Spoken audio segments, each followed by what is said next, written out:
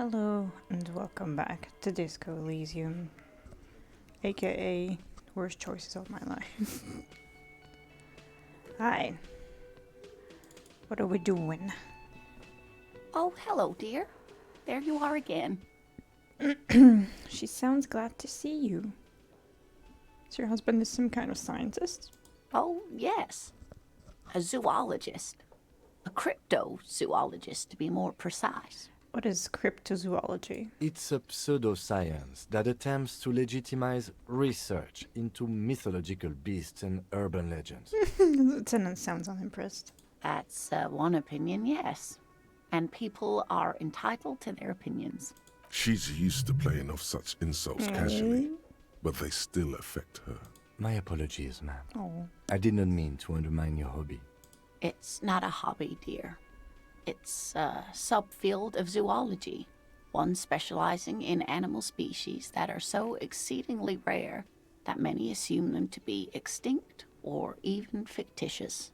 Searching for such species called cryptids is difficult and often thankless, and frankly, many scientists are too lazy to do it. Universities these days are rarely interested in supporting real research. Maybe you could convince her to tell you about some cool cryptids. Let's try. There's really no point in manipulating anyone. She'd be only too pleased to tell you about her work. Go on and ask. Hey Lena, I'd like to hear about some of the cryptids you've studied. Could you just tell me about a couple of them? Oh, I'd be delighted. Truth be told, I could really use the company too. One cryptid, not a couple. One. This won't turn into some kind of cryptid extravaganza. Cryptid extravaganza, I like the sound of that. And I don't. Just one. Fine. Ooh, tough choice there. Okay. What's the most dangerous cryptid? The gnome of Jeroma. She pauses for effect. That doesn't sound too bad. Oh, it is. None of his victims survived. Grieving relatives never even found their bodies because the gnome's venom dissolved organic tissue. What did this cryptid look like? It was reportedly a small creature with webbed fingers and a protruding forehead and a gangly little thing. Quite scary to look at. A couple of campers found it when it was already dying. They heard an odd wailing in the woods and followed the sound. They were scared and wrapped it in tarpaulin to suffocate it. Wow. It still took the gnome of Jeroma an entire day to die. Ooh. If the body of the creature was found, why aren't there detailed illustrations of it in science textbooks? Yes. Confirming the existence of this very little species? Alas, the first scientist who got his hands on the creature's corpse put it in a jar of formaldehyde, thinking that would detoxify the gnome's venom. Instead, all the venom leaked out of the creature's teeth and into the surrounding liquid, dissolving the creature itself. Ooh. A poetic end, perhaps, but a real loss for science. She says mostly to herself. Alas, always alas, and then it was gone. Isn't that overly convenient? Seems very convenient that it just disappeared and nothing like it was seen again. I mean, yes, but I'm not gonna say that to her face, so it's a perfectly good explanation. Stop being so skeptical. Sure, a perfectly good explanation. It dissolved in its own venom. Go on then. Ask about more gnomes or whatever. No, he only wanted me to ask one. This has been educational. Sadly, we need to discuss something else. Of course, dear. Yes, I can come back to this topic a bit later. Okay. So I forgot about all of my tasks, which is amazing. All right. Cool. Ask the little girl in the fishing village down the coast who knows something about armored gloves. I guess I have to wait until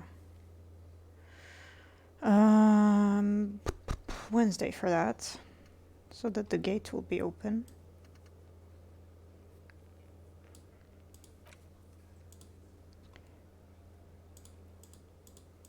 What the fuck was the warded door?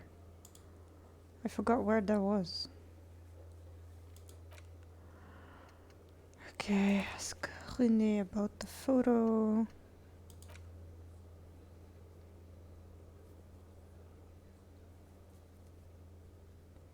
Maybe investigate the crime scene or the body. Look for a witness.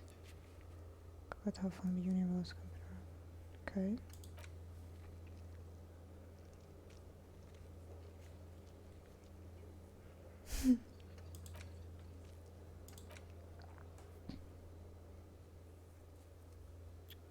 Wait, yeah, how do I get up there?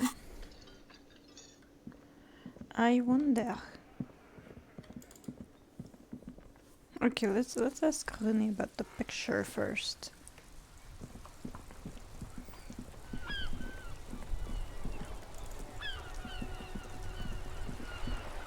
Vigilance officer, what can this old carabinier do for you? Okay. Yes, the Debardeurs Union pays me to stand wild. I'm an Yeah. old man.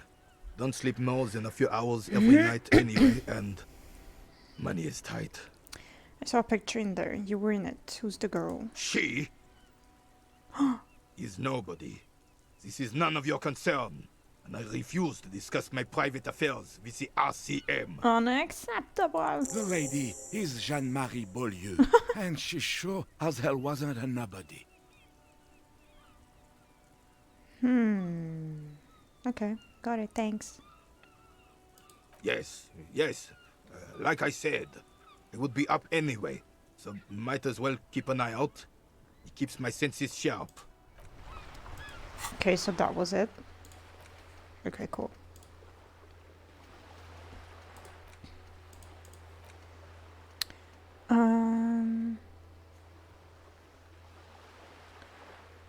And there's a steel door behind the bookstore, and I find out what happens. Okay.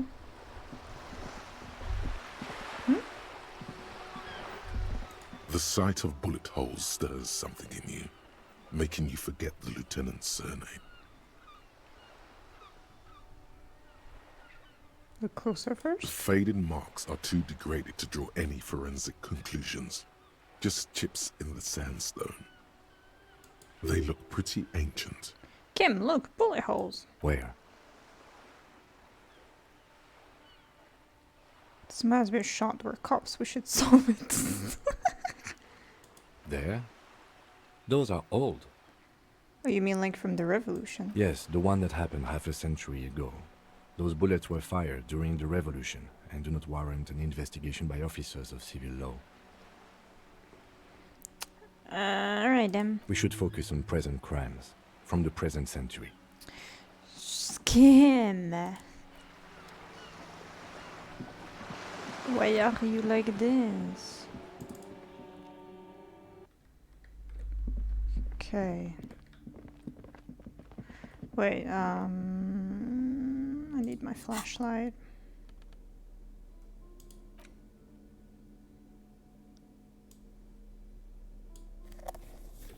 Woo!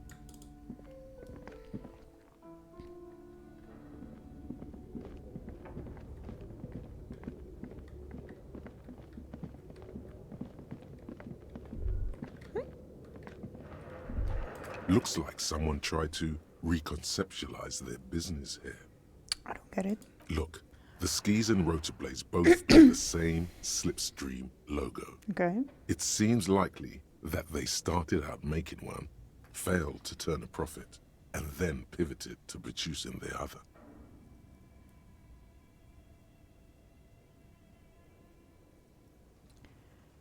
I do not have any clue, so just is speculation. We don't know anything for sure. Not quite. You do know that there's something unusual about this company's business model. I don't care. Where the fuck do we go? There, yes. I do not know the password still.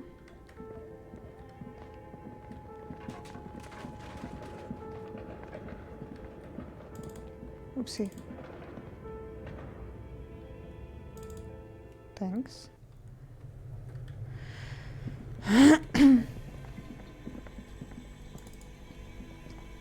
The bear's eyes are still glowing red. Ah, it's locked. It's guarding over the freezing corpse hidden inside its belly.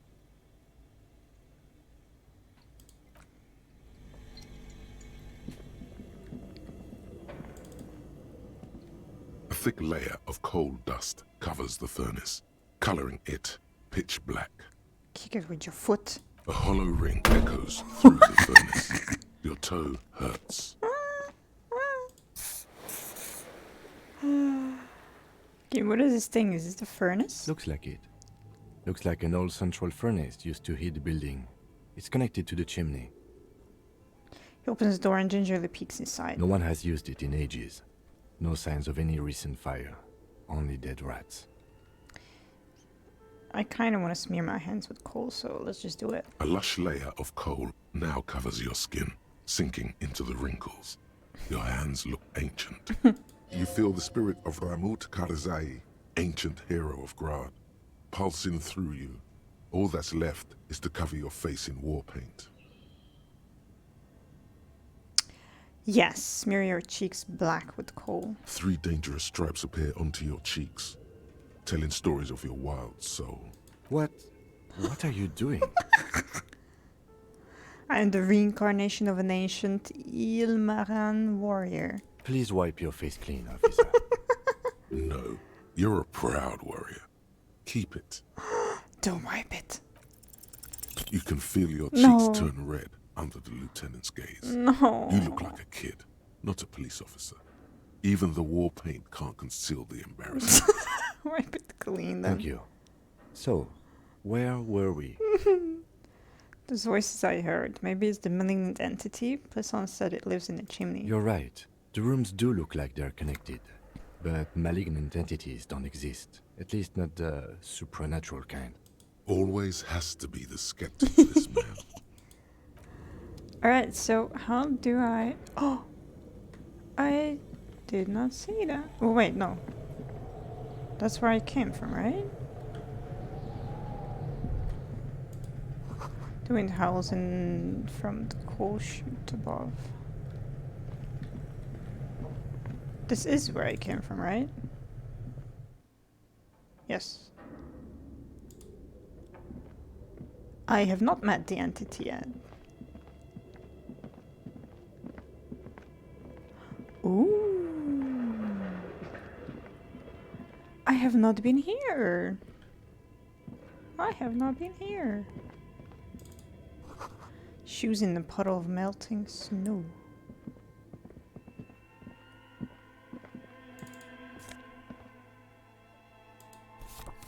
Yay.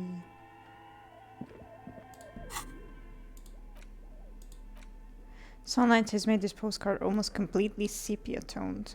Midtown traffic passes overhead the ghosts of skyscrapers overhead, disappear into beige midday mist. Vapor, or how the fuck do you pronounce it, rising from the delta on which the district was built. The postcard is prepaid. Okay. Ooh. Hello? Hello, I'm Nia. A bird-like woman sits on a throne of tools with emerald light shining through her hair. Did you try knocking on my window? I must have missed you. I've been listening to my Melius. She taps on her headphones. So what kind of dye are you looking for? Huh? Could this be the malicious entity? Perhaps it's wise to go along with this masquerade for now. She's got a direct view to the backyard. You should interrogate her about the lynching.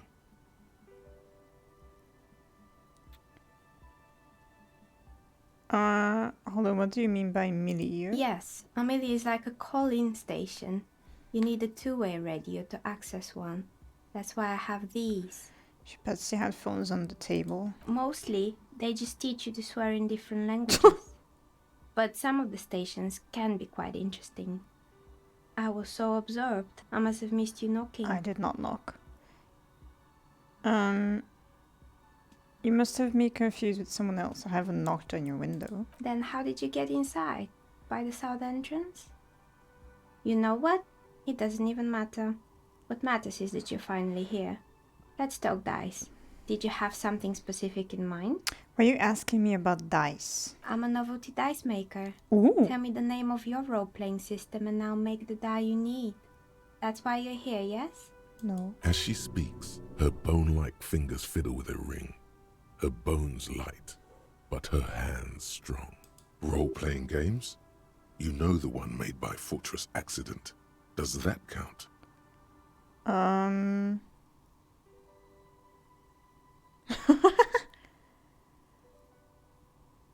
Sure, I like role-playing games and I need some dice. Very good. My rate is 10 real per set. Unless you want something really unusual. No. Take a look around and see if there's any particular stone you want to use. The walls around her are covered with rows of precious stones and minerals. It almost looks as if the stones and dice are a natural part of the room, growing out of the shells like stalagmites. What do you know about the man who was lynched behind the whirling in rags? Nothing really. I didn't know him. Who cares about the dead body? We might be dealing with a malignant entity here. Shut up. The lieutenant looks at his notebook, then the woman under the large window. Your window looks directly onto the courtyard. You're saying you didn't see or hear anything unusual last Sunday evening? I'm sorry, detective, but as you know, I usually have my headphones on when I'm working. It shuts out most of the daily ruckus behind my window. What do you mean by the daily ruckus? Well, there's always something going on in the Whirling's backyard. She stops to try and come up with an example. During daytime, there are usually those kids. And lately, I've been seeing a lot of drunk workers hanging about. Oh. Must be because of the strike. But I never saw anyone during that fateful Sunday night, I'm afraid.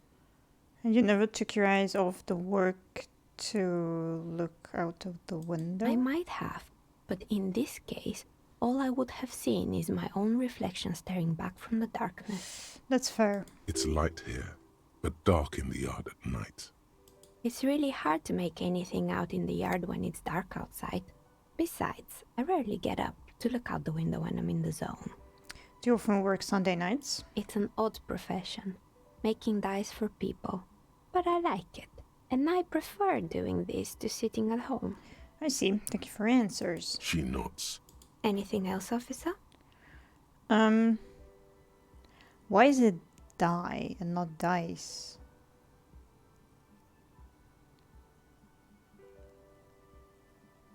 Wait, is dice the plural form?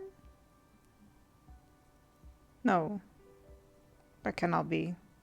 That's weird. How did you become a dice maker? How did I become one?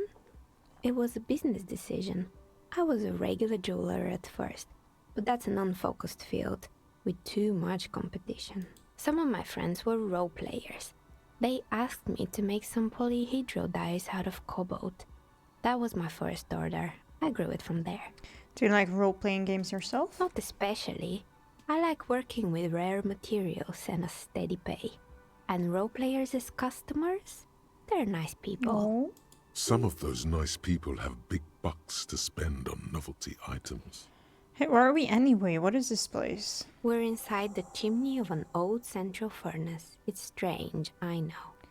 She looks at the ruddy bricks that make up the walls. Even though they've been repainted, there are still signs of coal black soot here and there. But when I arrived here, all the other rooms were taken, so I had to build myself a makeshift home. Besides, I don't really have to pay any rent here, so that's a plus. Plaisance was right. There's an entity living in the chimney. You should ask her about the curse. Creative. The lieutenant looks around the spacious room, its ceiling fading into shadows above. Dice indeed the plural of dice. Yeah, I've never heard, I don't think at least that I've ever heard die, as in just one. Because even if it's just one, people call it dice still, no? Like 1 dice, 2 dices? I don't know, it's weird. I've heard this place is cursed. Did you know that people call it the doomed commercial area? I've heard the stories, but I don't think those stories are true. Plaisance is the one who sent me. She's convinced that the place is swarming with malicious energies. Plaisance, the bookshop lady? I've heard that her business is doing rather well. Have the energies spared her somehow?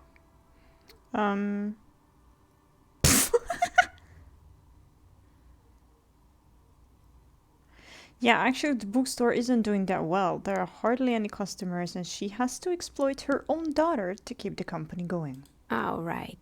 But it's not just the bookstore that's still up and running. What about the whirling in rags? Some people say it's part of the building complex. Hold on, is the whirling is part of the doomed commercial area? You could say so. Both houses were built at the same time and under the East of the Commerce Central project.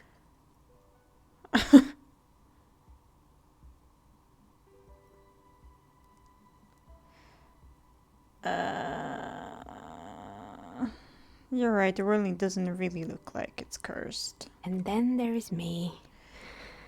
Besides looking at her messy work table, all kinds of tools lie there scattered, from knives to carving files to wire cutters. I've been here for 14 years, Damn. selling novelty dice to role-playing enthusiasts. Not exactly a million-real business idea, yet somehow I've survived despite the talk of malicious energies. Strange, isn't it? Oh, that's cute. That is not cute.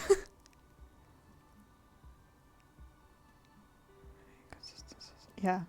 Plaisance thinks it's because you're the source of it, a malignant entity. Malignant entity? What does that even mean? Some kind of sorceress? What about you, officer? Do you think I'm the malignant entity? No. Time has come to face the source. Fear not, for the forces of the universe are supporting you in this psychic quest. Narrow your eyes very mysteriously. I'm starting to see that there is no curse, only business decisions and natural market fluctuations. I mean, I'm not starting to see that. I saw that from the very beginning, but yeah, sure. Exactly. Truth is always so disappointingly mundane and boring. Honestly, yeah. But I'm glad we got this sorted out. Anything else I can help you with today?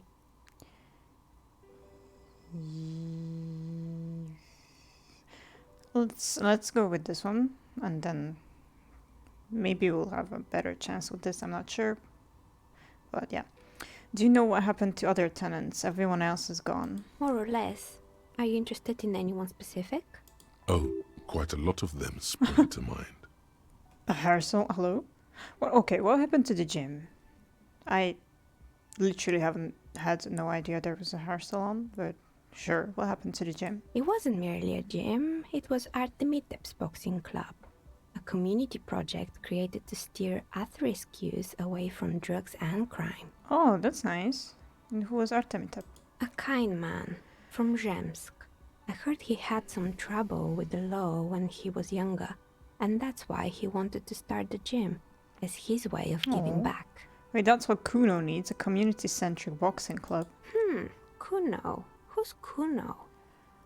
He's sort of the king around here. Indeed, who is Kuno?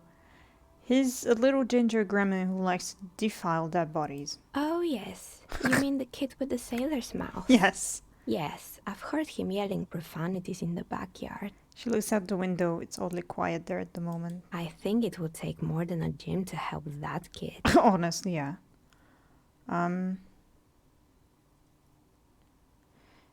Yeah, judging from the kids I've met so far, it didn't really work out, did it? It didn't.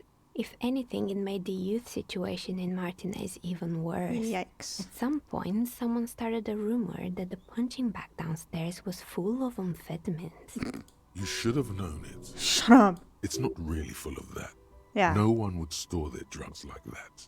Eventually, the coalition took away the funding and the club went bankrupt. Oh. This was a few years ago. It's gotten much more peaceful around the plaza ever since. Oh. What's up with the broken windows? Oh, this one's a mess. There used to be a company that promised to repair windows 24 hours a day. What could go wrong with this one, right? Turns out, the business was actually set up as a front for an illicit group that was producing snuff milias. Who would have guessed? What's the snuff milieu? And they never cleaned up the debris either. Now it's just littering the hallway and I have no idea how to get rid of it on my own. Cool, very cool about the debris.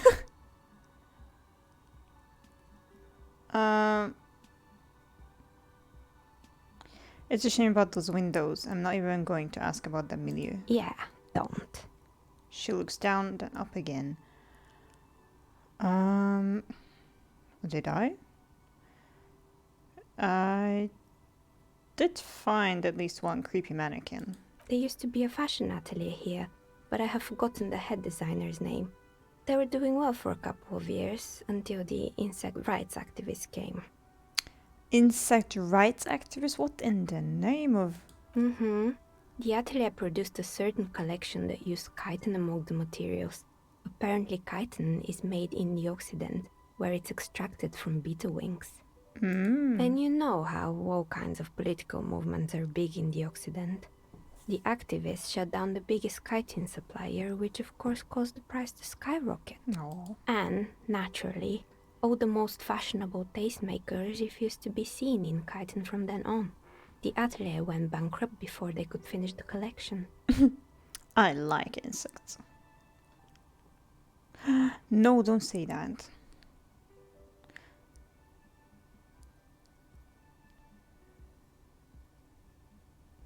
I'm glad that someone took care of the little guys. I like insects.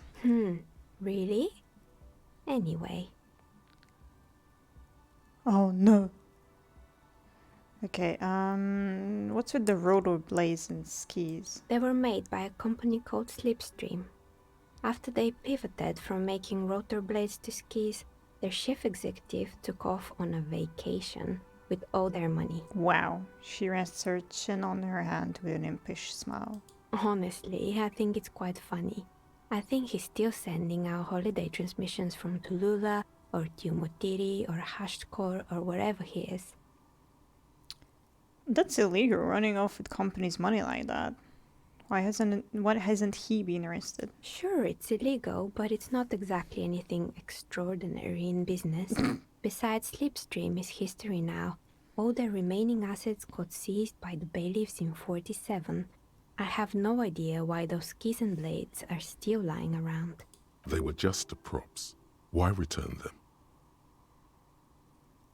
I found a strange machine. Fortress Accident, the radio game studio. She closes her eyes as some remnant of the memory lights up her face. They were an interesting bunch. We talked about role-playing systems every now and then. Once, I even saw two of them get into fisticuffs over Wirral. Oh. They certainly took their work very seriously, even if they seemed to be chronically liberal with their schedules. What do you mean liberal? What happened? The usual. They ran out of money and couldn't get the project done on time. What went wrong? Well, I did hear them talking at times. She looks at the hallway as if she can still hear them chit-chat behind her curtains on a cigarette break. They seemed to believe they were historical individuals on some grand quest.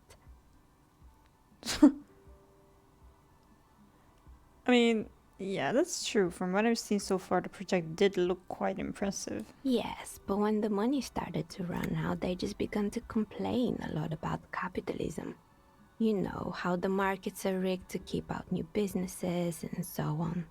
In the end, they just didn't get it done. They didn't have enough willpower to produce something truly historic and to show up to work on time. Showing up to work on time is hard. Honestly, yeah. No, scratch that. Showing up to work at all is difficult. Yes. Especially if you've been drinking. Yeah, I mean...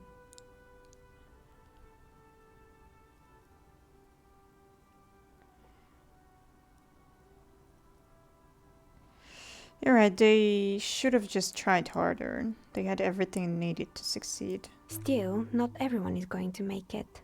That's the nature of the game. The result is 1 on a 20-sided die. Okay, sorry, she tosses a pair of dice on the table. One of them stops near the edge of the metallic desk. The dice is black and filled with little silvery flakes, Ooh. like snowfall. Anything else? I found the building's intercom, but it's not working. Oh, right. I hope you didn't try to ring me. She rubs her forehead, her scarf has left a faint line on her dusky skin. I think none of those doorbells work, including mine. Oh no, I'm I still in actually... the middle of connecting the wires. Sorry about the confusion. No worries, I actually did not try that yet. I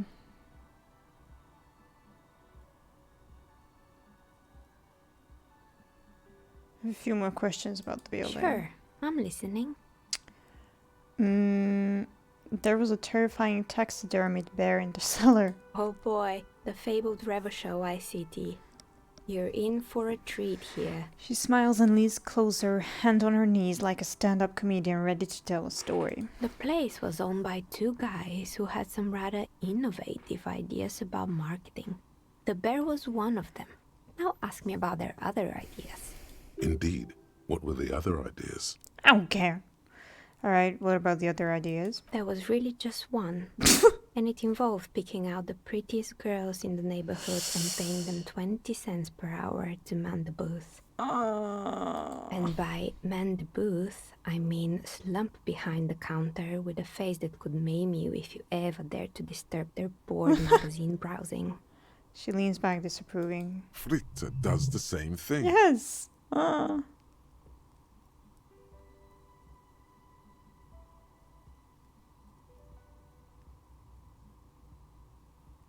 I mean, I do have an opinion on employing teens, just don't.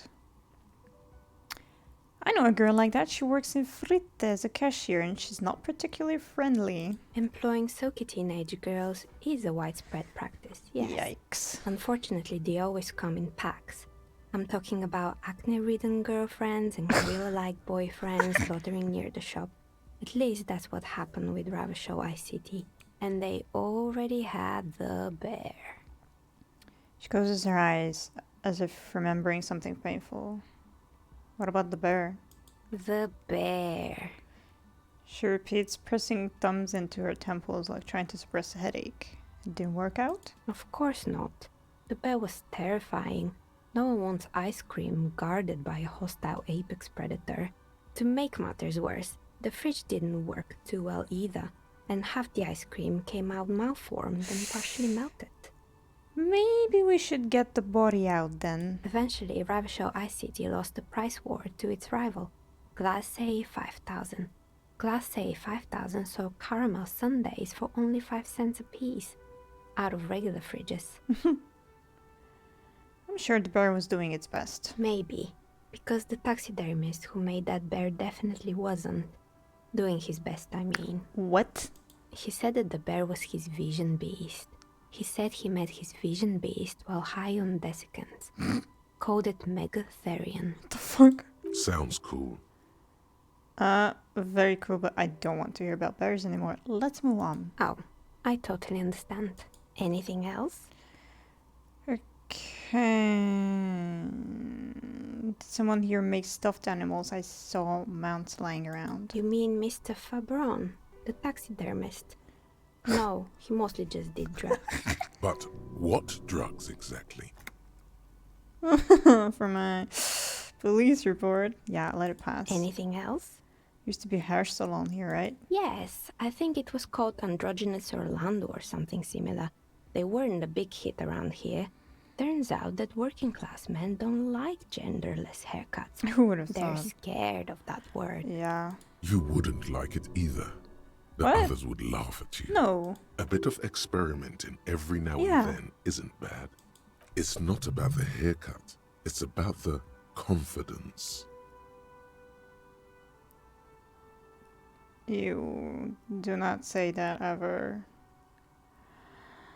What's wrong with a bit of experimenting? The customers should have been more open-minded. I guess it just wasn't the time yet. She tucks a strand of hair under the headscarf. Okay, actually, there are no Good. questions. I hope it clarified things a bit. What What else? Let's do this. You feel nothing. If anything, it's uncomfortably warm in here. No, do not do that. Leave it at that. She has begun to idly clean one of her carving tools with a dirty kerchief. The tool's sharp edge shining in the light of her desk lamp. Okay. Leave. The candy dispenser has been repurposed to contain thousands of dice. This tray is full of dice, colorful polyhedral dice, hundreds of them. Okay, I cannot go further, so bye. Okay, there's nothing else here.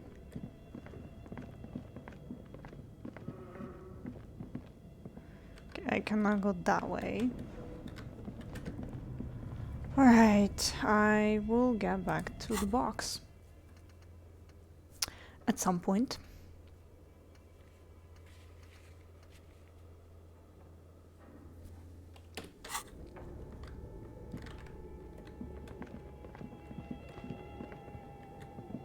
Oh, those are the creepy mannequins, yeah.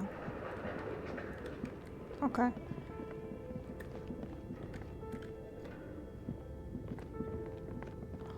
Alrighty then.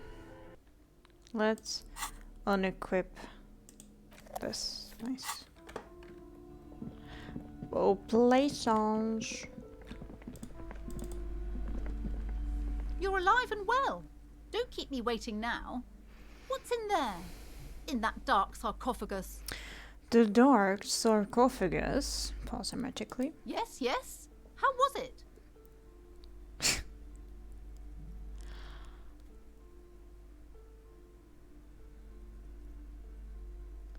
Honestly, a dump. Nothing to see there, just heaps of garbage. Someone should let the sunshine in.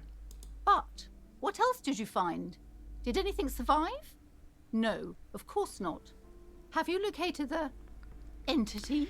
I talked to the entity you told me about. Her name is Neha, and she's a novelty dice maker. A novelty dice maker? Well, spit it out. Why does she need the dice? For some kind of sorcery? No. Sometimes they use the ankle bones of sheep.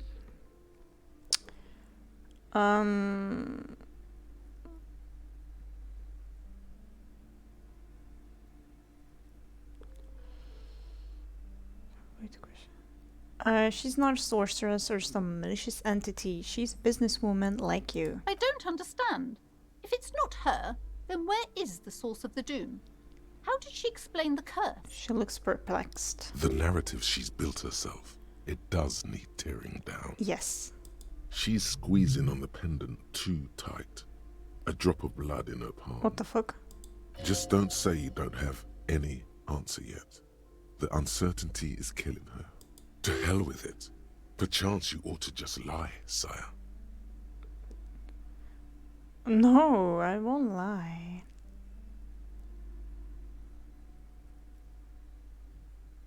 Because there are too many inconsistencies. What?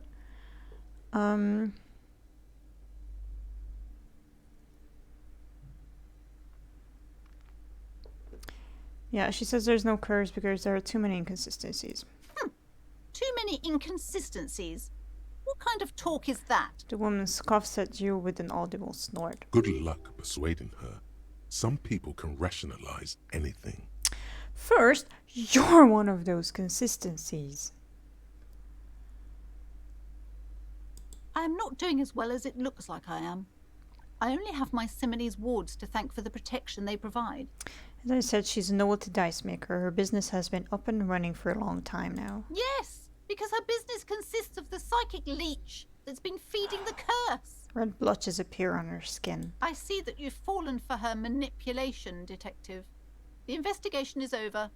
I just hope that you haven't made anything worse by going in there. Right. Thank you for nothing. Please, do buy some books, or be on your way.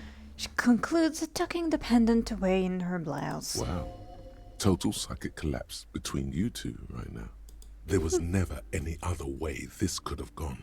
Yeah. She's just too far gone Yeah. into her own mind. I am sorry we had to disappoint you, ma'am. Can we go now? Yes. Okay. I want to open a new one. Yes. And internalize this one. Nice. Okay. So, what else do I need to do?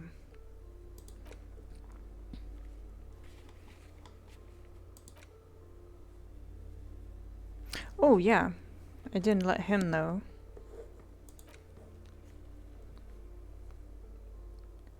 The autopsy has to be finished and Kim has to be absent. No, I don't want to do that. Okay. Yeah. Get a hold of a sad song on tape. Find a way into the secret passage. Oh, is that this one? Or is it a padlock door? We shall see. Alright, first let's try the door.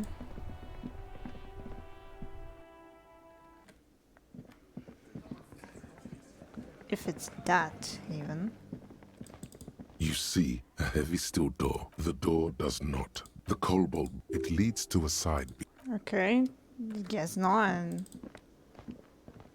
The man ponders his cooking utensils and gives you a little. Okay. Then I have no clue what that is.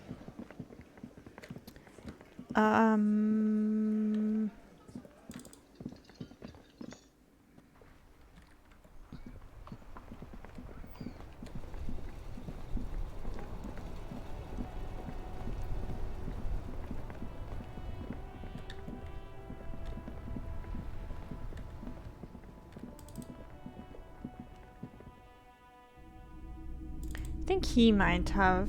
Hello, hello. Let me know if I can help you with anything.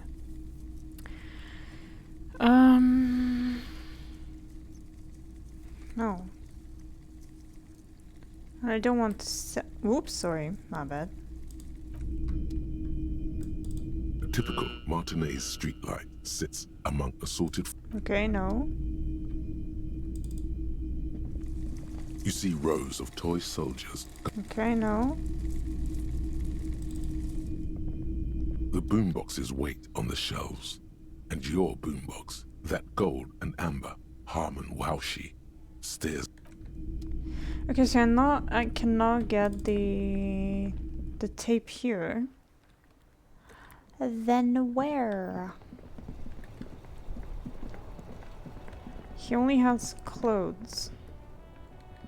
Right? And the boombox, but yeah. The shine on these sunglasses. These are all boring. Boring third-rate ho-hum sunglasses made of cheap Syrahese plastic. The kind of plastic that melts in the sun. Those UV stickers are almost certainly just there for the show.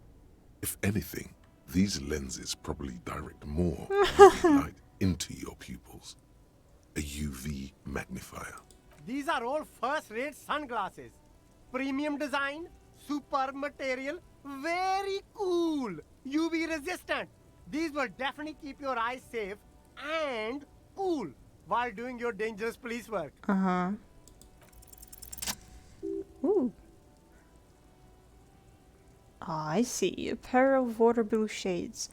The writing on the left temple says Sub-Insulentic Rendezvous. The frame appears to be hand-carved out of bone. Oh, very interesting choice, officer. Very high culture. For the first time, the street vendor's voice trails off as he watches you inspect the glasses. This is how a sea monster sees the world. You've become a sea monster, Harry. Giant, hidden, and strangely tender at heart. all is blue. Wow, officer! You look so cool! The street vendor has picked up his pace again as you observe the world through deep sea tinted lenses. And they can be yours for a mere 3 real. My regular customers have passed them all up because they've got no taste. But you found them. Kim, what about these? The lieutenant tilts his head and steps back, eyes narrowed in a thorough examination. Oh, It's a case to him. That's so cute. You look like a musician. Like a blind musician. But you could do worse. Take them if you want. Wow.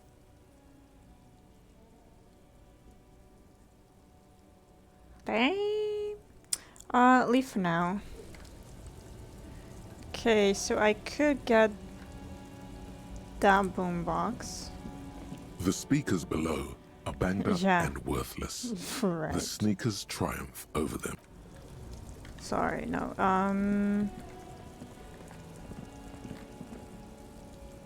Alright.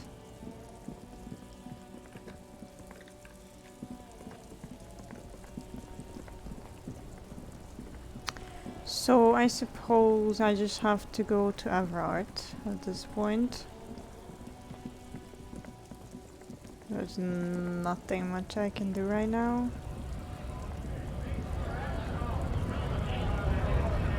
How do I get there again?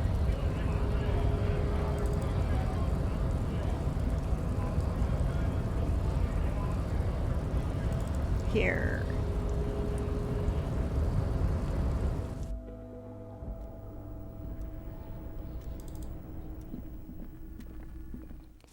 Yay.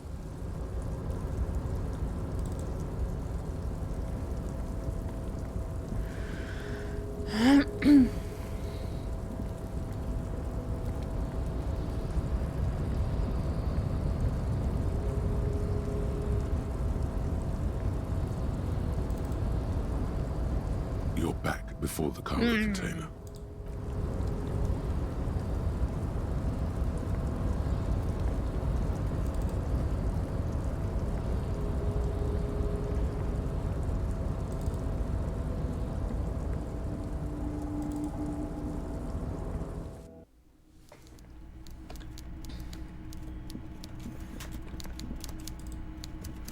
Hi, big man. Mr. Dubois, a pleasure as always. You don't have to sit down this time, since you've already sat on that chair. I opened the door you asked me. Can we discuss the murder now? I'm very glad to hear that, Harry. One question. You didn't actually happen to stumble in and see what's inside the apartment, did you?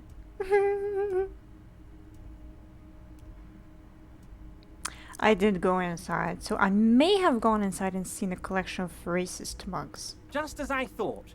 Culturally antiquated mug collection. What a weasel. Pissing on Everart's Rainbow Coalition. Now let's get down to brass tacks. It's time for men like me and you to figure out who's killed who and why. Real police work is gonna start happening now. Okay. I promise you, Harry, this is gonna be good. Okay. The mug collection I mentioned... Wait, I need socks because my feet are cold.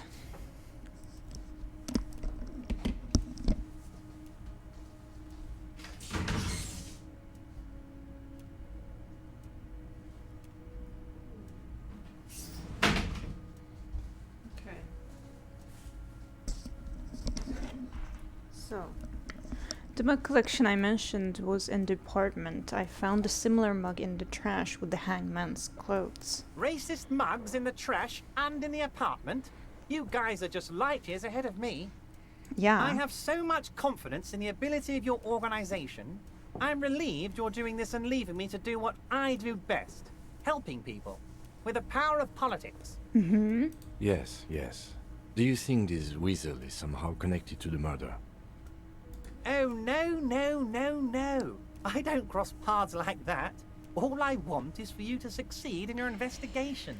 I would never complicate things for you. But this weasel might have cleaned up after the killers. Believe me, Harry, he's a nobody. Just your basement variety nobody. Can't imagine him being connected to a high-caliber case like this. Okay. But he does live nearby. Maybe it's a pedantic weasel. Fascists are known to be neat freaks. I feel like a real detective right now, Harry. Am I getting this right? He imitates bashing something with an imaginary baton. Great technique. You make a great sergeant. Would he? Sergeant. I'm not so sure, buddy. Shh. You gotta feed his ego. Oh, you're too kind, Harry. Hey. Way too kind. I know I'm not a real police officer. You are. No, stop it. It's you. I've heard about a connection between the lynching and the strike. I'd like to hear what you know about it. By now, I'm sure you've figured out who the dead man was working for. The bad guys. Wild Pines. Sent to scare us. Another violent measure of the top hats against us flat caps. I'm listening. Harry, this strike is the culmination of many, many mistakes made by the Wild Pines group. They tried to shut the strike down by sending in armed mercenaries. You mean our victim? A security contractor? Can you imagine that? Workers standing in peaceful protest, united in the spirit of fellowship, and they send hired killers to mow us down with machine gun fire? He performs a motion as if spraying bullets from a machine gun. I'm talking beasts, hardened killers from proxy wars in Yisut, Semenine, Sadamaritsa, you name it, they've done it. Raping, killing, burning villages, killing little children for the Senorita Pineapple Company, Harry. Everything they did there, they brought over here. They want to turn Revachol into a third world slum. Honestly, the only thing they didn't do is kill the village elephant. Hold on. You have a village elephant? No, Harry, the elephant is metaphorical and so is the village, but the mercs and their brutality are very real. Go on. Now, I haven't personally witnessed the brutalities out there. I have the luxury of staying in my container, you see. If I need to go somewhere, they just move my container. Wait, do you move the container? Yes, I'm an old man, Harry. My legs aren't what they used to be. They lift my office with that big crane. It's actually very fun. You should try it. Yeah, we should definitely try that. But enough about me and my fun container. The killers the company hired, I think there were 3 of them. All hardened commando types. 3? One of them got downright suicidal. Getting drunk, violent, a little rapey. Even their own negotiator couldn't control him. That's your boy. The one who likes hanging out and trees. Shut up. By negotiator, you mean Joyce? Harry, what you need to realize is we dock workers are not pushovers.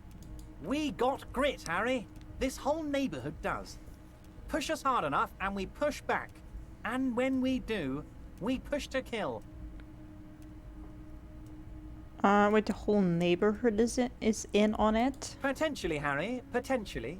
We got arm wrestling champions, rowing club people, ex-coal miners, tough guys, all ready to spring into action for their home base. Who exactly did the pushing? There's a militant wing inside the Union.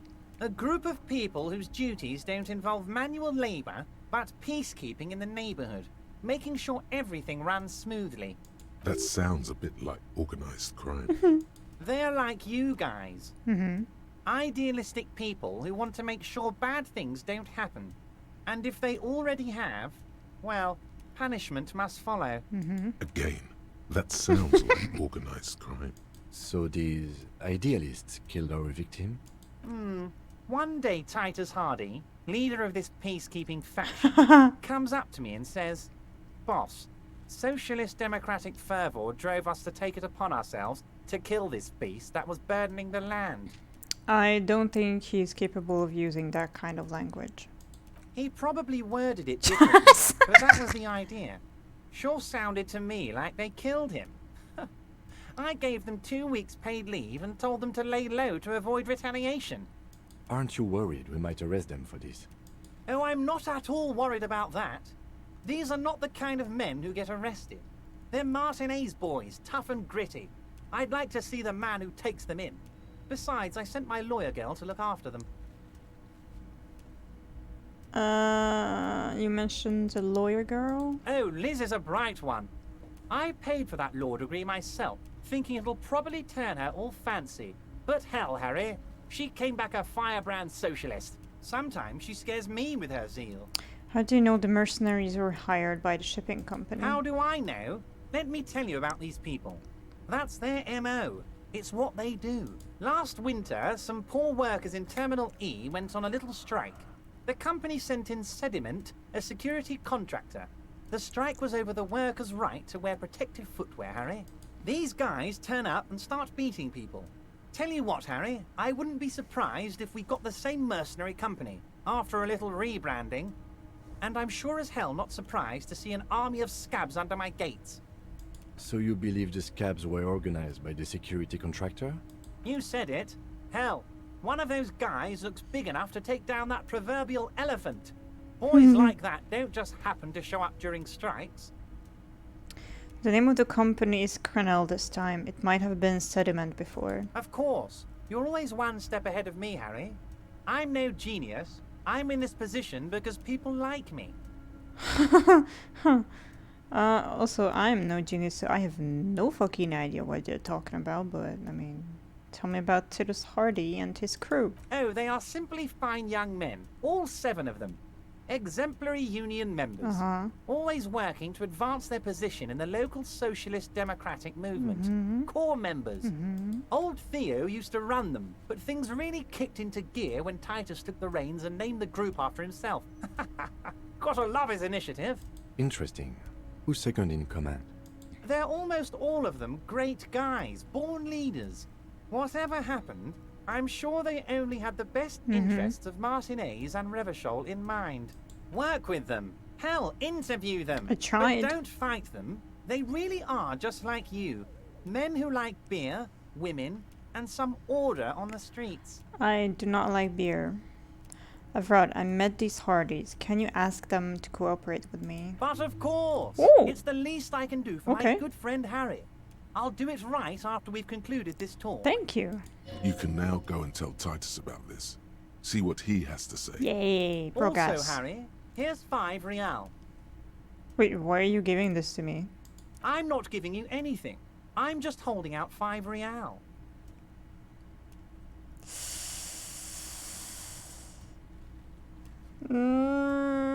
I do need the money. No. I only wanted you to help me with the Hardy Boys. Oh, I wasn't offering it to you, just holding it out there. But I'm willing to share information. Was there anything else? Good talk, let's conclude for now. Was it a good talk? I'm not sure we made much headway here. I was hoping we'd bust the case wide open. Heck, I even wanted to tell you what I really want to achieve with the strike. Huh? I don't know what happened, Harry. I wanted you to feel like Mr. Martinez. And of course, I also wanted you to find your gun. But it's like I can't completely trust you. Yet. Yet? Yes, Harry. It's like I can't fully trust you if you're not a man of the left. I want to, but I just can't. Because I didn't accept your money? I'm confused. A man of the left. So you have to be a social democrat. He's been hurt too much in the past by men who aren't social democrats.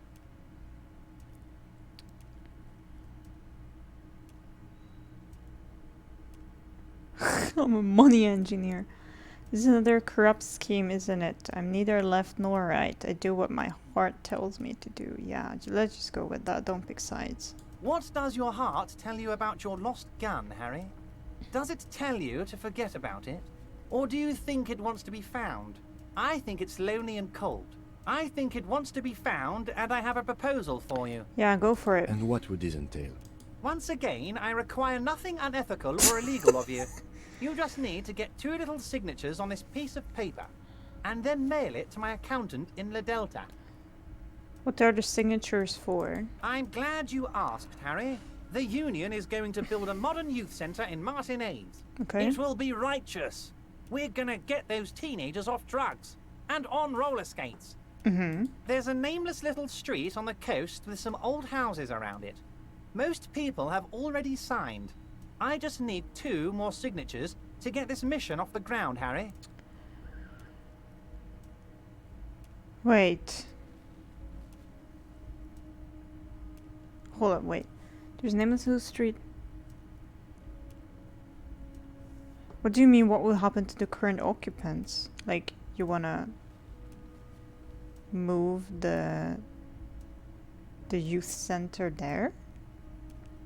They are just gonna have to deal with the construction noise for 6 months, and then they'll be living like kings. Right next to a fancy new youth centre, designed by the best architects from Stella Marie.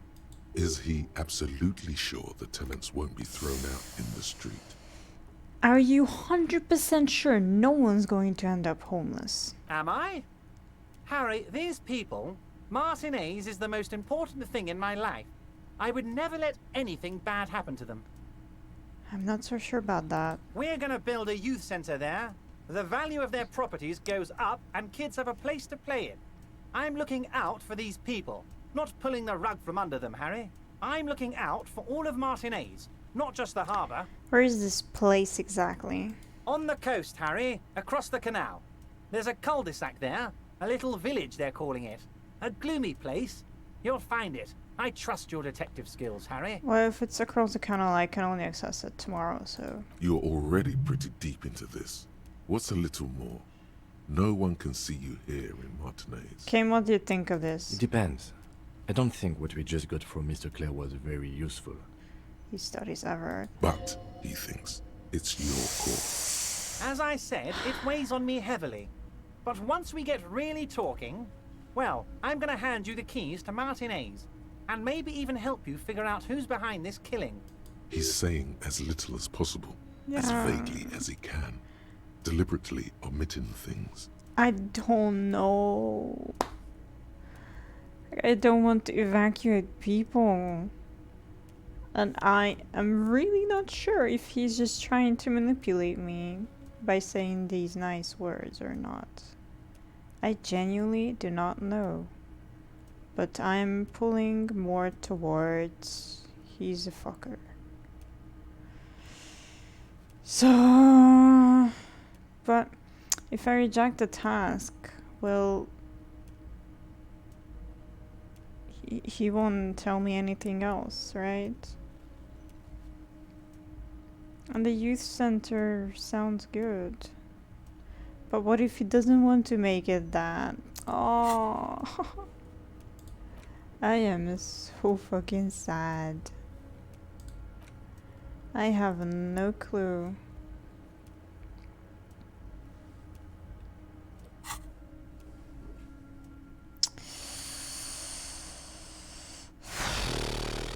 Fine, if I happen to be there, I can ask them. You bring joy to my heart, Harry. Such a pleasure to be working with you.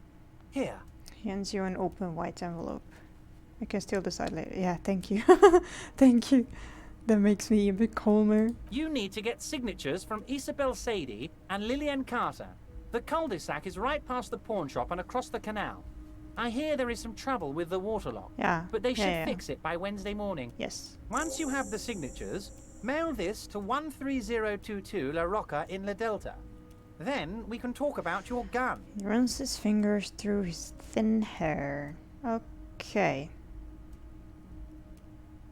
Can we go over a few details concerning the murder again? Most certainly, Harry. I guess not. By all means, Harry. What's on your mind? I wanted to go over a couple of things about me. Let's hear it, Harry. I guess not. Of course, Harry. See you soon, Debardeur. Just kidding. But not too much. What's this? We're getting reports of normal, reasonable, temperate, political opinions somewhere in Martinez.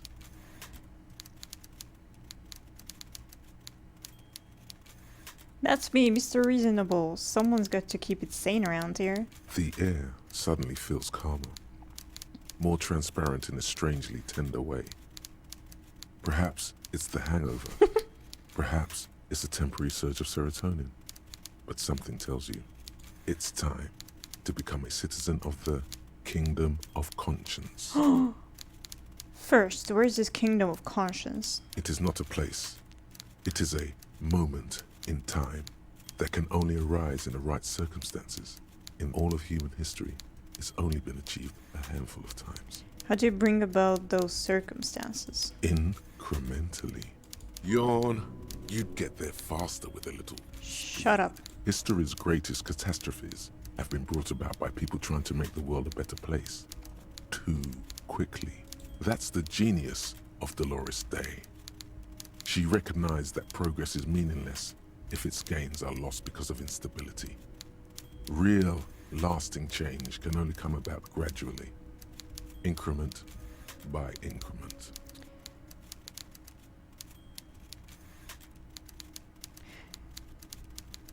Okay, but what's the Kingdom of Conscience actually like? The kingdom is difficult to comprehend, and even more difficult to describe, partly because humanity will need to discard many of the categories that define and limit it today. The Kingdom of Conscience is post-capitalist, post-national. It's also post-industrial, post-ideological, What and does that even mean? post-sexual.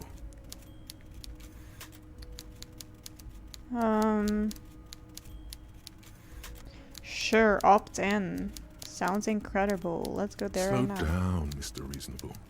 Did you miss the part about compromising and taking things slow? Alright, let's get there eventually. That's right. Remember, real democracy is just around the corner for Revachol. When that real democracy kicks in, a long time from now, we are all going to be so much happier. What the actual fuck? Wait, I get minus? Oh, until I research it, okay. Okay. You take the legal documents out of the envelope, a 12 to 40 month construction period, and the zoning plan in the addendum. That's not 6 months! Get the zoning plan. The youth center cuts into the ocean like the bow of some great modern ship. Apparently, it's going to cover most, if not all, of the street and the square between the existing houses. It's 3 stories tall. It's going to be awfully close to the already existing buildings, almost wall to wall, practically integrating them into the youth center. This is either an ominous or cool architectural choice. Hard to say. It's a shitty one. My money is on cool. Looks like a cubic pyrite. -1 cool cubic pyrite. +1 ominous shape. +1 centers very close to houses. Kim, what do you think of this? I'm no property lawyer, but it looks fine. I like the print size. They're not selling or leasing anything. It's not a perfect solution, but... How else are you going to build something? It's always inconvenient to build things, and citizens inevitably have disagreements over such construction projects. But there's no other way. Try to find the loophole in the deal. There doesn't seem to be anything of interest here. No fine print. You're smart. You can read. Shut up. We're very much onto political physical thinking. Yeah, I have no idea what's going on here, like 70% of the time. So... Okay. Where the fuck is the warded door?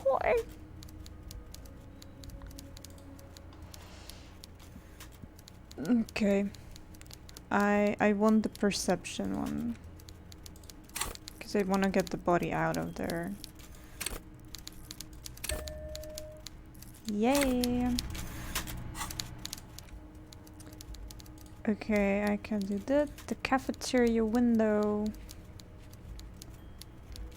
What is the warded door? Where is that?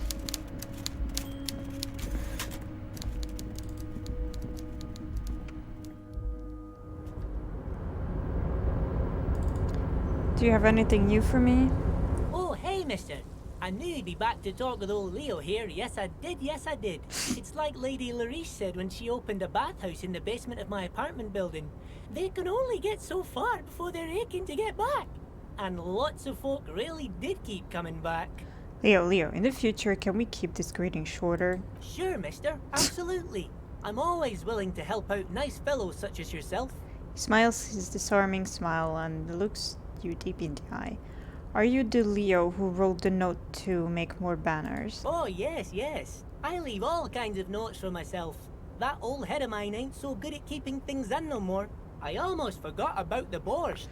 What was that about the borscht? Oh yes, I've been taking special whirling borscht to the men every day since the strike started. The little guy chuckles merrily. It's very, very good. Makes a man feel so warm and happy. I feel like I could take on Mr. Renadan's boar dogs every time the lunch is done. Power borscht, huh? Never heard of a borscht that turns little guys into dogfighters. Alcohol, however. What do you mean by taking this soup to the men? Is it for striking? Yes, yes. I'm taking it to them. The borscht keeps them happy and in fighting spirits. Makes you all warm inside. They brew it in the whirling in rags. Hold up, who makes it at the whirling? Oh, the whirling's cook. Yeah, He I makes thought it. so. Them is always talking with Mr. Manana in that weird language and laughing together. He doesn't speak what we speak. He's from Grad. It was in the case, but it sounds the bookseller didn't give you the key. Oh, but then why doesn't it disappear? If I already had access to it, that's weird. Looks like the borscht is spiked. I'm gonna look into it. Oh, sure, mister. Sure. You do that. Yes, sir. He didn't actually understand what you meant, and now he's just nodding along. Okay. Bye.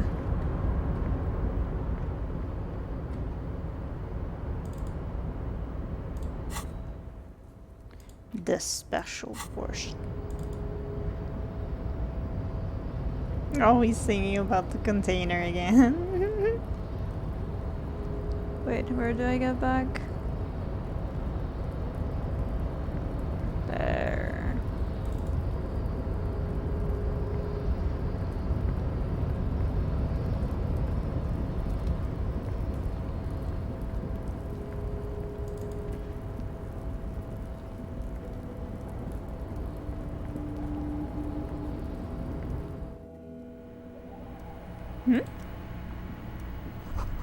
A giant ass print on the pillow and pattern of coffee rings on the armrest.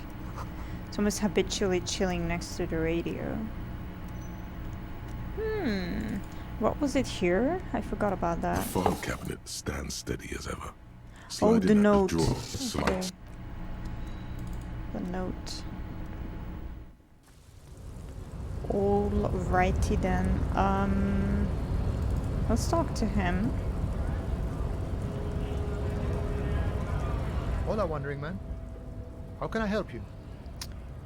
The weasel I visited. Turns out he has one hell of a colonial mug collection. Yeah, the janitor who gave me the key to his apartment said the guy's a bit of an asshole. Yes.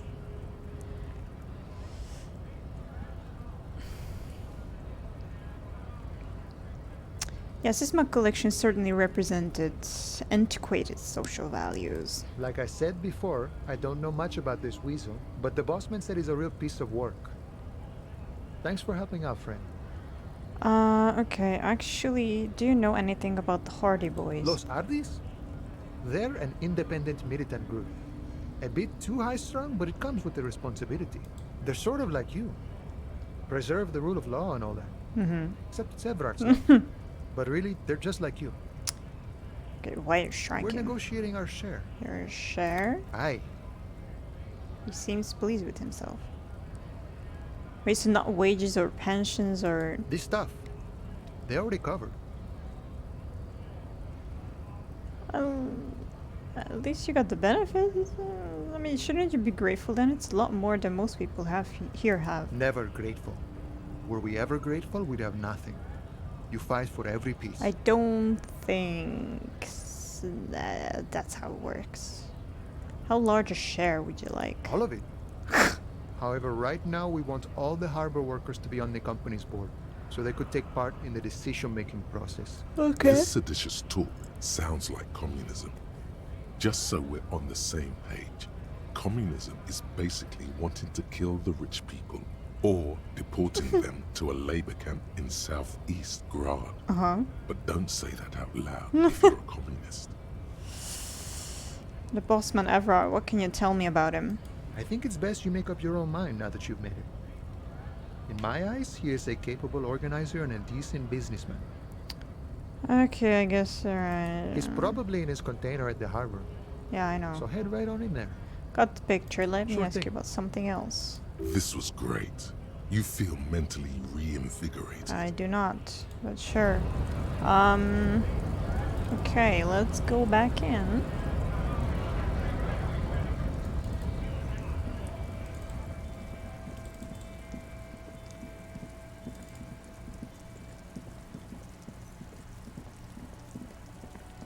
Let's talk to the chef. Like, what the fuck are you doing there? The man ponders his cooking utensils and gives you a little nod, acknowledging your presence. Leo said you're friends with Mañana, is that true? The mention of mañana gets his attention. He smiles and delivers a whole slew of unfamiliar words and lively gestures. Then he falls silent again. What is in that borscht you're making there? The man says a couple of sentences in that strange language of his and then seems to wait for you to speak. I'm pretty sure he asked you a question. What? He doesn't know your language. You can just say something cool in return. Sorry, I don't understand you. Mercury rising. Just one word. Sounds quizzical. Then he awaits your answer with his brow arched.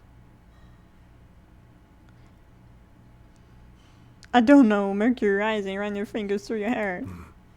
Borscht need more vodka? He picks up a bottle from the shelf. Okay, so it's vodka that keeps the men happy and in good spirits. Clever move by the Union. Vodka borscht! Jesus. I love it, Bratan! Turn it the fuck up and then ask for some yourself. No. Turning it up seems like a dangerous idea. Honestly, the place is a powder keg. Higher salary, socialized healthcare right too. Yes.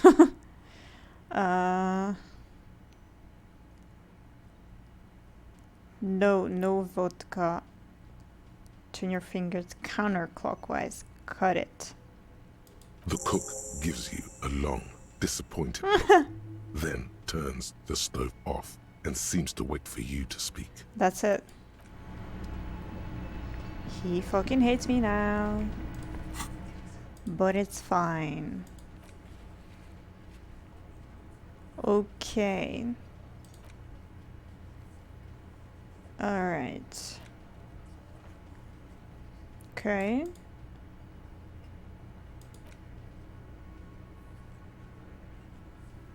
I do not have my badge.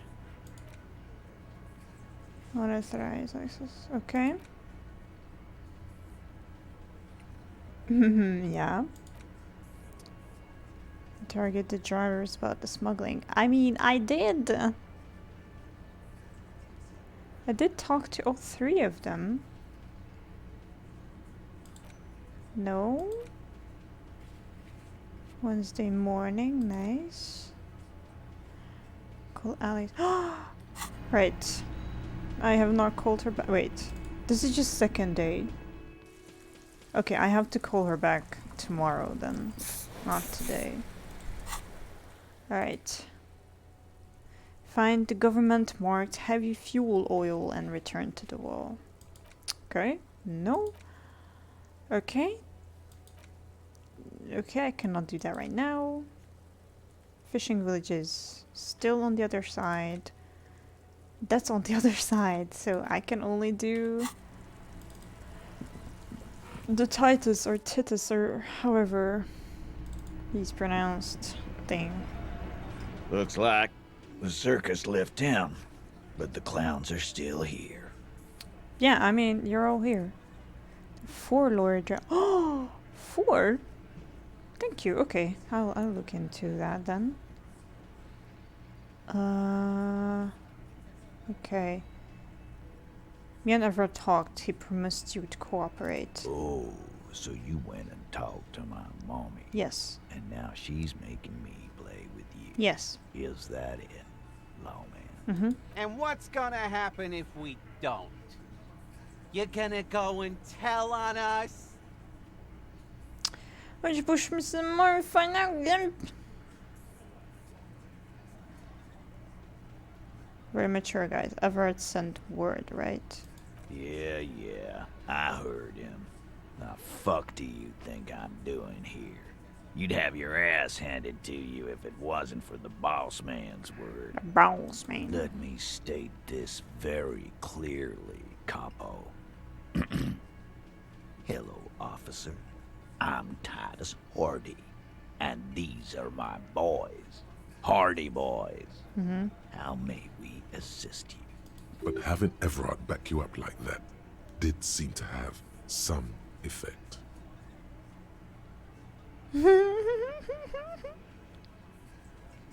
Alright, let's try. This time it's going to work. No. You already ruled out the first bad option that didn't.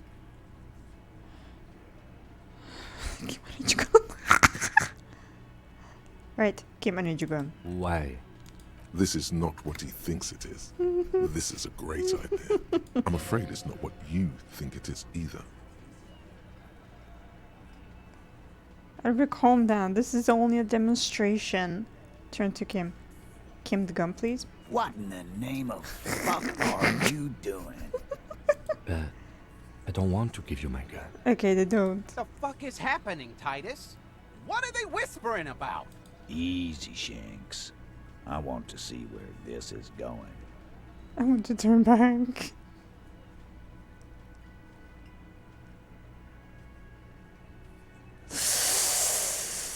Okay, but I think if I fuck around, I'll find out. And it will not be the bad kind of find out. I think he will be impressed if I just... I don't know. Pull out his gun and... You know. Alright, let's do this. I'm not scared anymore. I know what I have to do. And what is that? I don't know. He does not like that phrasing. Neither do I. There is no other way. Silence. He tilts his head to the side, inspecting you. A brief moment passes. Then... Be careful. It's loaded. He's the best boy. He unholsters and gives you his firearm. It feels oddly light and buzzing in your hand, like a funny toy. Good. Now put it in your mouth. But I want to point it at them.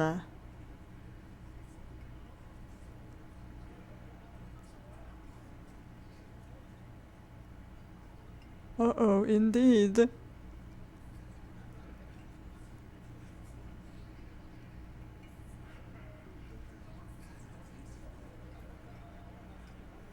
Okay, let's see where this goes. Put the barrel in your mouth.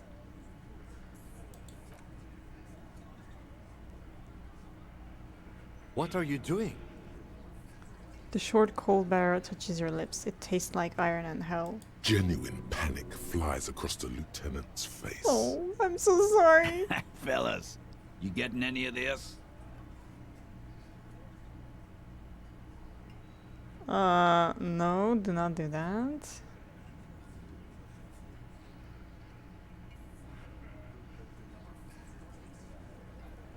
No. Give the gun back to the lieutenant. Thank you. Oh. Nothing to worry about here, people. My partner likes to play these jokes. He's what you call dark. Dark? What the fuck was that, you carnies? We haven't seen RCM in 4 years, and this shows up? I knew he wasn't gonna do it, though. I knew he'd pussy out. Bitch. No. I still have my money on him. Yes! Sooner or later. He has that look. Yes! What? Yes, let's go back to normal. Let's pretend this never happened. Do not think your failed suicide attempt will win you any pity from these men. Shut up. Do not expect them to forget it soon either. I'm not talking to you, I'm talking to the man. Again, it was a dark joke. Maybe we should go for a little walk, Joker? No. Before we continue. Jogging around seems to have a positive effect on you. Yes. Get the serotonin running. Keeps those bad thoughts away. Okay. I'm sorry for scaring you, Kim. What in the name of hell was that supposed to be? I'm so sorry. The theatrical suicide attempt. We need to talk about it. Yes, I want to talk about it as well. Yes, well, I was able to recontextualize it as a dark joke. I will not be able to recontextualize it the next time. Okay. I understand you sometimes employ extreme interrogation tactics, but I want you to understand that was too extreme. Okay, I'm We sorry. can't have RCM officers going around putting guns in their mouths. We can't afford to have that image. Few institutions can. Why did you leave it?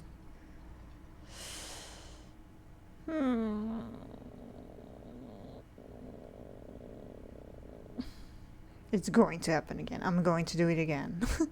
I'm sorry I put you into this position. No need to apologize. Yes. Just keep your gun out of your mouth and we'll be alright. Let's move. I'm sorry, game.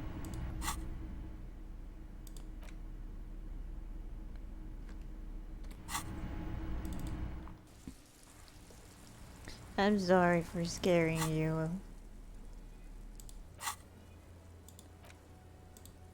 Okay, oh, cafeteria window. I will go back then. And the ice beverage. Right.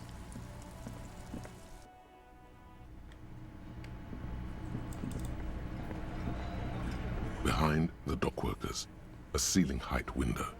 The hawthorn branches scrape the glass like bony fingers. So I guess I have to come back here at night. That's why it's like -12. Can my cat just like shut the fuck up? I would appreciate that.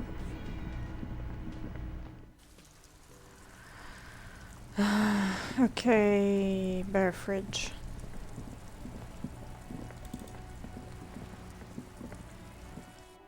No, poor Kato, he's a fucking whiny ass bitch. He always just wants to come in my room and go up my bed. Go up to my bed, English.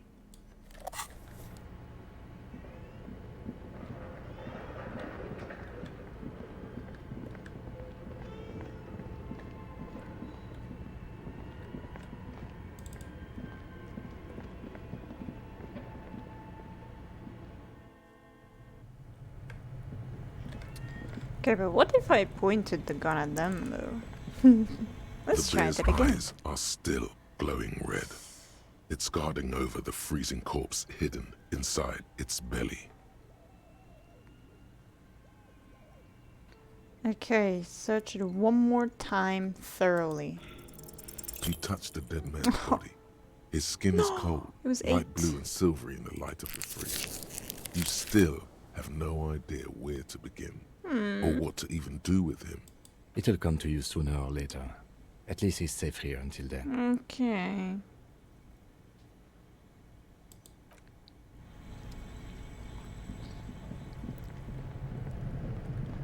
Come sleep on my bed. Yeah. I sometimes like it too. But when he just keeps on screaming and screaming when I don't want to let him in, it's just a pain in the ass.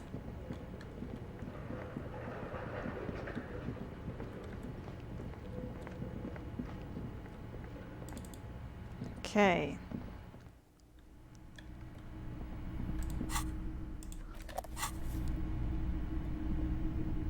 Wait, what is...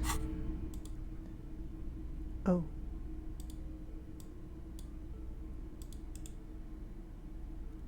I will not let the cat in.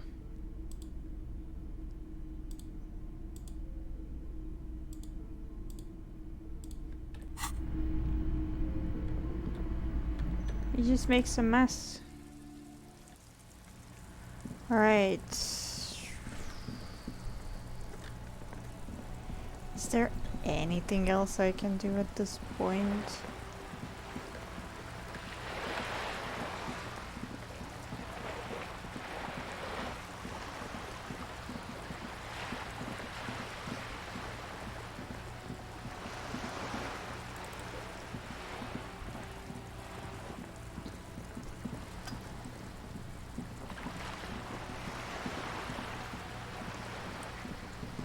You're back. Good. What can I help you with? Not an umbrella, I hope. I don't need one myself, you see. She pets her wet raincoat. No, no comfy nap.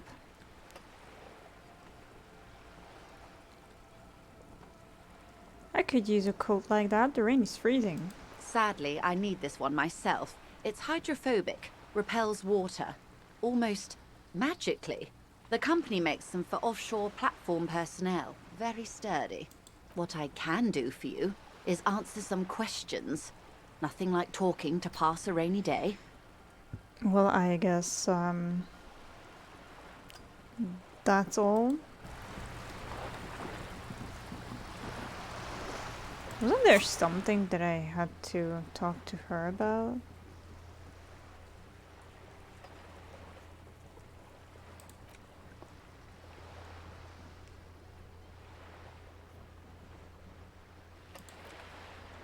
Okay, I have no clue.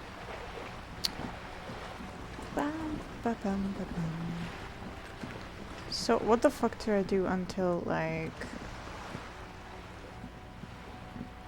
9 p.m.?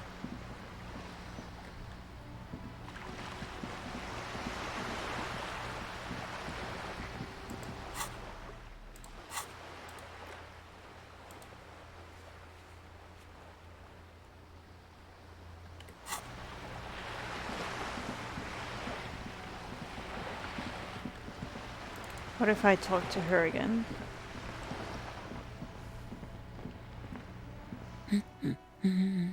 Maybe your children are missing? No, absolutely not. Her words come out quick as gunshots. Okay, so where are they? Are you a policeman or a nanny? A nanny. Where? I police whatever I want. Where are they? They are not missing, sir. Okay. You know where they are. They're at home, smoking, giving the ladder of vices a chance. Huh? No, they're at a disco, getting down. Stupid disco dancing teenagers. At the disco dancing, nasty. Okay, great, just making sure. I see. Thanks. Maybe your cockatoo is missing. I don't mean to disrespect, sir, but you are being a bit of a cockatoo here. For what it's worth, I agree. But cockatoos can't be stopped when they get like this. Yeah. It's better to indulge him at this point. Yes. Ma'am, I was asking about your cockatoo. Is it missing? I don't even have a cockatoo. And guess what? It's not missing? It's a trap. Never ever say what. Alright, cockatoo not missing. I just wanted to make sure. Great. Great, got it. Wonderful. Watch her browse books. Her hands move over the book covers. The tips of her fingers look rough, stained with yellow. It seems like she has spent a lot of time at work, smoking. Okay. The woman before you. Hello, sir. How is the investigation going? Found any curses yet? Curses. Yeah, I found a way into the doomed commercial area. Oh, that's great. I hope exciting adventures lie ahead. And maybe you can help Mother become less afraid. Who is that? Oh, that's Auntie Billy. She's nice if a bit distressed. She's your aunt? No, sir. She's a working woman who comes to look at the books a lot. Why is she distressed? I think she is a bad husband. Not very nice or helpful. Oh no. Okay, let's just ask her about these because I have to pass time. What is this crime business? Crime fiction is about murders or burglaries or things like that, and the work of a policeman or a private detective who's trying to solve a crime and catch the criminals. Okay, I get it. Crime murder gets the people going. And it's kind of like a puzzle too. You can guess who the criminal is or how the good guys are going to catch him. I'm a policeman myself, by the way. You don't look much like a policeman. She examines you as if to find something policeman-like. Huh? Well, what does a cop look like then? Didn't mean to offend, sir. Sorry, sir. It's just that you don't look like Dick Mullen. Okay, have a good time running the errand. She points to a book cover on which she sees a strapping Vespertine officer. He stands grimly over the body of a dead woman.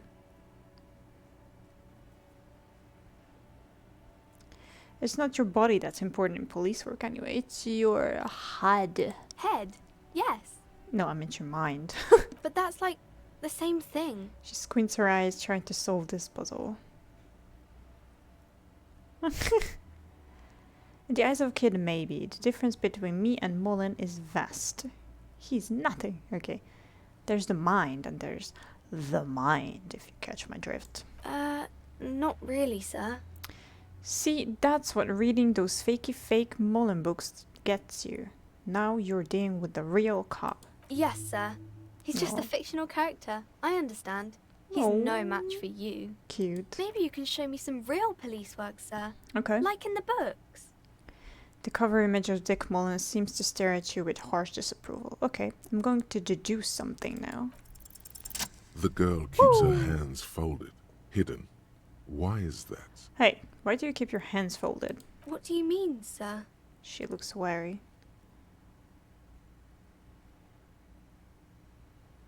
You don't need to be worried. I'm here to help. She looks around anxiously. Her hands remain folded in front of her. Aw. She doesn't want to show them. The lieutenant stands by, looking at the two of you with little interest. It's okay. She brings out her reddened hands, her nails frayed, nearly chewed down to the flesh. Ew, you bite your nails. And you knew this from me keeping my hands folded? She shoots you a suspicious glance. There were a few other hints. Well, that proves nothing. Anyone could do an easy deduction like that. Her eyes flash with defiance. She's not impressed. One more? Bet I can figure out why you bite your nails. I got a few reasons in mind. She nods, half provocative, half enthusiastic. Recycling your body material, of course. It's an intense dedication to the way of business. There are no riches without persons. You're uptight because of your mother and the pressure she's putting on you. Maybe so, sir. Okay, I know it's a bad habit, and I shouldn't. Either way, another ace deduction by the #1 detective in town. It was okay, sir. She's still got a rebellious streak. There's more that can be achieved here. Ask her to do the same. Okay. You think so? Fine, do better. Deduce something about me. You're quite sober. She snaps back quickly. The lieutenant does not flinch at the comment. He does not flinch even a single bit. He is intensely not flinching. It takes effort. No, and I'm having a grand time. I sure hope you are, sir. She rubs her red nose. There she stands, swaying on her feet, assaulted by the early spring breeze. She smiles at you. The whole situation suddenly feels familiar. Somehow, there's something you're missing. What are you missing? Why does this feel familiar? Because you know each other. She's been talking to you so openly because you've talked before. Hang on, so you know me? We've met before? Yes, I stand in this spot all the time. She sways back and forth on her feet. You've been running around all week without your shirt on, sir. Oh! Apologizing to everyone. I don't really understand what you've done wrong. Did I ever talk to you? Of course, you've stopped by a few times. You certainly look better than the last time I saw you. Oh. Thanks, I'm trying. Yeah, I can see. You don't have party eyes anymore. Oh. Party eyes. Yes, of course. That makes sense. The lieutenant slowly, ever so slowly, realizes something. I'm not surprised children have seen you running around with party eyes on, he thinks. Not at all. Party eyes? You know, like a cat in the dark. All big and wide-eyed. It certainly looks odd on a man. The swiveling eyes of a loony drug addict. Yes. That is what she meant. You were probably gurning too. What's gurning mean? Fuck yeah. You should get some party eyes right now. Snap those sequins on you, boy. Does that mean I've been partaking in narcotics? Oh, baby, that's not what you have to worry about. Worry about the important thing. So why didn't you tell me you knew me to begin with? I didn't know I had to do that. She looks puzzled. Thanks. I've learned something about myself today. I'm glad I could help you, sir. She smiles a wide, helpful smile. What is romance? It's the type of book where there's a rich lady and she has to choose between the good man and the bad man. Yeah, basically. She smiles at the thought, perhaps imagining herself in the situation. Or there could be a story about a poor lady getting a rich man. Yes. It's about man and lady business, sir. Okay. What about a book where the man and lady business doesn't work out at all? I haven't read many of those. Maybe you should ask Mum. Maybe I will. I'm sure she can help out. Anything else you're curious about?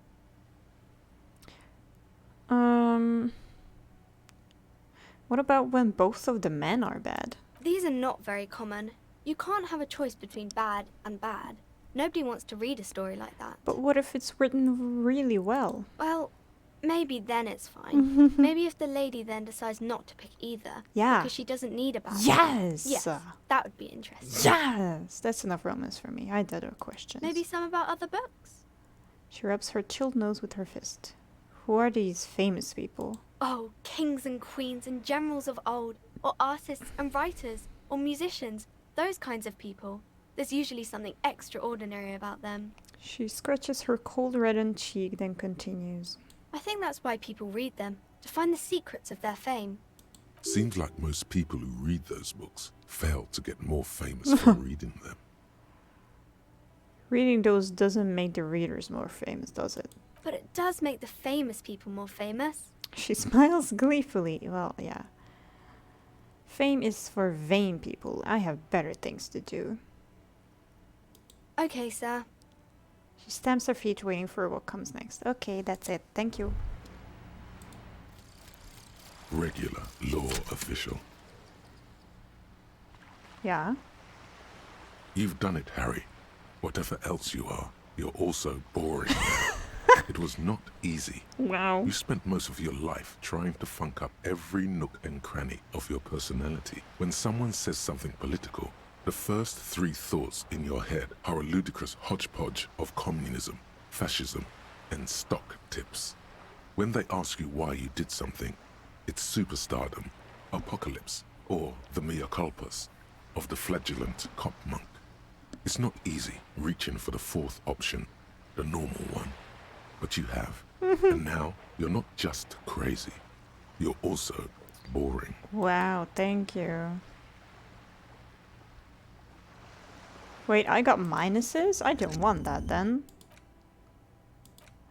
Fuck that.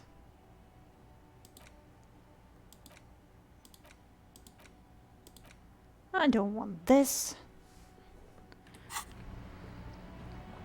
Okay, I wanna pet this another time. The dented yellow mailbox greets you with its graffito and bullet holes in the front. Wait, what if I drop the white envelope in without the two signatures? Good mail delivery box.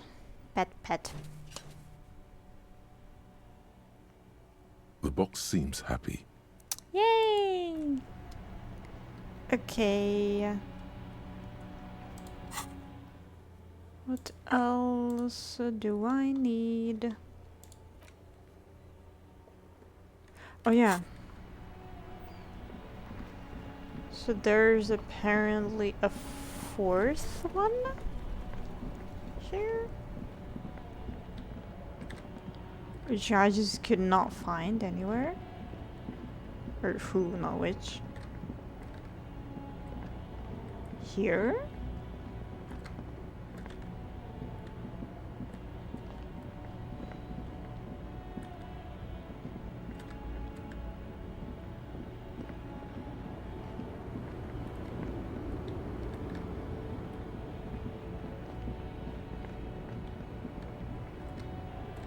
I cannot come in here.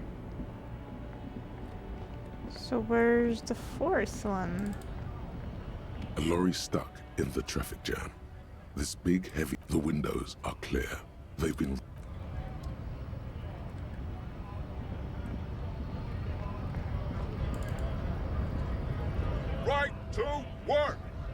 Strike. When a bunch of ungrateful, lazy cockroaches can't get their act together, decide to block honest work for other people. Shits uncomfortably in his workers' overalls. What do the strikers want? Beats me. They mumble nonsense about boardrooms and workers' rights, while we have the right to work!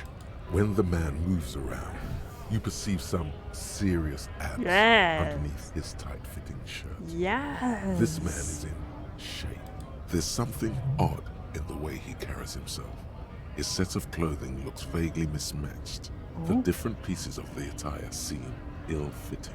Ill-fitting? What does that mean? His shirt is far too small and an unpleasantly tight fit, while the overalls, held up by a belt, seem to fit a man with much more corpulence. You're wearing new clothes? He ignores your question, choosing instead to turn to the emaciated workers, raising both fists in the air. The clothes are obviously not his. Silence is the answer. There's something off here, but he won't say what. You've been talking to him for quite a while now. Something is off with this guy. Ask him where he's from. I gotta ask, where exactly are you from? What's it to you? Deep-set suspicion drips from every syllable. Routine part of the investigation. Am I a suspect? Done no crimes. I only fight for the rights of people.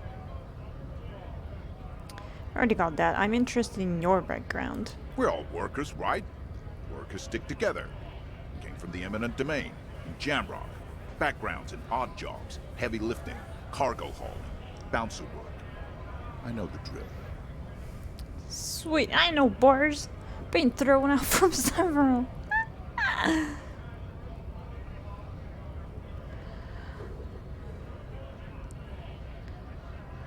No, I don't really drink, but work has taken me to some. Which one was it?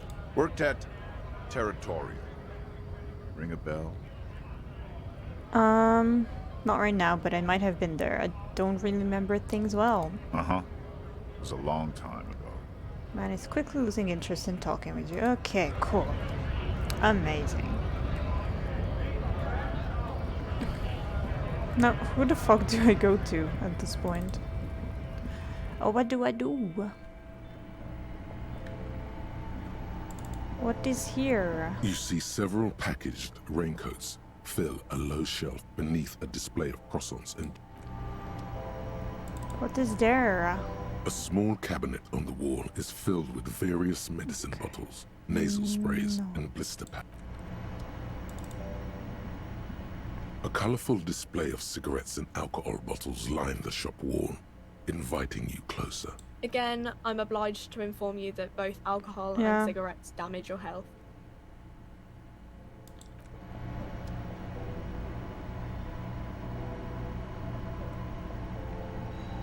I do not have any bottles on me, right? The tear machine stands in the corner. A sign says, 1 bottle equal. No, okay. Alright, so... I literally don't know what to pass time with at this point.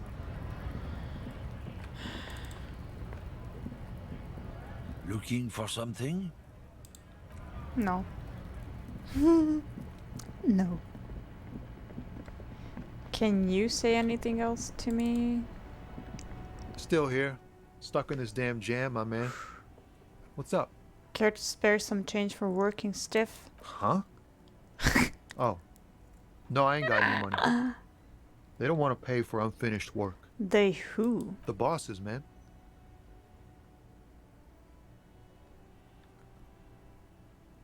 Makes sense. First work, then pay. Makes sense.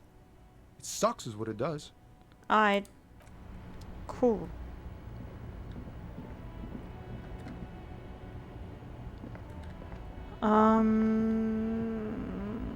Yeah, let's try the little old lady.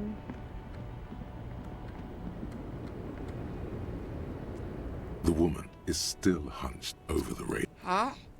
What is it? What do you want? Why can you seem to wait? She's just a distracted old woman. We should maybe let her get back to her things. So he doesn't think she's a smuggler. You hear that, Loman? I don't think your partner likes you spending too much time with me. Wait, what is that, Lieutenant? Nothing. I just don't think she's connected to anything. He doesn't want your frail mind caught up in something here. Something unconnected to the case. But connected to this woman tuning out like that. Should you drive a lorry if you get like that? Oh, don't worry about me. I'm one of the best camioners around. I drive routes no one else will. What routes? The Monosov's Land, Udashnaya Zemlya, the Western Plain. She nods and closes her eyes again, letting her mind submerge. The Transcatalia Magistral. You for 1A. Adestradas du Mirador. All the good ones. The deep trenches. Where the bluebirds fly. She opens her eyes again and shudders. Something expert in blacking out. You should take better care of yourself. You're right, Lowman. I'm the one who should take my health more seriously. Thank you for looking out for me. Anytime. A correct appraisal. You're quite shabby. Is that all you woke me up to say? I mean, yeah, because I need to pass time and I don't know how.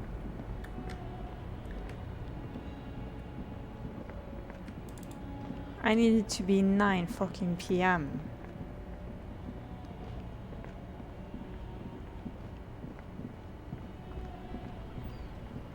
Okay, let's check it yet again.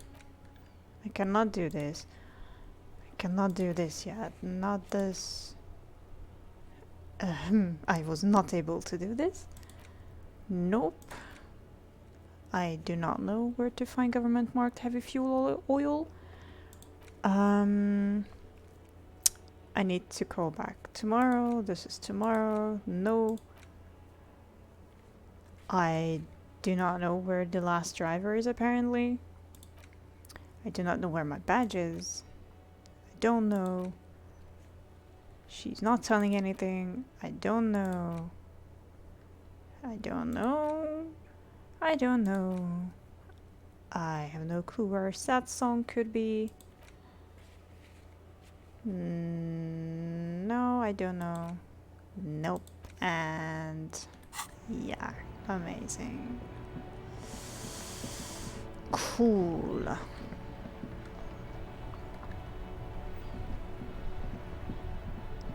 Now, how do I get up there?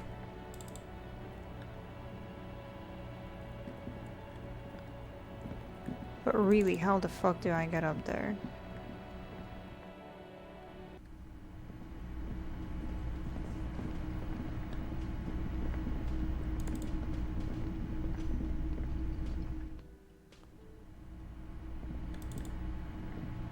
The door is closed. This door can only be opened with a key or from the inside. I do not have the key.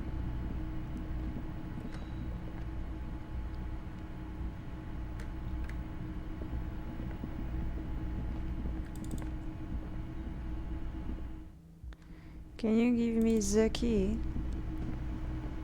Can I help you? Oh no. Another thing. Another thing. Great. I love those. So the phone line is dead. Yes, and the phone company is taking its sweet time sending someone to fix it. Losers. Is it true that there was foul play? Who told you that? It doesn't matter. I just want to know who you suspect. Fine, yeah. It looked like someone had messed with the wiring. It was shortly after the hanging, but I don't know if it's at all related. Plenty of arseholes around here who aren't murderers. If you do find out who cut the line, though, let me know so I can forward them the repair bill. Okay. Yes? Yes. Let's talk with Lena. Oh, hello, dear. There you are again. Tell me more about moral, looks, character, your relationship. Oh, dear. I'm not sure where to begin. What does your husband look like? Well, his expression is slightly grumpy, but his eyes are always bright and curious, like a small boy's. And his palms are quite coarse from all the field work, but he's quite gentle. Let's try again. If I were to meet him on the street, what would I look for? Oh, well, he's a bit shorter than you, but with a larger frame. And he has longish white hair, usually a bit uncombed. You might say wild, even. The lieutenant pulls out his notebook and begins jotting down the woman's description. One other thing, he'll likely have all kinds of field gear on him, even if he's not out in the reeds, you know, just in case. How long have you been married? We'll be celebrating our 16th anniversary this autumn. Not the most numerically satisfying anniversary, but I like the less obvious milestones even more somehow. How did you two of you meet? Via dating agency, I'm ashamed to say. No, don't be ashamed. I was looking to get back into the scene after recovering from my accident. And he'd just divorced. We hit it off and, well, here we are. She smiles wistfully. She's skipping over some important parts. Perhaps you'll find out more later. I think I have all the information I need. Let's move on. I hope I've been useful. Tell me more about this rare insect your husband is looking for. Oh, sweetie, it's fascinating. But I shouldn't bore you with entomological minutiae. Just go ahead. I have a lot of time. The lieutenant gives you a sideways glance. No, I want to hear about the insect. Well, it's a phasmid, technically, but... Ah, yes. Phasmatodia. A diverse group of insects whose bodies resemble twigs, leaves, that sort of thing. Ghost insects. Ghost insects. Colloquially. Oh, yeah. Here comes the interesting. Where other phasmids imitate sticks or leaves, this one's a living reed. It disguises itself among the reeds here on the Insular Indian coast. Hence its name, the Insular Indian phasmid. Perhaps you'll end up co-discovering the phasmid with us officers. She looks you in the eye and nods thoughtfully. I knew it. We're gonna be chasing made-up insects with cryptozoologists. Kim! It's not made up, officer. I can assure you. It's simply elusive, so much so that most establishment zoologists doubt it exists at all. Does it have cool powers? Yes. It can blend in almost perfectly among the reeds. It's how it's stayed hidden all these years. Centuries, even. That's not special at all. Of course it blends in. Most insects do. You don't even have to be a stick insect for that. Stick insect. What makes you think the phasmid is around here? Well, some teenagers making out in the reeds saw one. They didn't know what it was, of course, but there was a brief article in a local newspaper about their encounter with a ghost insect that looks like the reeds. Gary sent us the clipping. So a newspaper clipping is all the evidence you have? Of course, most phasmid sightings turn out to be false alarms, but their description matched the Insular Indian phasmid perfectly, and they didn't even know what they were looking at. Enthusiasm has wiped the worry from her face. Her eyes sparkle behind her glasses. You seem really excited about this cryptid. I suppose I have something of a personal connection to the Insular Indian phasmid. All scientists have their little hobby horses. So is it dangerous? Not at all. Why else would it hide itself so carefully? Is it valuable? Oh, I doubt it. No one gets into cryptozoology for the money, sweetie. Okay, but what's so special about the stick bug then? Oh dear. I'm afraid I'm not explaining this very well. It is very special. The woman's face flushes with embarrassment. Morel can explain it all much better. I wish you could hear him describe it. Then you'd understand, I'm sure. Okay, you don't notice this about me, but actually I have lost all memory of the world and myself, and I have no idea what I'm doing. Surely things can't be that bad? You sense that she won't judge you, no matter what you say. Things aren't bad, they're catastrophic. I hope you're right. I hope it's not too bad. You know where we are, right? Really whirling in Rags cafeteria? That's right. And where is the whirling itself located? In hell. In Revachol? Yes, indeed. We are in the fine city of Revachol. Revachol is the disgraced capital of the world. Something like that? Yes. Great, see? We're getting somewhere. Yay! What else do you know about our city of splendor? Tattered as she may be. Honestly, I don't really know anything about Revachol. Oh my. How would I even begin to tell you? Revachol is the most beautiful city in the world. We're fortunate to be here, you and I. I haven't seen very many other cities personally. Everyone says so. Revachol is a rare jewel. This city used to rule the world, though it has seen better days. There's a pause as she studies your expression. But you must look quite lost. Speaking of history, you know what year it is, yes? All I know is we are approaching the end times.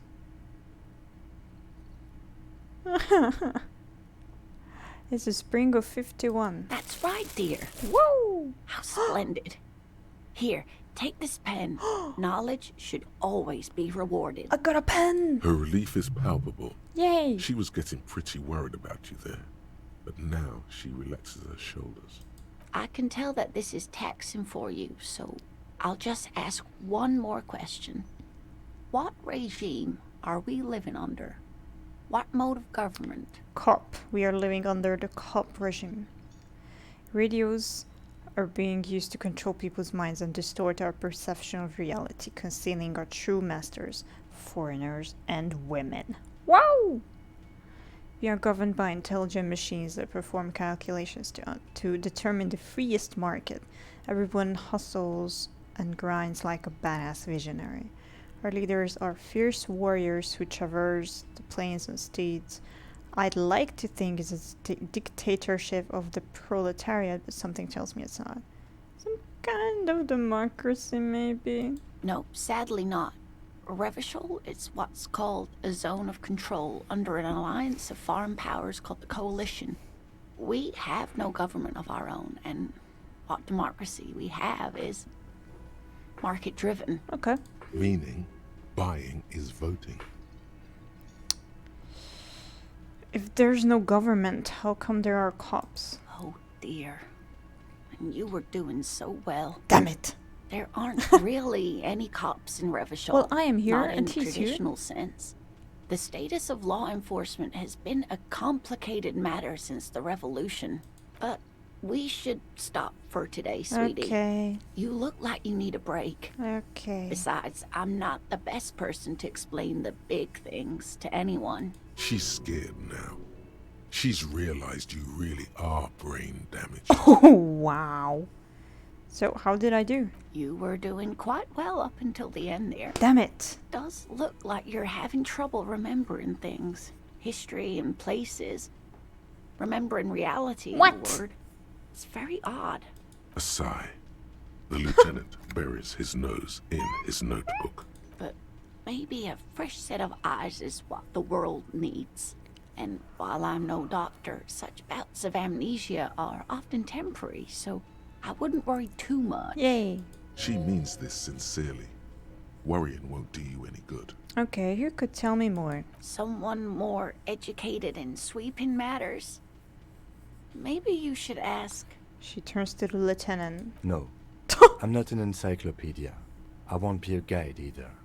I'm a police officer. But you're my hubby. Of course. Then, I don't know, someone rich maybe. Wealthy people are educated. Right. I don't know where you would find a wealthy person in Martinez. The guy in the fucking container. But thank you, sweetie. You did make me forget about my worries for a while. She smiles up at you, but concern is creeping back into her expression. Fuck. I've done a fucky wucky. Ooh, but I got a pen. Oh, this is so cute. A pen with the green ape head on one end. The ape has closed its eyes, a kind expression adorning its face. It seems to be meditating. Oh, that's cute. Alright. Cool.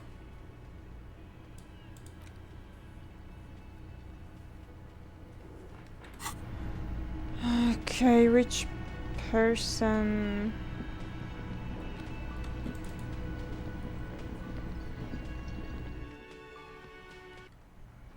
Really, what the fuck will I do until like 9 p.m.?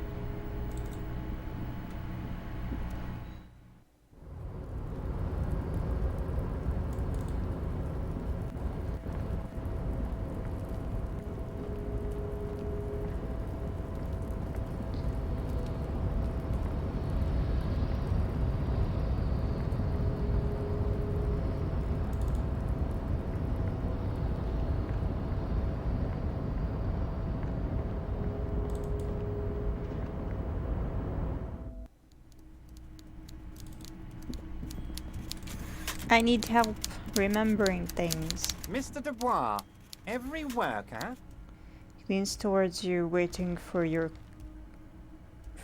to complete his sentence.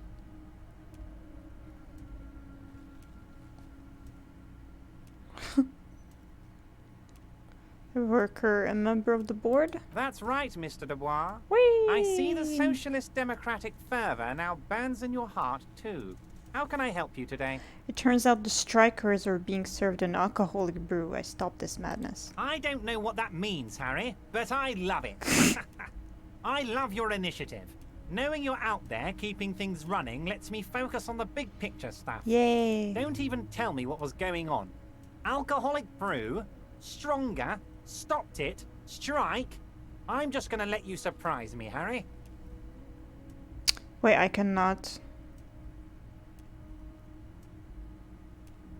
Yes, yes. What's that, Harry? You're getting...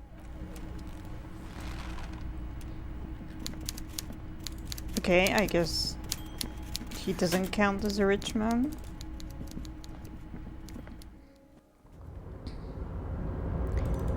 Like, no, I did not want to talk to him. I just want to try to get over there, but I cannot. Cool.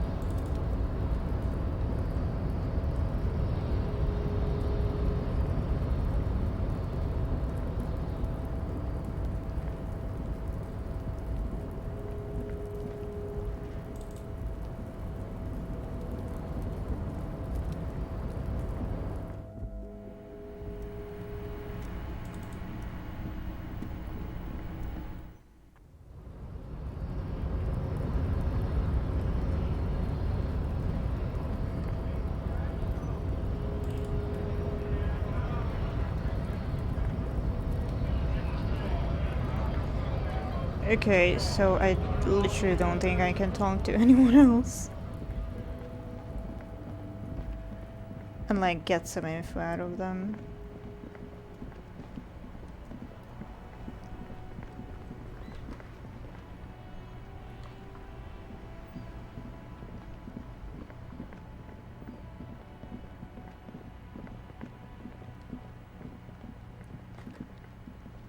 Oh wait, this guy is not here anymore.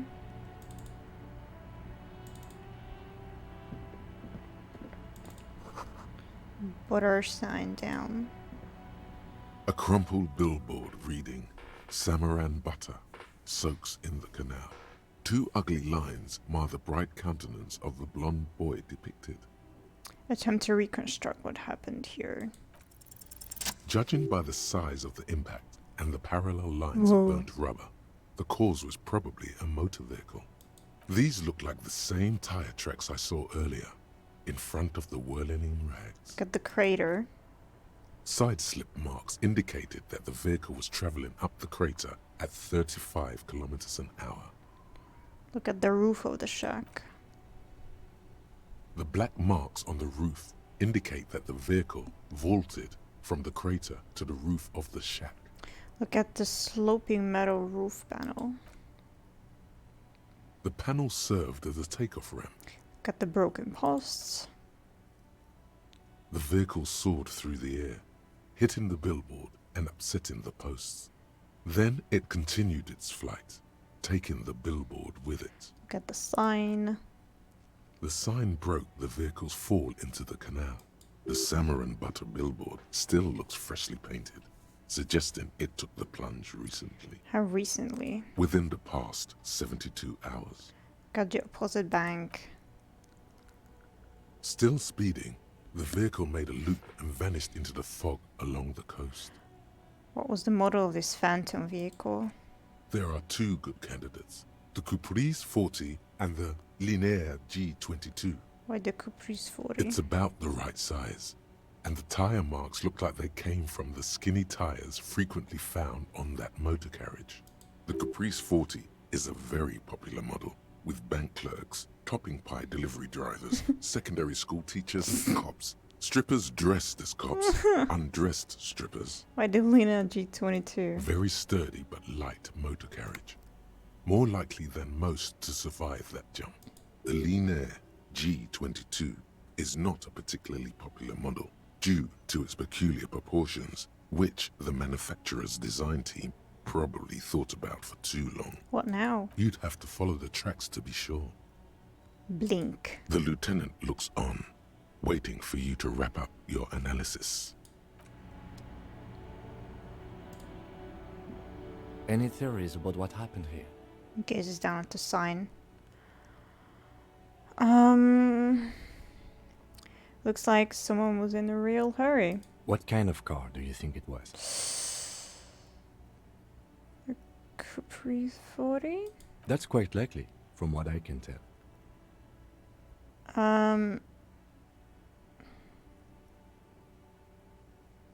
Was it you?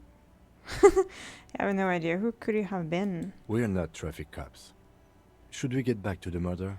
We should bring his driver to justice. If we must. Yes! I'm not expecting him to get far with this, the lieutenant consoles himself. Nah, he trusts me. First you should find the vehicle the Joyrider used in their escapades. Yes, well I have to go to the other side then, don't I? The crumpled samurai. Okay, the no. lieutenant looked. Oh no, sorry. No more of that. I have exactly 0 clue now how to advance. Kuno, do you have something new to say to me? The tracks are as they have ever been. A bit more worn, perhaps. Fortunately, the street sweeper still hasn't noticed their presence. This is the point of departure of the vehicle that crashed into the summer and butter sign. That's plausible. A similar reckless abandon seems to be in evidence.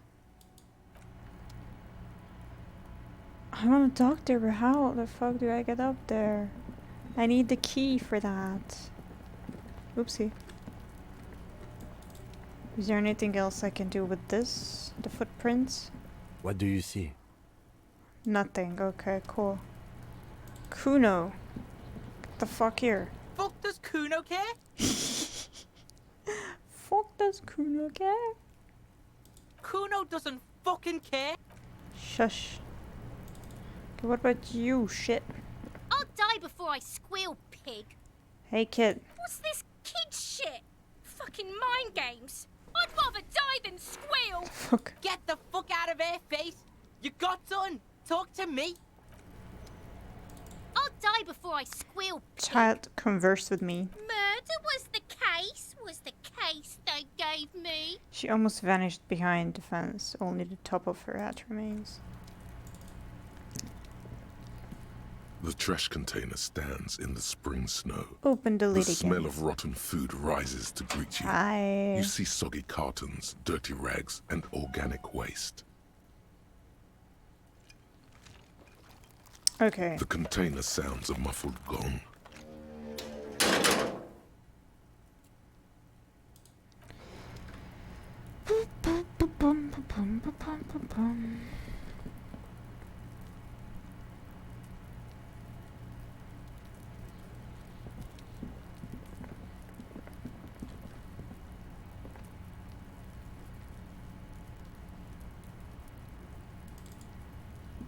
Can I go like this?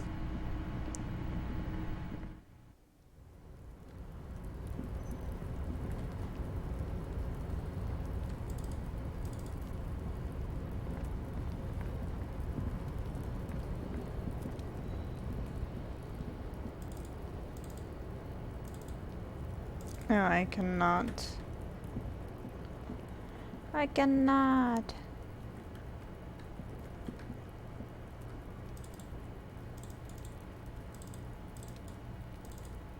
Shit. Alright then. You did not miss basically anything.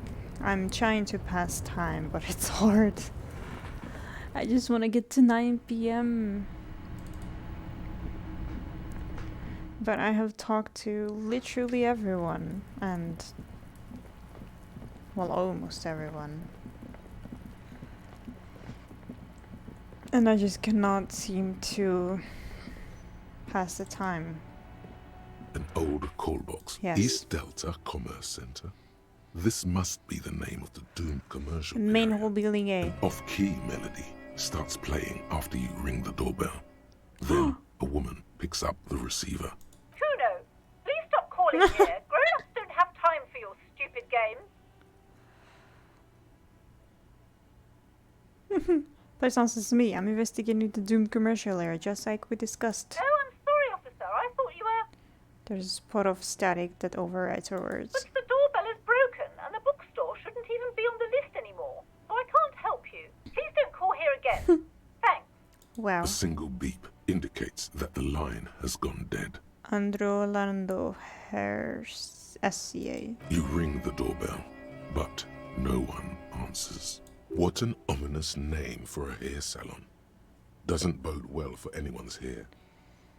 Artemita boxing is for young athletes and gym. All you hear is static, but no one answers the call. 24-hour window. You ring the doorbell, but nothing happens. Emma's fashion atelier. You wait for a minute or two, but all you get from the call box is silence. No one answers the call. Fabron's taxi. Looks like someone has melted half the plastic off with a lighter. The doorbell doesn't work anymore. Slipstream SCA. You hear static from the intercom speaker. It sounds as if someone has picked up the receiver, but isn't saying anything. You can almost hear them breathe. Good to try to every other dialogue you might have missed. Also later might be of interest for passing time to. Oh, okay, thank you. Hello, is anyone there? Yes, hello. This is Tricentennial Electric. It's a woman's voice crackling and fragile through the static. Have you come to place an order? She sounds almost antique, as if her voice was being played off an old wax cylinder. A receiver must not be working properly. Hold on, Tricentennial Electrics. I thought I was calling Slipstream SCA. My God. The lieutenant exchanges a look with you. Sorry? It's you. My God. I didn't think I would hear your voice. It's a woman, and she knows you. Your heart beats faster. Huh? No, something's wrong here. Are you sure she's talking to you? Do we know each other? Michelle, just please. She stops, and you can hear her breathe heavily, her breath distorted by an ancient static. Why did you even call? I don't understand. You've been gone for months. I thought you didn't care. Michelle, my name is not Michelle, I'm Harry. Ever since I came to work here, it's been different. As if my mind's been wiped clean. Same. A spot of static overrides her words. When she speaks again, it sounds like she's submerged. It's so nice. It's so nice to be able to finally forget. Forget about what? She sounds like she's about to cry. Oh god, please don't cry. She doesn't answer. Hey, are you still there? Silence. The only thing you can hear now is static and waves washing ashore on the bay. What just happened? Another seagull passes by. It's getting cold standing here, staring at the silent call box. What the actual I don't know what happened either. Yeah. We should probably stop playing with this thing. Alright, it's a goodbye then. You press the number sign on the keypad that terminates the call. 12 name cards on the call box read. Yeah, let's do it. No. Fuck. Hold on. The last thing you need in your life is more hysteric emotions. Forget it. Find something else to do. Fortress Accident SCA. Silence. No one's home at Fortress Accident. River Shoal Ice City. Silence. No one answers the doorbell. Main hall building B, whirling in rags. Nothing happens after you ring the doorbell. Not even them. They don't want to talk to you. Alright, thanks. East Delta Pinball entrance from building B. Silence. No one answers your call. Empty card. This button looks new, but someone has removed the name card. Nothing happens when you try to ring it. This button looks new. I wouldn't be surprised if it hasn't been connected yet. Is it the dice makers? He takes a step back, inspecting the other names on the list. Well, oh no, man.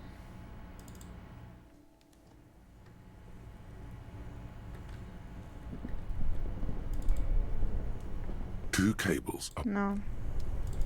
Just go out.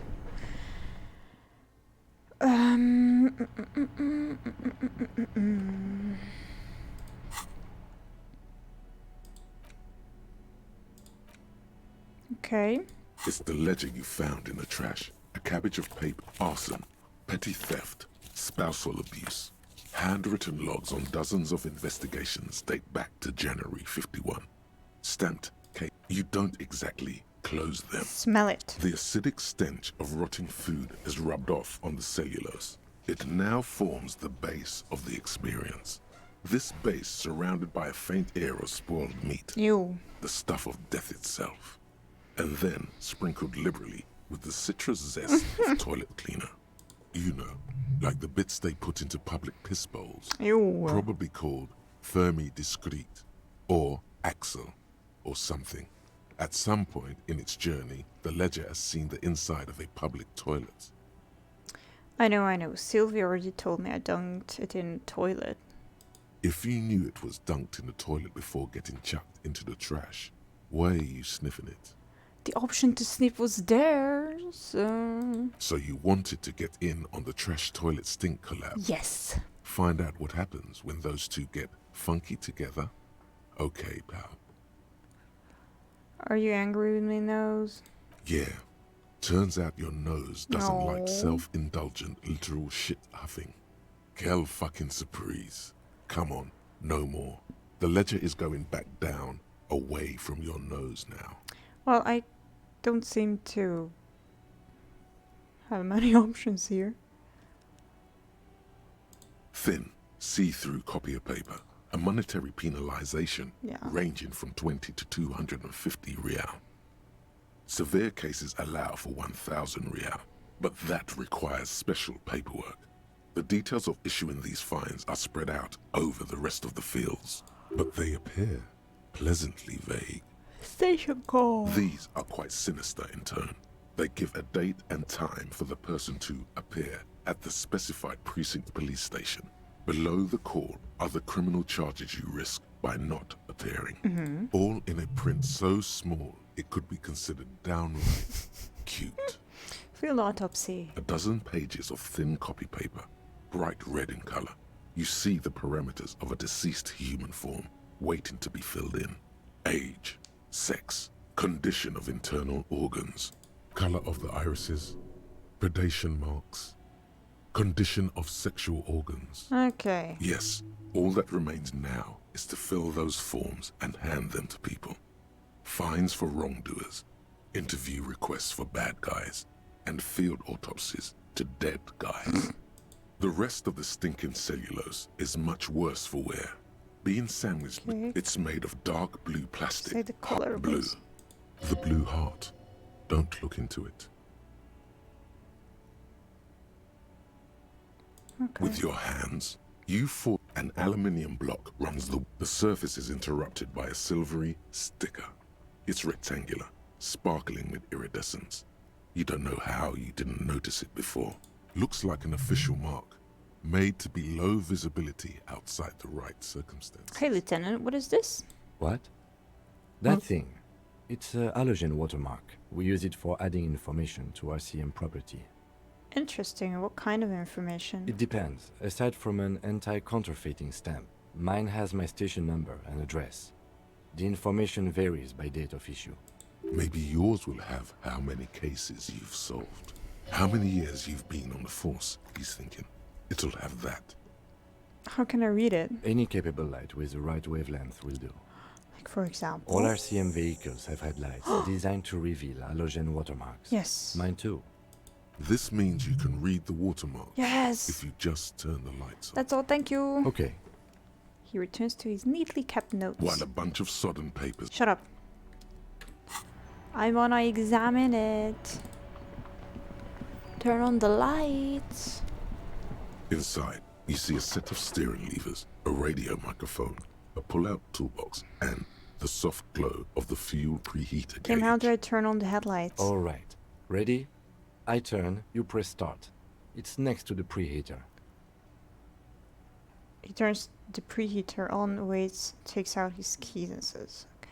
Press engine start. The dashboard lights up with orange glow. The rounds per minute gauge jumps, and the engine of the Caprice Canadian comes to life Whoa. with a whiny growl. Whoa, that was loud. Like a leopard waking from its sleep, yawning and roaring at the same time. Press the button labeled headlights. The lights unfold with a little click, casting electrical light onto the ground before the vehicle. Yay. There you go. I'll turn them off from the remote once you're done. We just need to stand in front of the machine now. Okay.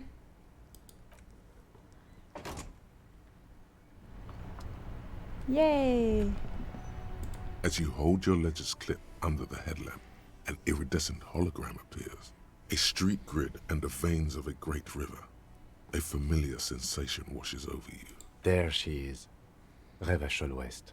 There's a note of pride in the lieutenant's voice. Around the borders of the watermark are dozens, no, hundreds of micro-perforations. Look at the shimmering street grid. The rectangular watermark is overlaid with the logo of the RCM, and yet the major arteries of Revachol are all recognizable. They shimmer in the Kanema's headlights. Wait, look around you. A rat brazenly darts past you and disappears amongst the stopped lorries.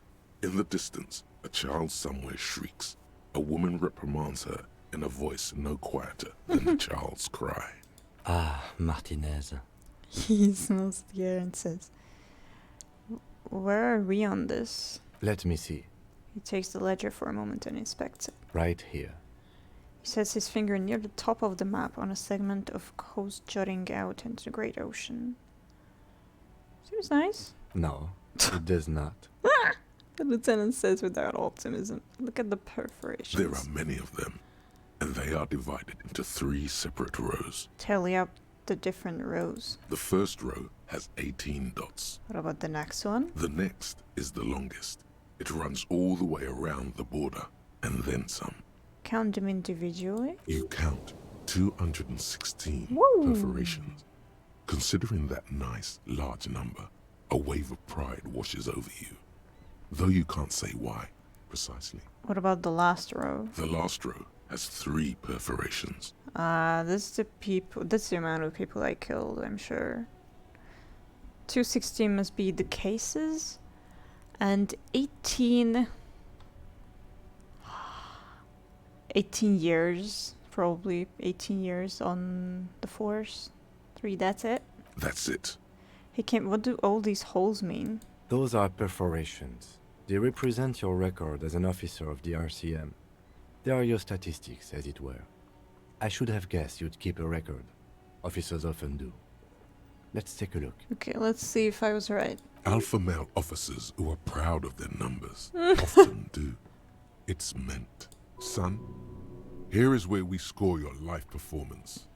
You better hope it's good.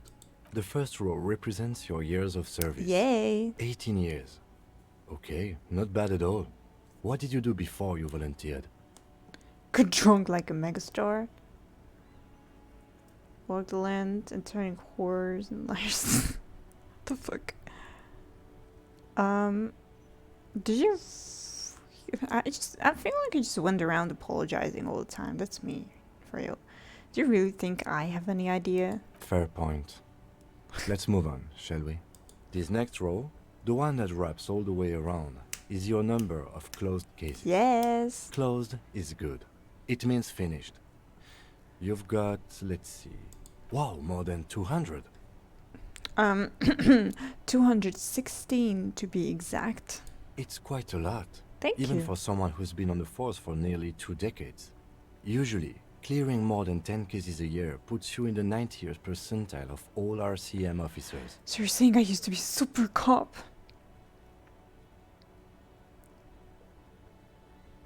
Call it what you want. You were a valuable member of your precinct. Now, let's look at the last row.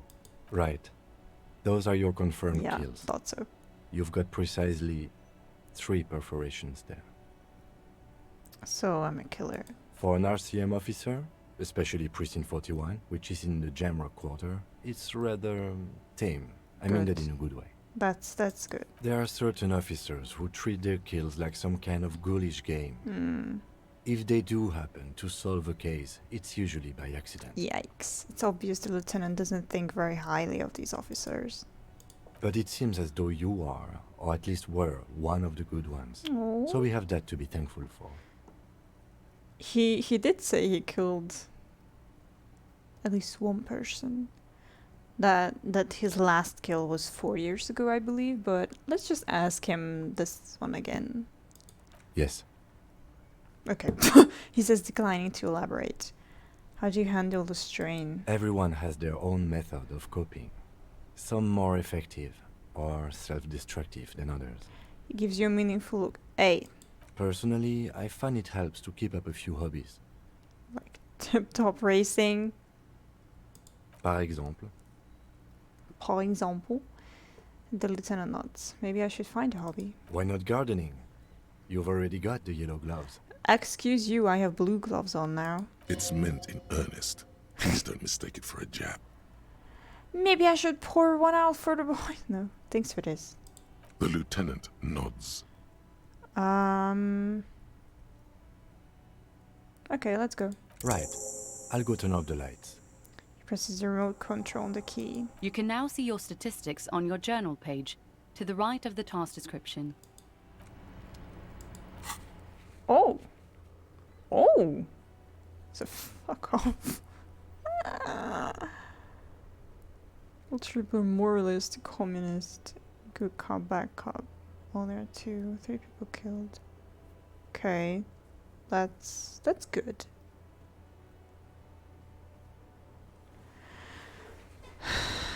Okay. So, what else can we do? I did not find the 4th driver. There's him, there's her, and there's the guy here, but I did not find the 4th one. Wait, or is it this guy? Have I talked to this guy? Or just... Let me check. I think I've talked to him. You see a Samaran street vendor surrounded by a motley assemblage of goods. When he realizes you're looking at him, his face breaks into a wide, welcoming grin. The name Sileng is embroidered over his breast pocket.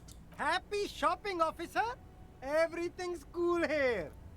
Gives you a thumbs up. Wait, I haven't talked to him. I just looked at his goods. Oh, what's so cool? Everything's cool. The goods are cool, the customers are cool, the place is cool. And one more thing, officer. I am cool? You're very cool. Thank you. Bang, bang, bang, bang! He makes both hands into finger pistols and fires a few finger bullets into the air. You feel a twitch in your index fingers. There's a finger shootout brewing. Whip him out! Don't shoot, officer!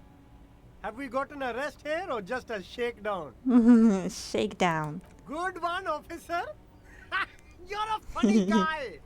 Now, what can I do for you? No stores shabby wares. This is a joke. Give me your money. I need money. Just kidding. I'm really here to shake you down for some answers to official police questions. Okay, so he was the fourth one. I'm not sure why I didn't go to him. Just his wares, but okay. Then fire away, officer. Thought gained. Finger pistols 9mm. Wow. He settles back into the pile of boxes he's sitting on, getting comfortable. Persuade him to give you some money. No need to dress this one up. Just tell him what you want. I want your money, now. Oh, okay. But why, officer? I don't know, it was just the only thing I could come up with in my head to ask you. I need to get money somehow. Ah, yes. Money is very important. The street vendor nods, dead serious. Are you trying to ask for a bribe? If so, you're not doing a very good job. He looks at the vendor. Shh, Kim. Sorry, detective. The man grins as if the entire incident is already forgotten. Okay, where are you from, Sealang? Me? It's a boring story, officer. Who cares about the past? I'm all business now. All Revachol. This man probably comes from Seaguy, sometimes known as the Apricot Suzerainty, an archipelago in the Samaran Isola. But you're not a local, are you? Very sharp, officer. I'm Serais, from the Seaguy province of the Serais Empire. The Apricot Suzerainty, you know? Apricot Suzerainty calls to mind an era when the Seaguy archipelago was colonized by Revachol. It's a bit of a slur, in other words.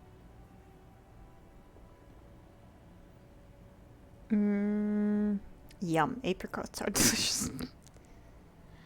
Isn't that name kind of insensitive? Very cool. I admire your awareness of our intertwined histories. It's super nice of you to apologize for colonialism. But the Apricot Suzerainty is a shithole.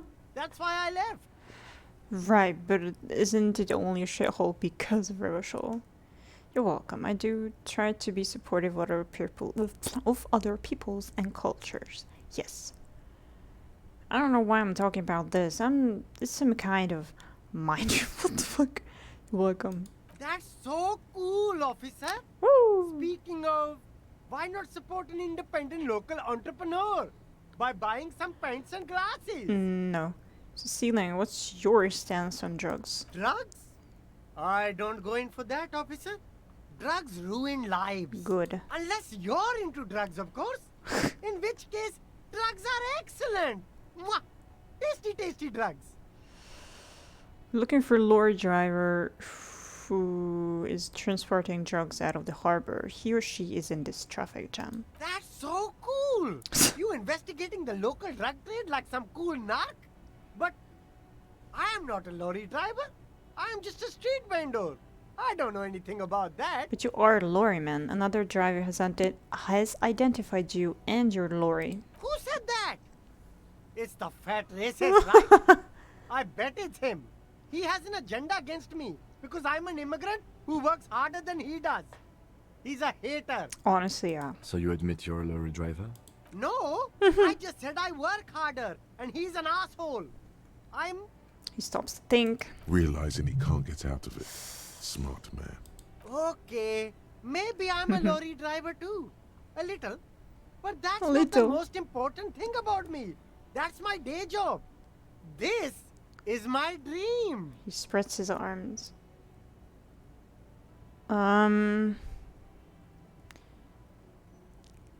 So you were embarrassed to tell me? No, I just forgot. It's such a small part of my life.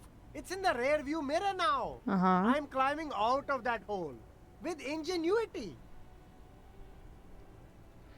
Sealang, my source tells me you're the one transporting drugs for the Union. No! That's insane! It's the fat hater. He's been eyeing me for a week and he sent you here. Maybe he's the one, huh? Have you thought about that? I have, yeah. Stop squirming. What do you know about the drug operation at the harbor? Nothing. I told you. I'm not a dumb guy. I don't get involved with that crowd. And what crowd is that? Crowd? crowd. You know, the drug crowd. No, he wasn't talking about an abstract crowd.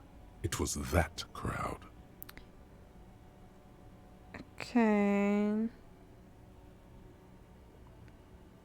Wasn't some drug crowd. You know who they are. Tell me now. Shush, please. There's bad people doing bad things here. That's all I know. Please, don't get me into this mess. I spent 15 years working my way up. Here we go. There's a tiny bit of truth on the table. Zoom in on it. If you don't want to get into this mess, you have to give us a reason to move on.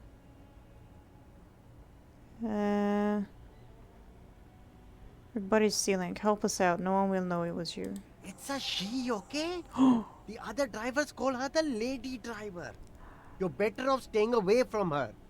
The way they talk about her, she's no lady. Interesting. Could this driver be connected to the Hardy Boys? Who are these other drivers who talk? All of them. I don't know. I told you all I know. Are we cool now? I really want us to be cool now. Cute. Who exactly is talking about this lady driver of yours? The racist or the other one with the tattoos? He points north. All of them. Even the ones who've left. I don't hang out with them. I don't remember who has tattoos. Could she be associated with the Hardy Boys? I don't know. I'm not local. I don't know anything about that.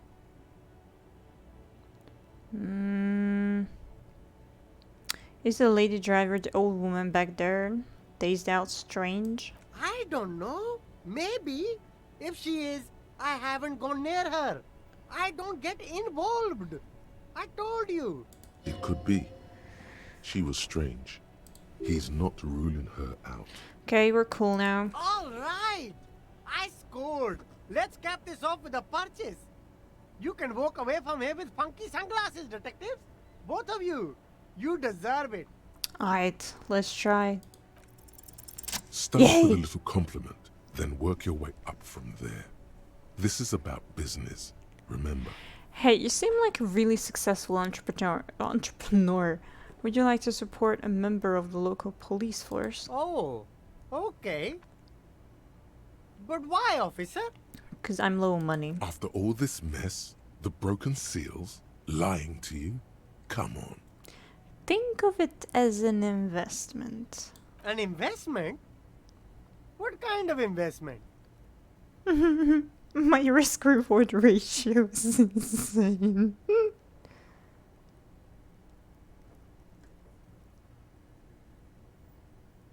Gotta prime the pump, man.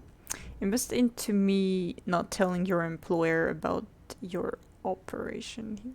That's bribing, no? Like English.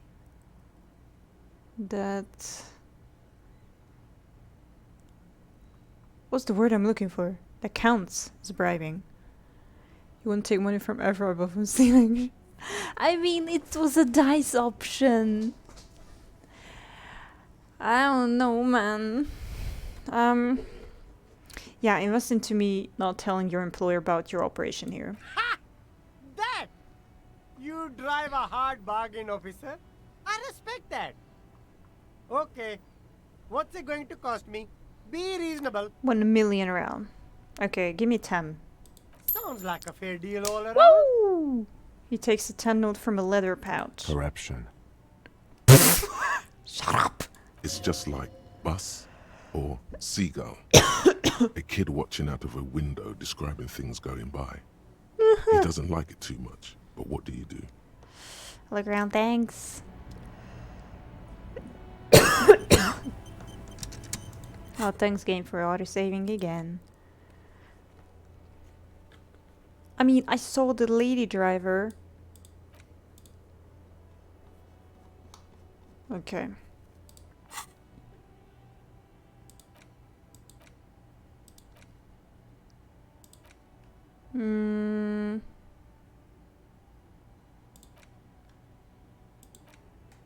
Wait, why is it that, like, here, like, these are connected? Oh, because it's the way going up there. Okay, never mind me. I will definitely forget this one when I have the experience points for it. Sorry, Kim. I know you're disappointed. I'm sorry.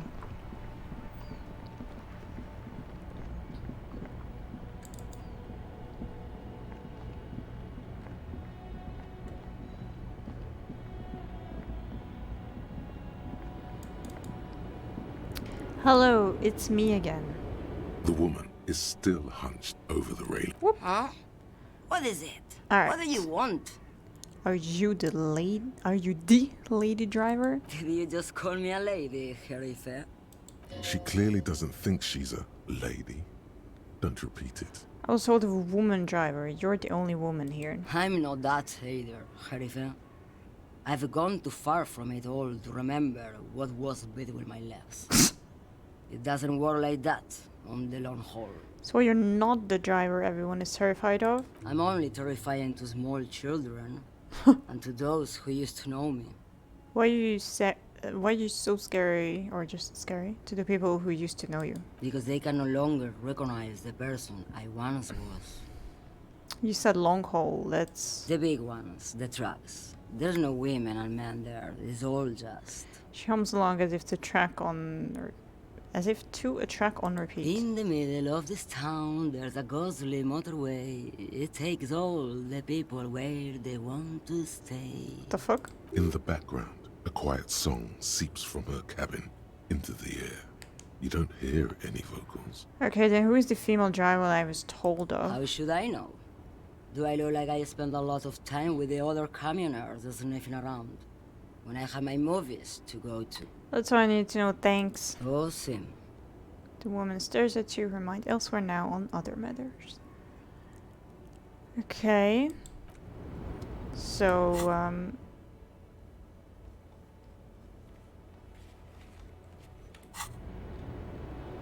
okay, apparently she's not the lady driver.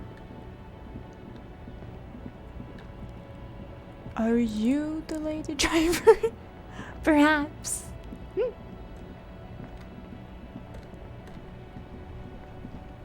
Still here. Stuck in this damn jam, my man. What's up? I heard that one of the drivers is a woman, but I don't think she's here. Do you know this lady driver? I don't want to talk about that. Shifts around, suddenly uncomfortable, then looks away. I don't mean to pry, but I need your help. She may be involved with the drug business. Man, I was hoping it isn't going to be her. All I can say is, she isn't around here anymore. She isn't some evil drug trafficker. And I don't know where she is. Who's this person? What's her name? Thank God I don't know. People here call her the lady driver. She kept her name a secret. From me too. Now I see why. Who is she to you? A friend? An acquaintance. I don't know. She was the only person in this damn jam I could talk to. She's someone I don't want to rat out to the law, okay? What does she look like? A youngish woman. Gruff, but in a cool way. What color hair? Blue and violet. Died. Oh. It was violet when she got here. Blue before she went. Then she may have dyed it again. I asked you who's conducting the drug trade. You said you didn't know. Now you're saying you do. I didn't, man. I told you I was hoping it's not her. I mean, that she wouldn't be mixed up in it. Fair. Bah. Emotional rhetoric. He knew something and he didn't share it with you. That's a fact. When did she leave? Damn, I don't want to... Please just let it go. Whatever she did, it can't be that bad. She's not a bad person. I know that much. We can't just let it go. Yeah. It's part of a police investigation. That's how it always is with you, isn't it? All part of the investigation. The girl's troubled. If you hunt her down, she may not survive it. I can't have that on my conscience. It won't come to that. We won't pursue her on this. This is information only. I don't believe you. You said she's troubled. How? She's got the darkness in her. That young person's darkness when you think it's all over. And you're looking for a way out. So she's suicidal. She shared this with you? Yes. Which is why I don't want to snitch on her. Come on, man. Life is just... No. Was told everyone's afraid of her, you not? I heard the rumors. I saw the other drivers looking at me strange when we talked. And she told me, too, that she's had a violent life. But I wasn't afraid of her. More like for her. Oh. Did this violent life include drug trafficking? Well, it looks like it did now. But we didn't talk about that. We talked about life, you know? She talked about her mind. Hold on, her mind? The way it worked. The trouble it was giving her. When she left, did she leave her lore behind? Fuck, man. Don't grill someone else with these questions, okay? There are plenty of drivers here who couldn't stand her, or were afraid of her. They'd be more than happy to rat her out. He's right. There are other options. The raceman, for one. Wait, this guy says they're friends. Then, acquaintances. And he's okay with others ratting her out. Yeah. Push Tommy and it will break his heart. And his spirit. Don't expect you to be pals. Now is not the time to focus on feelings. You need that info, son.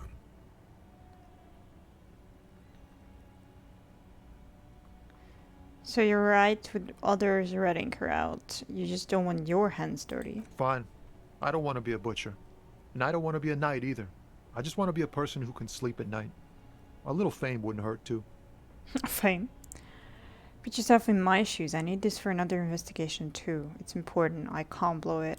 You're not going to put a bullet in your head if you blow it, are you? Because she's on the edge, man.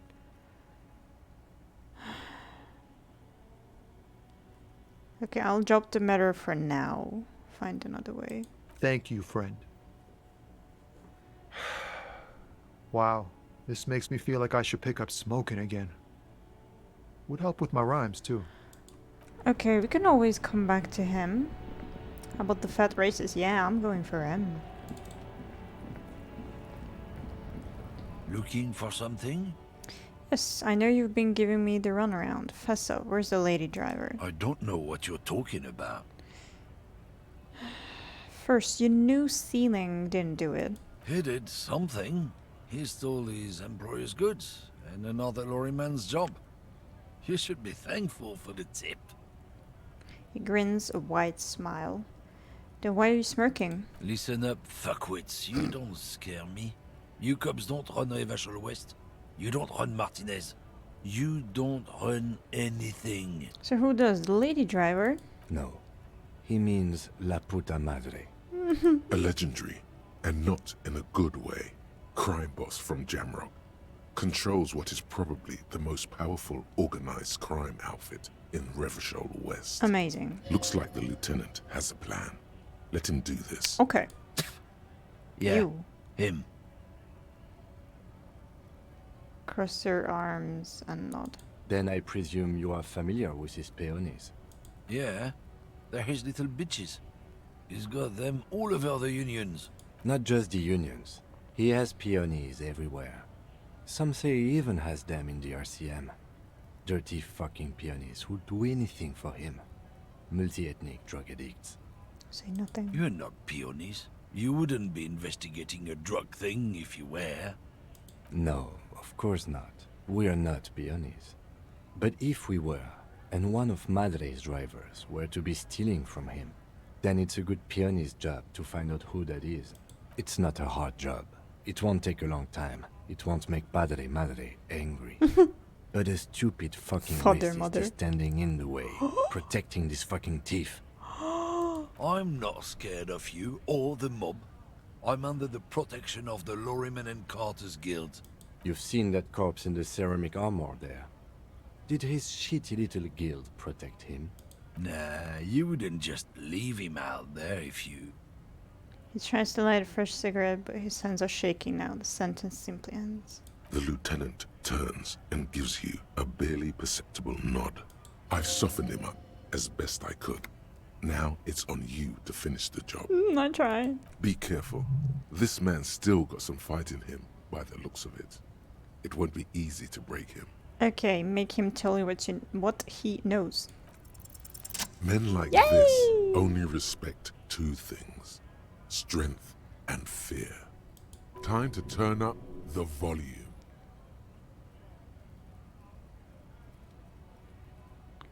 Wait. Okay. Show me her lorry right fucking now. The lady driver's lorry. Where is it? Fuck you. I told you. I'm not gonna... There. His voice grows smaller as yours. Uh-huh. I'm gonna fuck you for the rest of my life. I'm gonna put you in a cell with a giant kipt. You're gonna be bleeding kip dick, you hear me? I'm not gonna say a racist word. I've been to your fucking lorry. I know where it is. I'm gonna burn it down. What's your name, fuckhead? I'm gonna go on police radio saying this guy told Madre to fuck off. Yes? What yes? Sorry, I'm confused. Look, fuck you, man. It's some lorry down there. Green, banged up thing. I don't fucking know who she is. When did she go away? I don't know. I don't even know her name. She just rolls with the fleet and acts like a big shot. Some dyke, probably. I haven't even seen her for days. Where exactly is her lorry? Past the monument. Down there. The Green Temple. Now, leave me the fuck alone, okay? A small temple by the monument. Green. Let's get into that lorry. Okay. Let's go!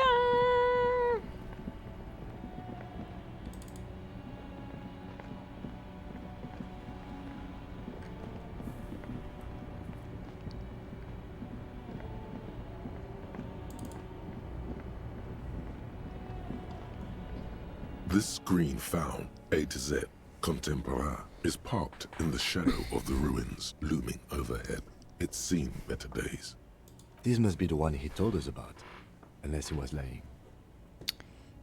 The lieutenant peeks inside. Try to peek in the The glass on the side windows is tinted and covered with dust. You can barely make out the shape of a seat and 2 steering levers. Try the door handle. The door is locked. The handle looks shiny, like it's recently replaced. How are we going to get this open, Kim? Use the pry bar to smash the window. Open it from the inside. Really? This has been hard enough. No need to make it any harder. Tool not equipped. Well, I am gonna equip the tool then. This screen found, A to Z, contemporary, pry bar in hand. You take a hard swing at the window. A loud thunk rings out and the pry bar bounces back, leaving a tiny spider web on the glass. Goddamn maggot. Drag your ass to the gym and do some reps right now. Looks like the window might be shatterproof. You may have to rethink your approach. I'm sorry, it didn't happen. The window appears to be shatterproof. No, it's not shatterproof. Give me that. He takes the pry bar from you and gestures for you to step back. Then, with little warning, he smashes it into the window. Damn! Droplets of glass fly everywhere, shattering over the lorry floor and pavement. You can just reach in now. That was hot, Kim. Nice. It went better than I expected. Mhm. Open it from the inside. The smell of cigarettes and perfume welcomes you. The cabin inside is plastered with old movie posters.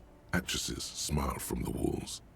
There's a radio transmitter in the front and a toolbox tucked under the driver's seat. Some tools lie scattered near the pedals. Admire the posters. These are movie posters featuring starlets from long-forgotten films from the 20s, the teens, even the 90s of the last century. One of them particularly catches your eye, a centerfold of an ingenue attached right above the back seat. There's definitely perfume in the air. It's spicy, with a hint of amberette, wafting through the bitter air of the cabin. Stop and wonder, what's that smell? The remnants of a sweet juniper-scented perfume. Probably Grenade number 5. Study the centerfold. The actress is draped in a sheath dress, one of her shoulders bared. The faded remains of an autograph run across the poster. She's looking past the camera. Wait, doesn't she resemble someone you know? But you can't put your finger on whom exactly.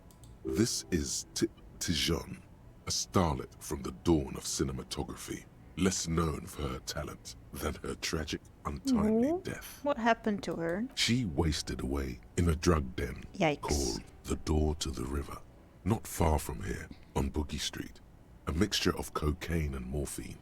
She was afraid of the world and the camera, too. Enough of the posters. The actresses and the rear actor all smile you a warm goodbye. A radio transmitter is attached to the dashboard, and a toolbox sits under the driver's seat. Examine the radio. Looks like the frequency dial is absent. It requires a key to work, but the key has been removed, likely by the missing lady driver. Strange. There are so many radio stations saved here. Must be over 100 at least. Why would anyone need so many radio stations? For contacting an entire fleet of lorrymen, for example. This is all shortwave, UW and UKV. Looks like we are dealing with an impressive organizational tool. The nerve center of a huge operation. With quite a range too. Is there anything we can do with the radio? Doesn't look like it. It's completely inoperable without the dial key. What else is here? The smell of 1,000 cigarettes, some dead actresses, and a rusty old toolbox under the seat. Check the pedals. You wedge yourself under the steering wheel to get a better look. Seems like the few tools lying around here, a hammer, a pair of pliers, a rusty wrench, have been casually thrown there by the disorganized driver. But one odd detail does catch your eye. A piece of sandpaper has been glued to the throttle. Sandpaper adds extra grip. Looks like the driver has glued a piece of sandpaper to the throttle to offer some extra grip. Sandpaper? A novel technique? Sandpaper would also rub off the pattern from the driver's right boot sole. Yes? He likes where this is going. Me too. Do the honors, he thinks. Connect it yourself. One of the footprints at the crime scene had an aberration. One sole was smoother than the other. Which means that the missing lady driver was Yay! present at the lynching. Lieutenant's eyes light up behind his prescription lens.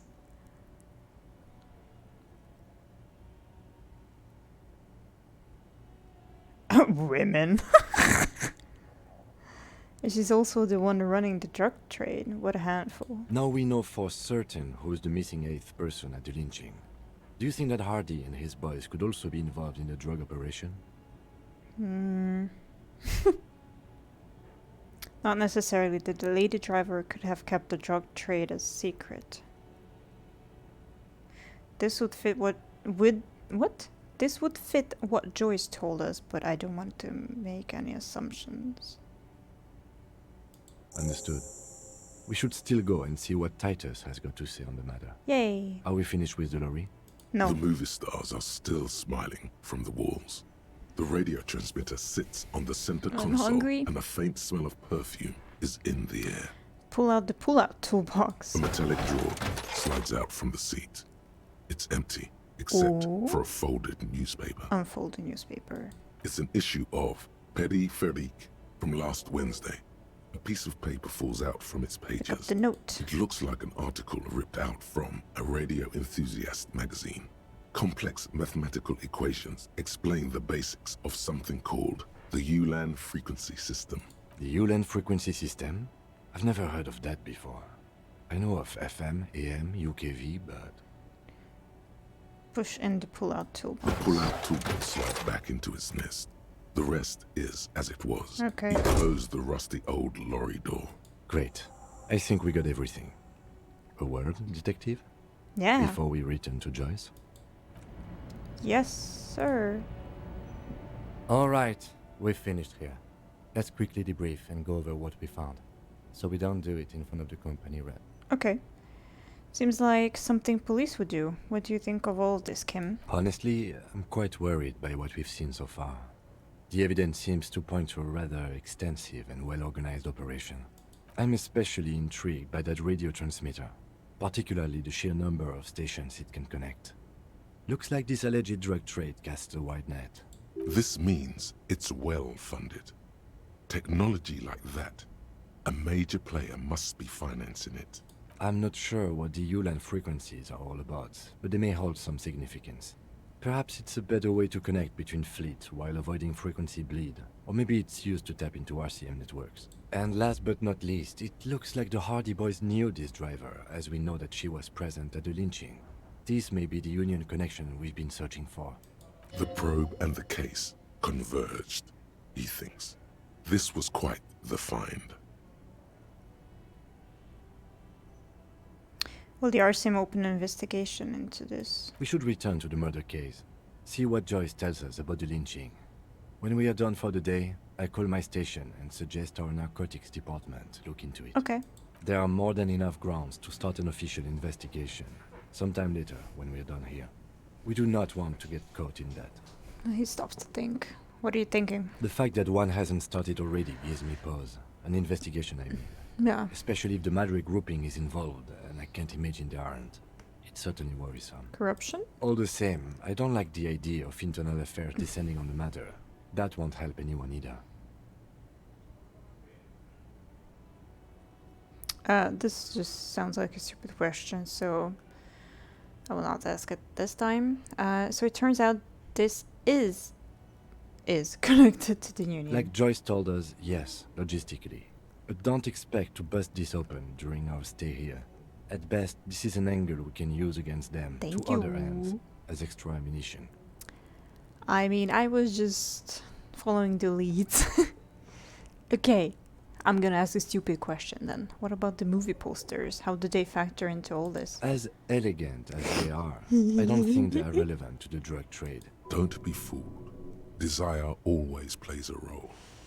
A lot of women there.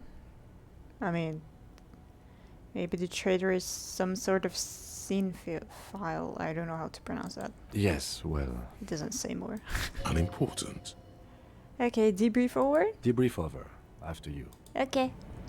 Wait, we still gotta talk to the Hardy Boys. Hey, officer, got a minute? Absolutely.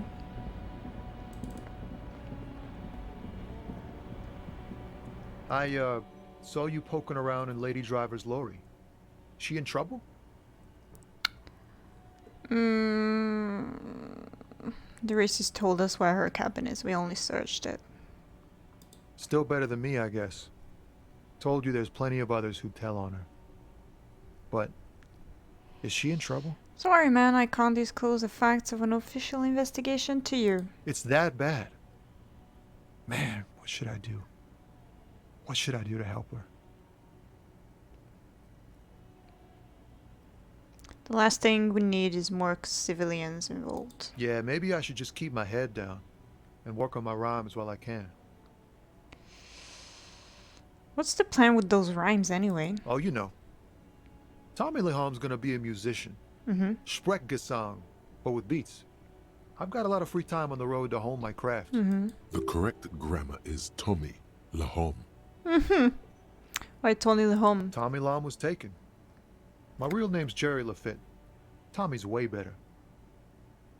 Okay, good luck with that, Tommy. Got a ram. Yeah, you too. Be safe, detective. Thank. Yes, I will. Maybe not with a pry bar in hand.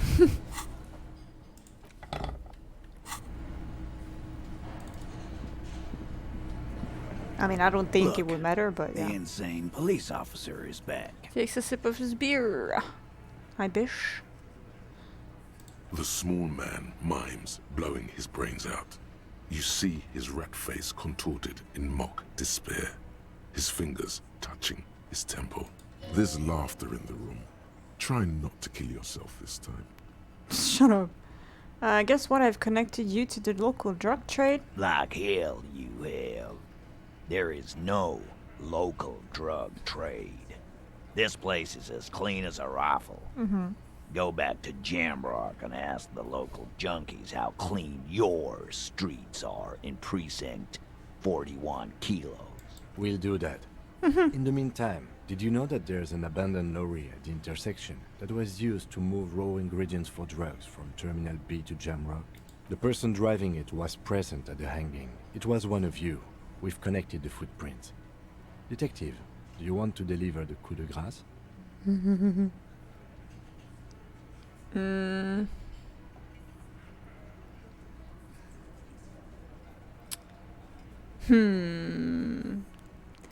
Kind of want to let him do it. But also they're making fun of me, so... You're right, there is no local drug trade except you. That's a mighty interesting theory. I guess that's what you would need to do, theoretically. A big, strong, state-run monopoly would outcompete the runts on the street. Yeah, man. Theoretically, that's what you would do. To get rid of the gangs, the dealers, even some of the junkies. You would need good, trustworthy people to take their place, of course. Hardy men to run such a monopoly. For the good of the community, of course.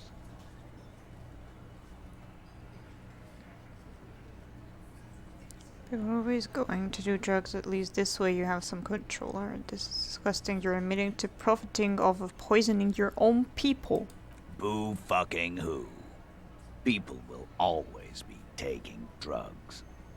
Might as well do it clean and organized. How can that be clean? Yeah, that's what the labor movement is all about. Clean and organized. And the Hardy Boys are running it. Theoretically, of course. We're just talking politics here. My answer to your drug accusation is, how dare you? Go fuck yourself. Not quite yet, Mr. Hardy. There were 8 sets of prints on the crime scene. There are only 7 Hardy boys here. The 8th Hardy, the one who's missing. She runs the thing, right? My answer is, fuck off. Mind your own business. There is no 8th Hardy. I run this goddamn scene. And here we go. Back to the usual. The woman's size. I know. Fatty walked on all 4s. He's so fucking fat he left 2 sets of footprints. Go fuck your mom, Dennis. That's more like it, boys. You heard him. It was Angus on all 4s. Anything else you need to know? Okay, let's try again. You have so many bad options ruled out. It's insane. Yes, I know. There is no way in the world you won't do it this time. I'm only getting told garbage here. Please help. You know what? You guys must be the cops. Because this is what cops do, right? Live in a bar, sit on their fat asses like they own the place, while the neighborhood goes to shit. Corpses hang from trees. Kids shoot up. Hey, we don't have to fucking take this shit. Glenn. Everyone shut up! Whoa. Titus's loud baritone echoes back from the mess hall walls, and the entire cafeteria falls silent. Fuck you, man. You didn't see the place before we got here. Hey. Fucking graffito everywhere. Leave Kim alone. Congratulations on the graffito removal. All I see is you sitting around talking about Monica's titties while there's a rape victim. So what? What do you want from me? We took care of that fuck. He picks the beer back up. Don't let him drink that. One more push. Quick.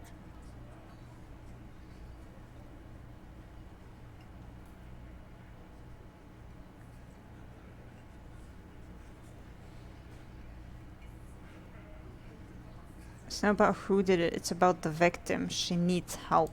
Titus? He looks at her. She stops mid-sentence. That's it. You got him. He's going to give it up, but on his terms. Okay.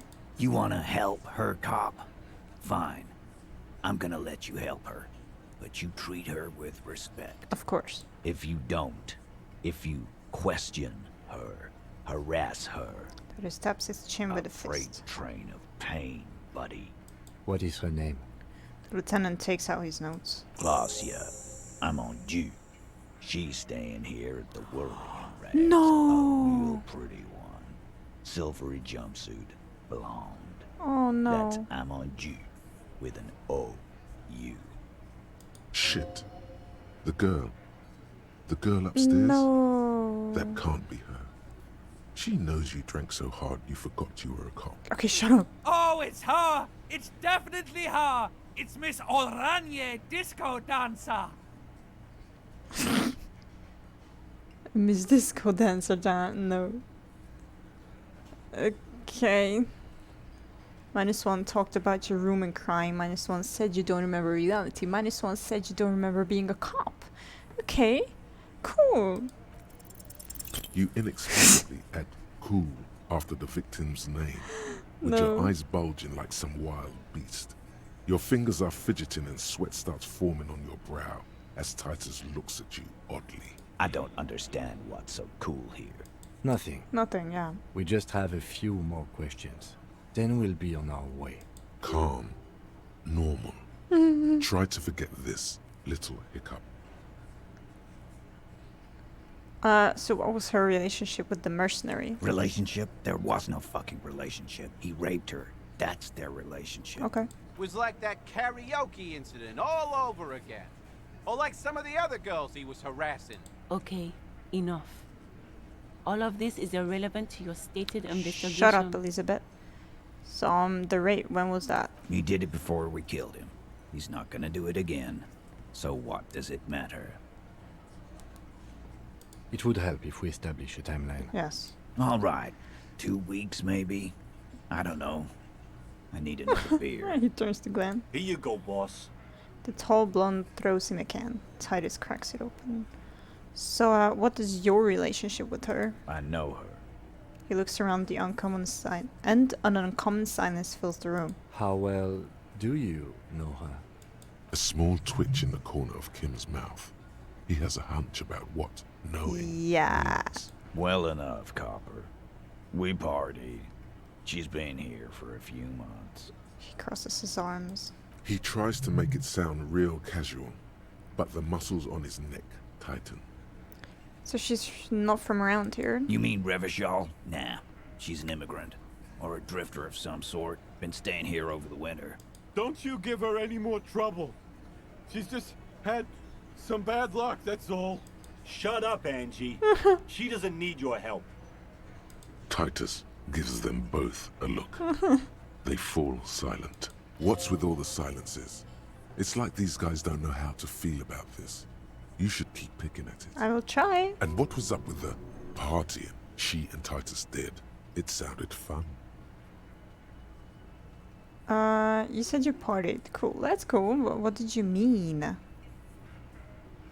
What do you think I meant? You do karaoke? Sex, drugs, and karaoke, right? Yes, yes, and no. Fuck. Got something to say about it?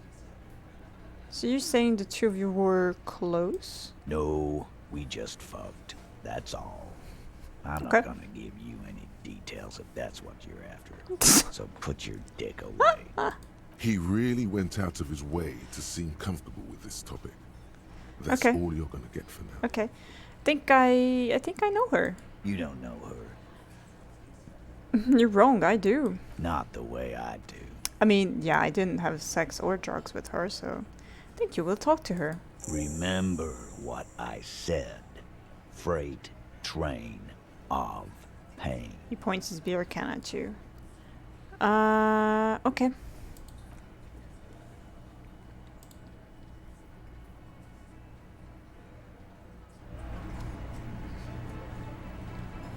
Okay, let's go just a bit outside and talk here. Officer, what was that? What was what? You looked strange when he mentioned the assault victim's name. Do you know that woman? Yes. Is there something I should know before we talk to her? No. Whatever you do, don't say the first thing. I didn't rip.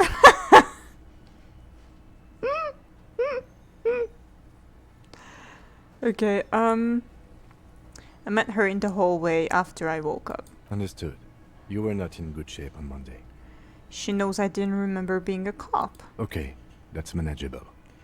She knows I did some pretty crazy stuff before I passed out, that I partied hard and not very mental healthily. So she overheard you? Or did you party together? So this is what it feels like to be interviewed. I got nothing to hide. What if you do, but you just don't remember? that you do. Well, then that's a problem. You'll get through it, you slippery fuck! Blast some insano at him! Throw him off! She overheard me listening to music and doing weird things from her room. It's the one next to yours. Anything else? I asked her where we are, what city is this, maybe even what year, something like that. That's clearly your interrogation technique. Anything else? I didn't rape her. Nothing, let's move on. We'll be alright, officer. This is nothing. You feel fortified by his assurance. Thank you. It's going to be alright. Is it though? Nothing? You're still in for a bumpy ride here. Try not to mess it up. Okay. Okay. Okay, I think I will...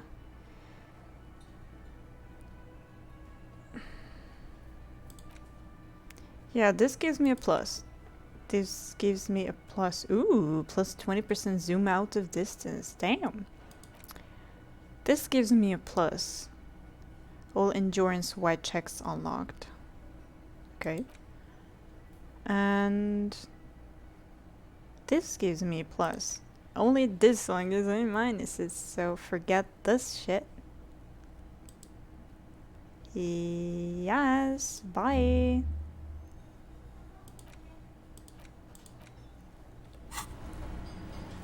Okay. Let's go up. Wait, should I ask from Can him? I help you? Okay, no. I am so fucking hungry. Oh. The door is closed. Knock. Who is it?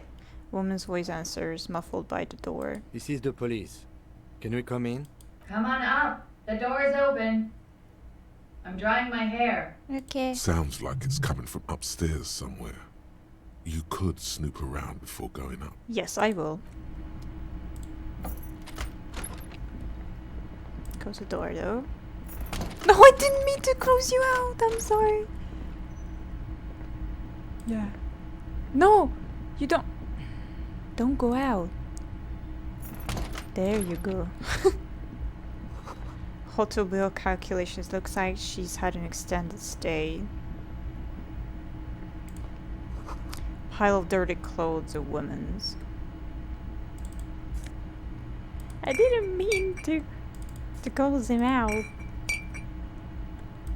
Ooh, what's these? You see the yard below, the corpse is no longer there. Well, of course This medicine cabinet is full of wares. Sheets of pills, haphazardly stacked, one on top of the other. There's also a toothbrush somewhere in there. Look at the toothbrush. It's been used quite a lot. Look at the medications. Pharmaceuticals line the shelves. Sheet upon sheet of pill bottle next to pill bottle.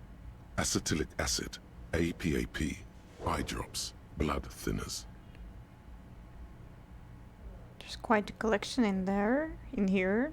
Anything of note? Yes, in lowered voice. Search the bottles. Pill bottles rattle like bones as you search the cabinet. Paracetamol, histoperidol, something in a foreign language you can't read. Behind them, an unusually shaped nasal spray. Its label reads, Nacra. Nacra? This is used to treat opioid overdoses. Always handy to have around. Necra opioid antagonists. Keep it to yourself, maybe. The lieutenant glances at the rows of pills, then at the door. Search the pill sheets. Among some foreign, probably Messinian or Gotwaldian, marked red blister packs you find. What do you find? This is going to take a little know-how. Is there something more interesting here? Nothing of note. The further you look, the more arcane it gets. 83%. You don't know what the rest of this stuff does. 83%.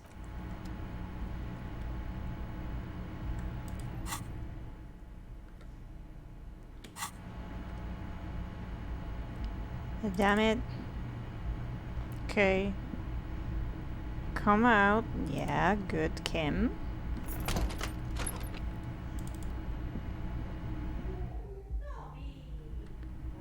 This is a big-ass flat. My room is so tiny that it has been hastily made.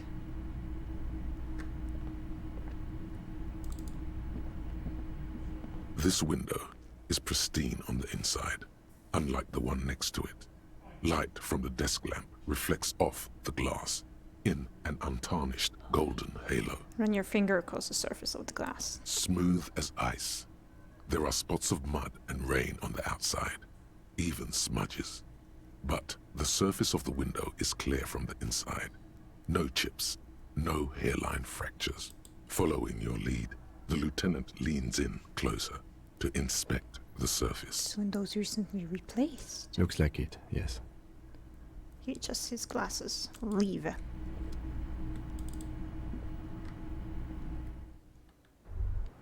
Hi.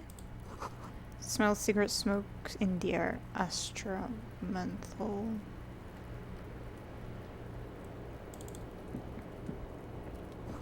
Coal, coffee, and an ashtray. Looks like a hedgehog. Look, a handful of dried white wildflowers. Just as you look at the flowers, a gust of wind raises them from the roof, picking them up in the air. Please. You catch a single white flower Yay. between your fingers. The rest fly off into the wind. It's a Maybell. The young woman looks at the Maybell in your hand. Just a glance. Then takes a drag of her cigarette. The lieutenant gives you an acknowledging little nod. Thank you. Snap your finger pistols at him. Your 9mm semi-automatic finger pistols produce a satisfying snap. Strange for such a low-caliber finger gun to sound so chunky. The flower in your other hand is impressed. So is Kim. I made him impressed. That's not entirely true. Fuck. The lieutenant is looking at the door to the east and mostly misses them. No. Why do you have to play with my heart, Kim? Interact. 6 crumbling petals rest on your palm. They're white, a bell-shaped crown. What's this, Kim? This is the Insulindian lily, called Maybells or Lucille's tears during the Revolution. Girls used to pin these on soldiers before sending them off to battle. Oh. This flower is a spring flower, but it's a bit early for that, isn't it? Does this flower blossom in early spring? Yes, but not this early. Not to my knowledge. It looks dried, preserved. Who pinned them? Which side? The revolutionaries, so the communards and the anarchists. White's their color, but the custom started in the suzerain's army, so it held meaning for the kingsmen too. It's about girls and boys more than sides. Girls sending off boys who are going to their deaths, then also dying themselves in the ruins from dysentery and consumption. It's a symbol of the Civil War. Is it coincidence, it being on the roof? Maybe. Maybe not. We'll see. He makes a note in his little notebook. Very well. The petals feel dry and fragile in your hand. Cute. Okay. Hi. Welcome to the roof. The young woman has a cigarette in one hand and a cup of coffee in the other. Her hair is still slick from the shower. Below her silvery jumpsuit, an athletic young body, built long and lean. Also, she was just drying her hair and now she's smoking cigarette on the roof in the fucking I wanted to say drizzle, but it's more than that. Pouring rain, that's it. I'm sorry for the mess down there. The cleaning lady hasn't come by in days. I'm beginning to wonder if she ever will. Nice you got here. It's much nicer now. Her eyes wander north towards the yard. Where the dead body used to hang, clearly visible from the roof, but no longer. Thank you for that, officers. Truly. Aww. You mentioned the cleaning lady. I think I need one. Oh, yes. Legends of room number 1 have made their way around the building. They say a portal to hell has opened in there. It has. No, I just trashed it, please.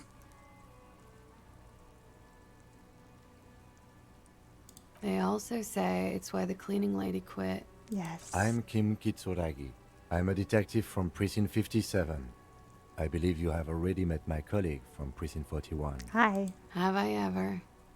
This is the biggest fan of ostentatious orchestrations I have seen in my life. And I have seen a few. Oh yeah. Life gets hard, but we go on. The chorus of the 35 single, megaphoning the entire human race, instills you with the fuck it all swagger that prompts one to plow into grannies on your morning stroll. You ain't seen nothing yet. There's a karaoke station. Imitate the siren. Do, do, do, do, do. The fuck? It's gotten pretty hard in the meantime, but I go on. I can see that. Yay!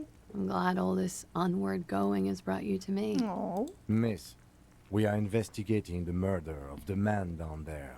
The people who put him there have asked us to talk to you. Huh. I see. She takes a pensive drag of her menthol cigarette. Be careful. Ask something else first. When you go there, use words like, I hear you have been through something difficult. I assume you're gonna.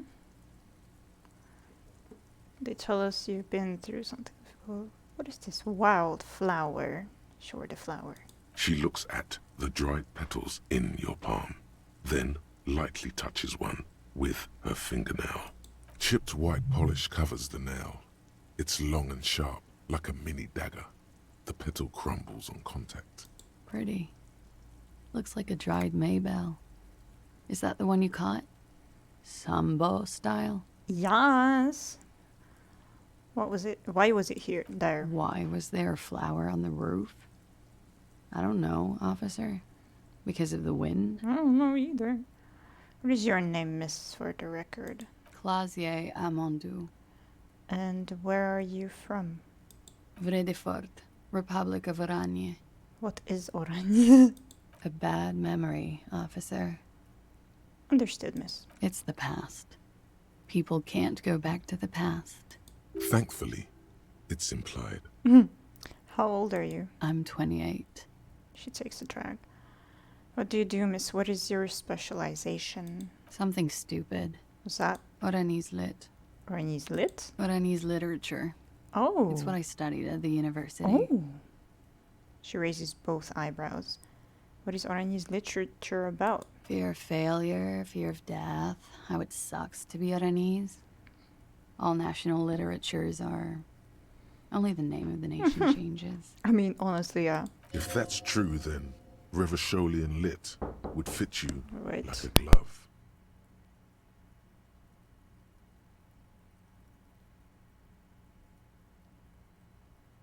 Nothing. I do nothing with it. It's not very cool, but what can you do?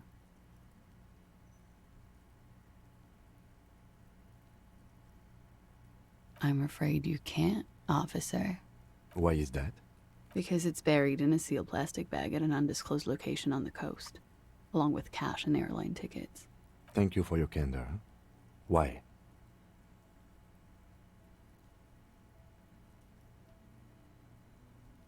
They say so in your tourist brochure. Keep travel documents away from your person when west of the river.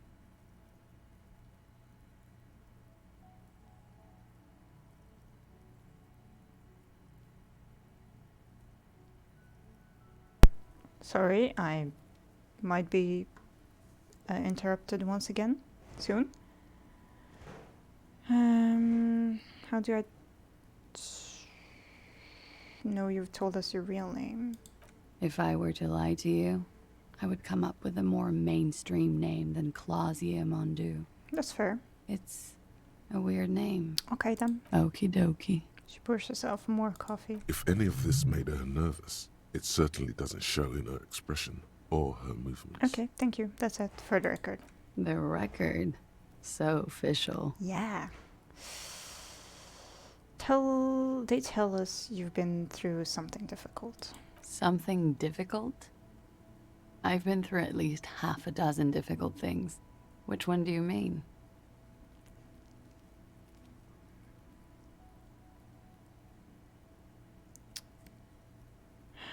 Were you sexually assaulted, miss?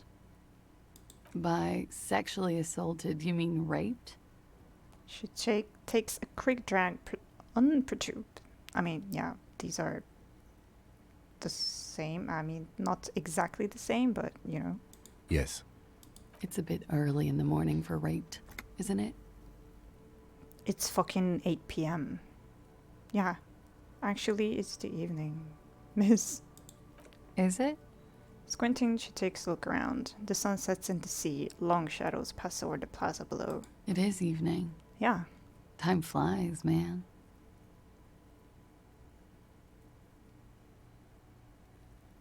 So, were you? Yeah. I'm gonna go with not raped. I don't want to say that shit about him. By him, she must mean the victim. Tell them it's not my style. They'll have to, you know, if they want to jazz up the charges, they'll have to get someone more, rapeable. What? By they, she means the Hardy Boys. Are you saying that you were asked to tell us you were assaulted? Not explicitly, but I understood what they meant. It wouldn't hurt to spice things up a bit. Some assault and battery. Sexual assault, maybe. It was clear the latter would be spicier. Are you sure? What did happen between you and the victim? We partied. Right, I heard that before. What kind of partying? The kind I do? With all due respect, sir, I think we partied a little harder than that. No one parties harder than me. Harder than this? I didn't know it was physically possible. Oh, it is. You're still alive. Touché. What did you do when you partied? We drank, sir. A lot. For weeks, basically. We had that effect on each other. We made each other drink harder. That's why I liked him. What else? Stimulants. Speed also has that effect, making you drink harder. And then drinking harder makes you do more speed. It's quite the combination. We also had sex. Were feelings involved? A little. The drugs were good enough, and we did enough of them. How did you two meet? The lieutenant's voice is quiet, calm. Downstairs, at the bar. He was on some sort of assignment. A military man, as you probably know. Had a cool, scary scar. When was this? A month ago? Something like that. Titus asked you to spice things up for us? Pretty much. She cradles her coffee cup in both hands. Warming them. It must have been hard for you seeing him there. Oh, yes. I've had a great view. From the roof, out of the bathroom window, in my dreams. A bitter cringe. It hurts. You look to the lieutenant. He takes a small step closer. You called us, the RCM. Yes. Jackpot. What? The call reporting the hanging? That was you? I made it. And I would appreciate it if you didn't tell everyone. Okay. In Martinez, they call it snitching. Reporting crimes is confidential in Ravachol, miss. The caller's voice was disguised. I didn't exactly disguise it. I just muffled the mic and nicked the landline a little. Nicked it? How? With nail clippers. And I diverted some radio fuzz into it. Into the cold wire. So, she's Scott's mystery foam cutter. And in the process, you broke the landline downstairs. Did I? Oh. Fuck. Oh. I didn't mean to. I had no idea what I was doing. Why go through all the trouble? I don't know, sir. It was stupid. Oh. I was drunk, too. I was probably afraid the union was listening in. Locals say they have ears in the wires. Thank you for making the call, miss. It was the right thing to do. Yes. I didn't want to, sir. But if I hadn't, he'd still be hanging there. What did they hang him for if not rape? He had something to do with the strike. One has been roiling since I got here. Rotten timing. But you probably know all about it. And his role in this strike was what? I think he was in a security detail.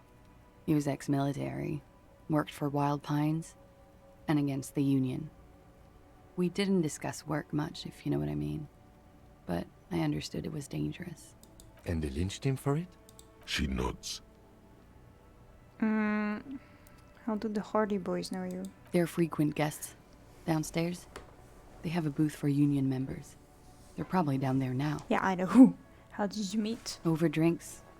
It's been a long, boring winter. Did you party? A little, yeah. Like you partied with the deceased? No, not as hard. I'm sorry to have to ask this, but have you had a physical relationship with any of the Hardy Boys? I have. Which one? Which ones, sir? I don't remember precisely. Titus, obviously. But as I said, it's been a long winter. Are you sure you weren't raped? I'm 89% sure. Does it mean you're 11% not sure? You know how it is. Do you? Actually, I don't. Maybe you don't. The Ashland's wearing a jumpsuit. She brushes it off. There are numerous cigarette burns on those silvery scales. Easy to see now that you're closer. In conclusion, officer, I'm gonna go with a mild to medium not raped here.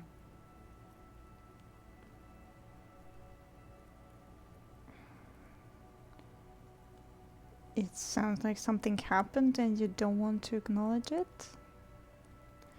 I don't know, no one deserves to be raped. I'm sure there is one person in the world who does. I mean, there are so many people. But let me make this clear. The man who was hanged from that tree did not rape me. Okay. The wording, the verbal eye roll. She's almost disgusted with the platitude you served up. What can you tell me about him? Name, eyes, age? I'm sorry, I can't do it. Not right now. Later, maybe. Okay. I keep seeing him. Like he is now. I can't talk about his... I don't know. Hair. Another puff, more nervous. I know it's difficult, miss. We can return to it later. Yeah. She meant she sees him in her dreams. Let's not say anything about that. You pissed it all away. All of it. Elysium. Thank you for telling us all of this, miss. She breathes a silvery sigh of relief and weariness. The air on the roof feels humid. Should we head by downstairs, officer? We may have things to discuss there. Yes. As he says so, you feel the young woman looking at you and get a feeling you can't quite put your finger on. A suspicion? I had something else before we go? A little thing? She nods. Silvery cigarette fumes disappear into her mouth. Nice room you've got here. Yeah. It's pretty deluxe. What are you doing here in the whirling your rags? I'm wintering. Okay. How long have you been staying here? About 4 months. I came in November. Why here? Here in the Whirling, here in Martinez, or here in Revachol? Here in the whirling. Because it's the funkiest building in Martinez. And because all the other buildings are bombed to hell. Quite a collection. I do not... The window is new. It is. She moves slightly to your left to check her reflection in it. The lieutenant makes a note in his notebook. I'm not sure I should ask her this because we were not supposed to be snooping around there, so I have other questions for you. Okay. Watching herself reflected in the bedroom window, tall and sparkling and draped in smoke. Okay, let's try this. She looks back.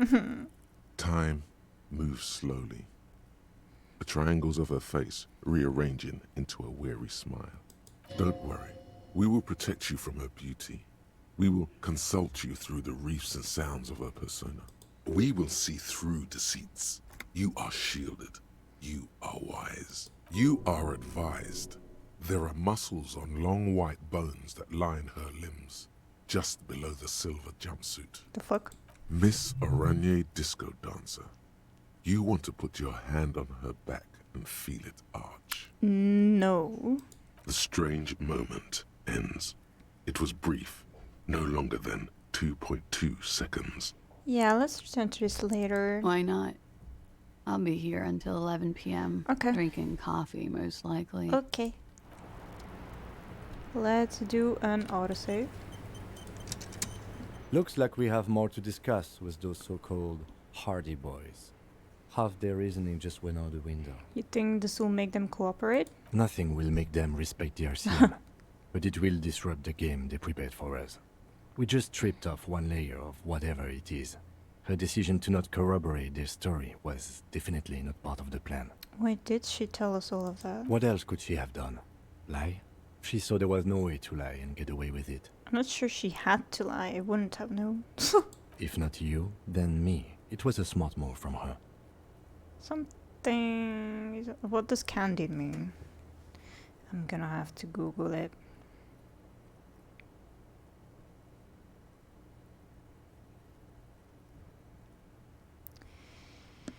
Candid. Okay. Yeah, she does seem candid. You think so? Like honest, Being candid is basically. the best way to lie. The appearance of candor with some facts thrown in draws attention away from whatever one chooses to omit. She may be trying to control the pace of the investigation. Anyway, we should move. I suspect our inquiries will bring us back here soon enough. Yeah.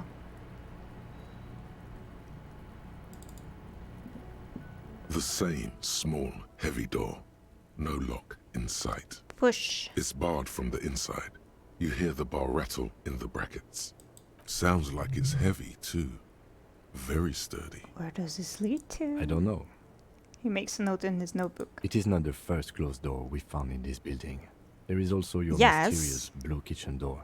Do you think it's important? I don't know. The further we get, the more this building seems to be tied to the case. The vigilantes, the cadaver, and a number of people connected to the case are in or around this building. This door is part of it. It's not unimportant. Let's try to kick the door in. Fuck.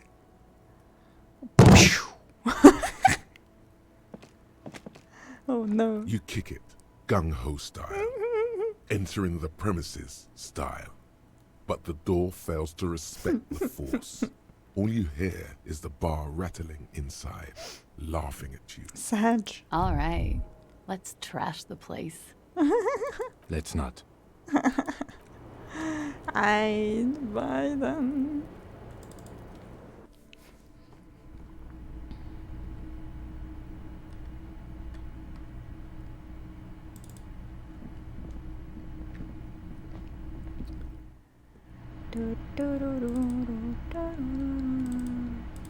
Can you like go outside? Thanks. Yes, and close the door behind you. Good.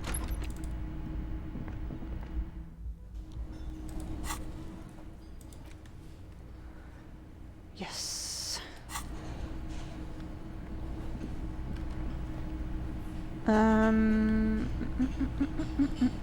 I only have 20 minutes, so I think I'll go to the guy.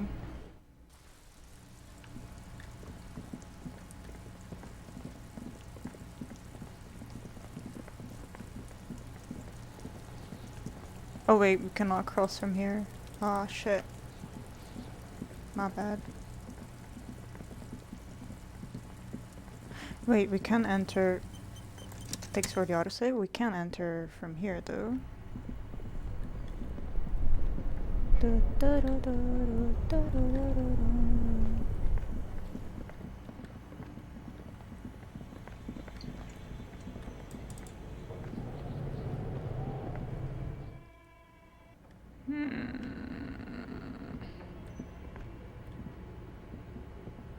Wait, am I not allowed to move around?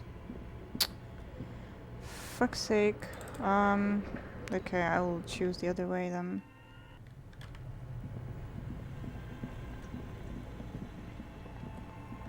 The other way around.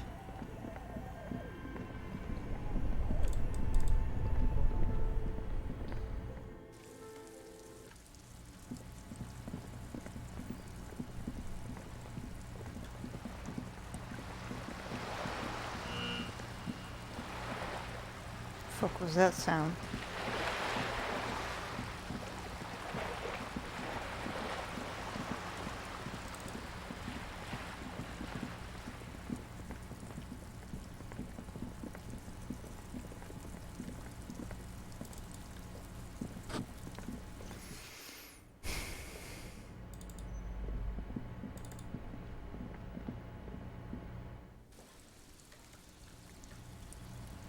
Oh. Curtains shift just a little. Someone is watching from within.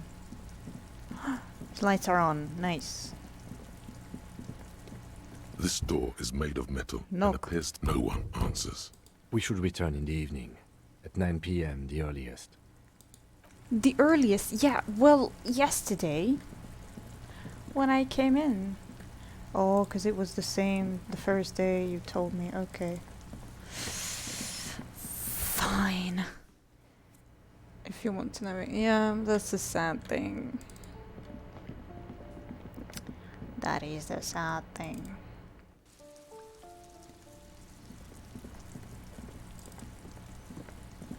Trying to sneak up on me. Wait, can we talk to Kuno from here? No. Oops. Sorry.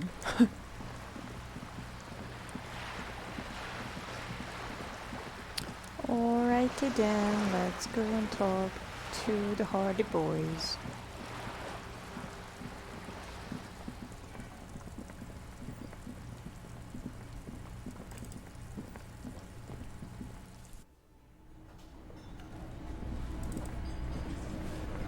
It's you again. What is it?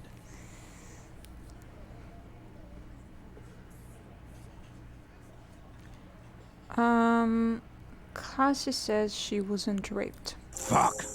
I knew that fucking whore couldn't be trusted. Wow. For the record, Titus Hardy did not explicitly specify the victim as a whore, nor did he say anything about trusting her.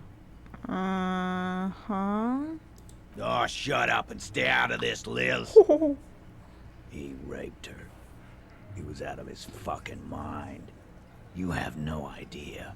She's just in denial, asshole. You don't understand the traumatic experience. She's shutting down. And she doesn't fucking trust you. Yeah, she's crazy, you know. Wow. A crazy bitch. You know the type. She's fucked up. This is a diversion. Stay on track.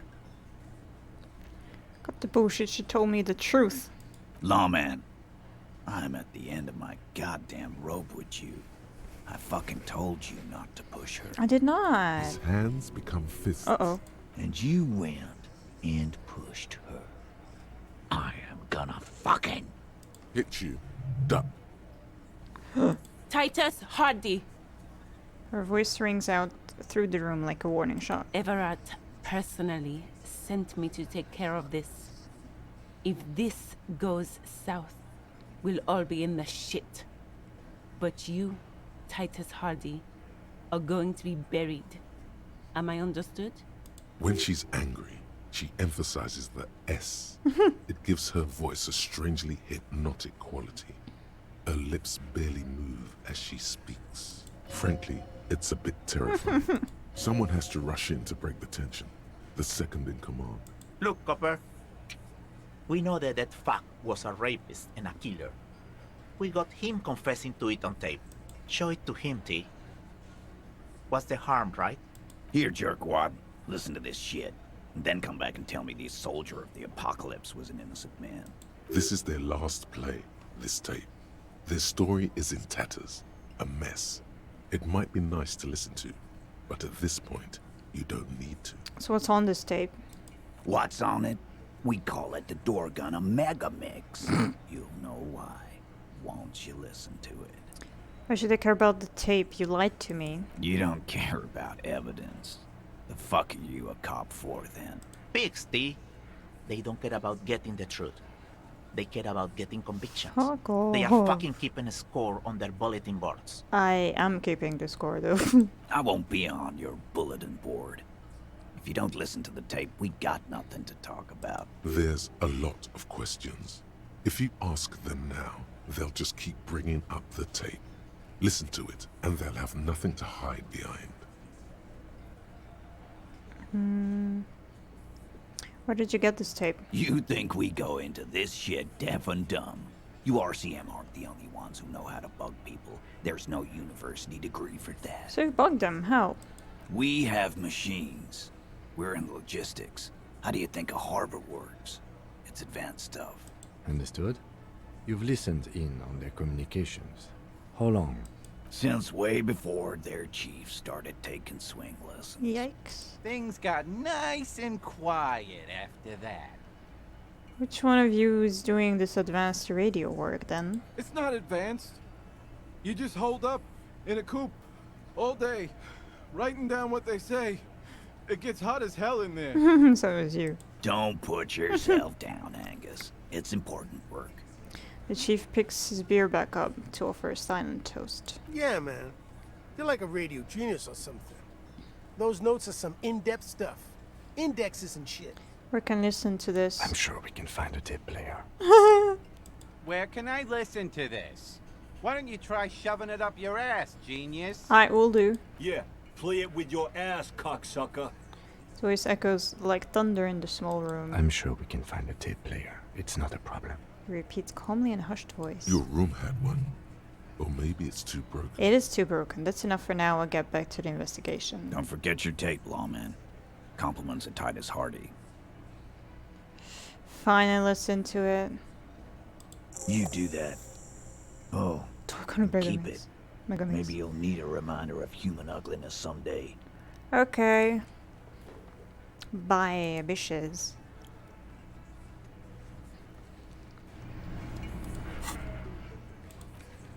Okay. You stare at the great door gunner Megamix. If only you had a boombox, Yeah. you would be able to play Titus's tape. The tape feels ominous. Upon it, the dead speak. Respect the tape. Okay. I'm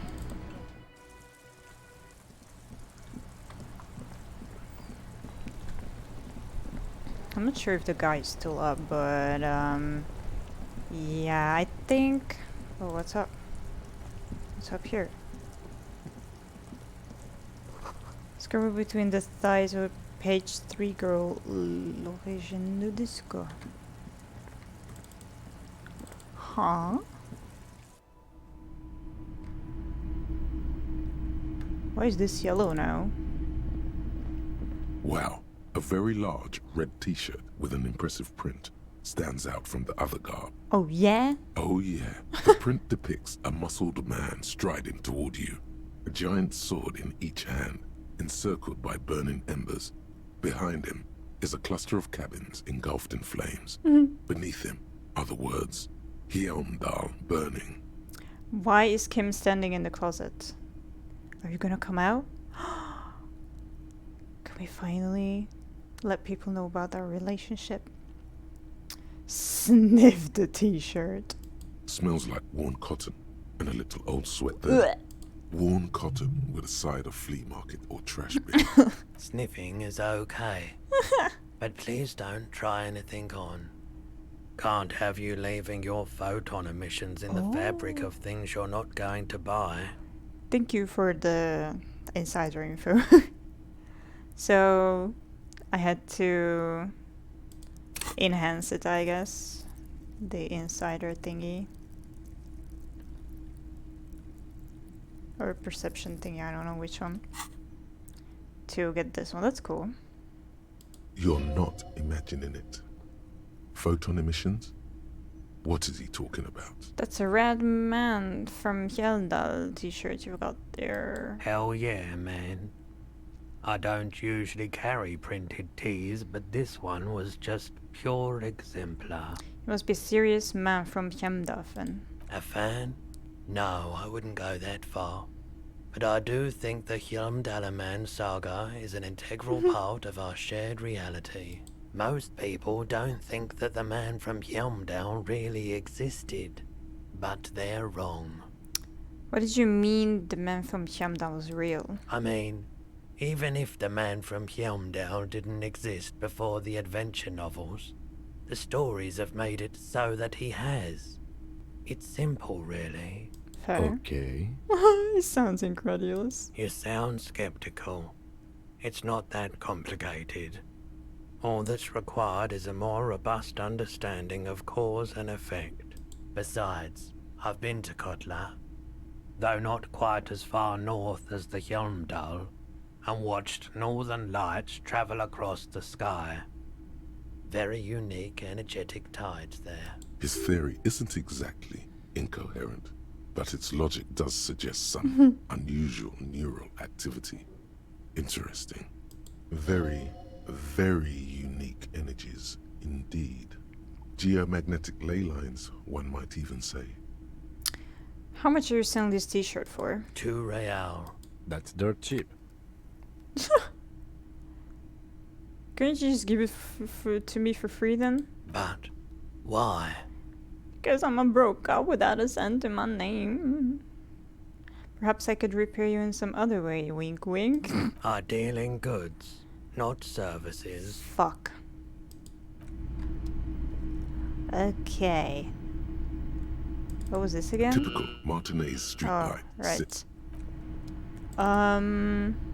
The boomboxes wait on the shelves, and your boombox, that gold and amber Harmon Waushi, stares at you longingly with its tape reel eyes. Can I just play a tape on one of the boomboxes real quick? Sorry, man. I can't be giving out freebies. Never have, won't now. Can I get a discount on his boombox? A police discount? A discount? I do have to keep the lights on, man. It's 12 real. Remember, he doesn't like music. He likes sounds. The Door Gunner Megamix is his type of tape. Certainly, he'd give you a discount if he knew you'd play something so experimental. I'm not just doing any police work. I've got the Door Gunner Megamix here. An era-defining work. Let's do 4 real. 4 real is offensively low. But just this once.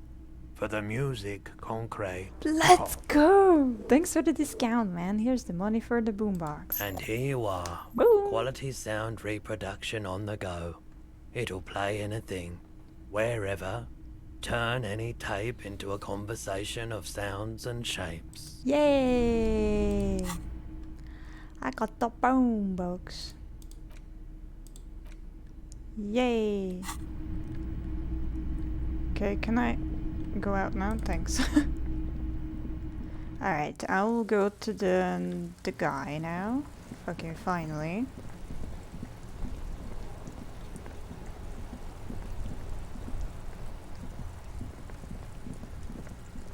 Still have to pay your room though. Yeah, I know. I have paid it for today. So I only have to pay it for tomorrow next. That should be fine.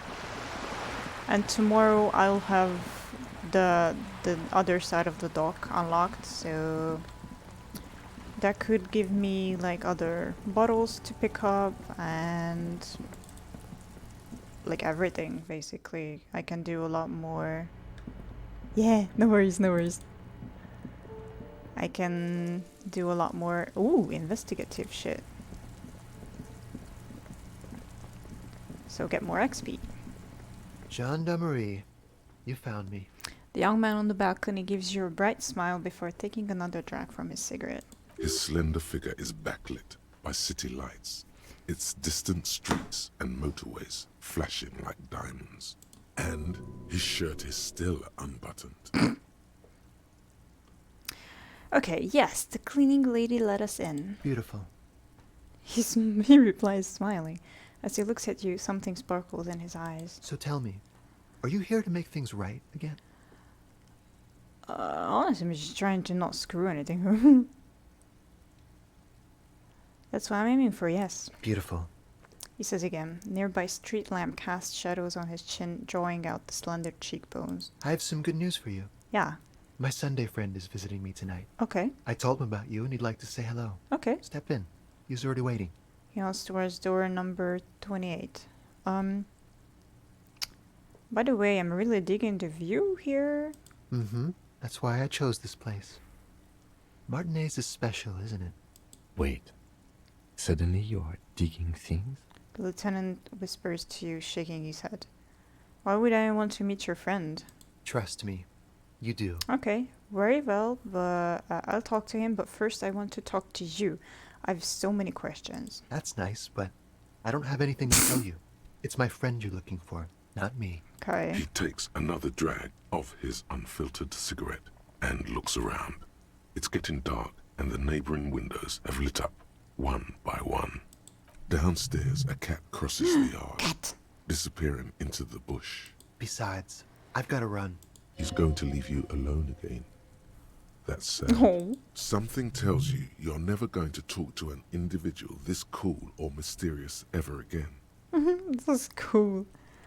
I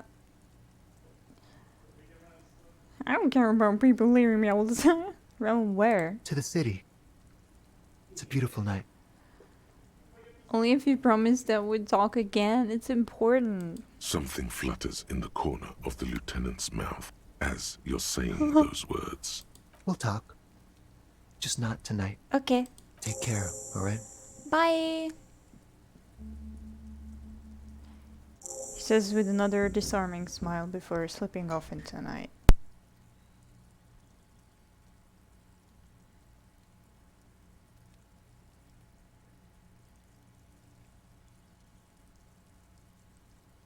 And he's gone again.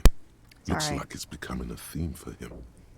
He's always leaving. Why is he always leaving again?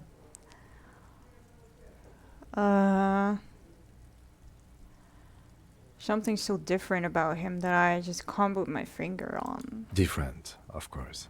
His shirt. Why? There's something so mysterious about the way he talks and moves. Sounds like him. Something so mysterious about the way he talks. The lieutenant squints his eyes, trying to hold back laughter. Very mysterious. Very. He's barely holding it together. It's all he can do to keep from bursting out in laughter. I would love to hear him laughter. Come on, detective. Let's go. We've got a potential witness to interview. His Sunday friend, remember? He nods at the apartment door before you. Oh, damn it. Wait, what? He won't be there later. Ooh. Okay, can I just do this? Let's do this.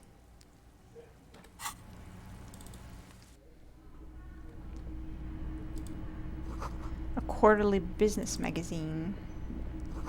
An empty ashtray. Dishes soaked up in a pot. Flyers for underground parties. Dates for open lectures at the local university. Oh. Ooh, what can I pick up from here? Yes. Yes. Yes! Ah! Let's fucking go. This exquisite canopy bed made of metal. Buckets of paint. Ooh, on a layer of old newspapers. But why? Because it looks cool. Old photo of this is the same apartment dated year 01. Expensive men's perfume lingers in the air. Yes. Yes. Yes.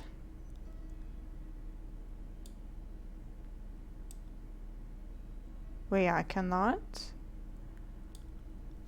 Oh. Hello, hello, hello. Yeah, let's do this. Now that robe is cool, it is.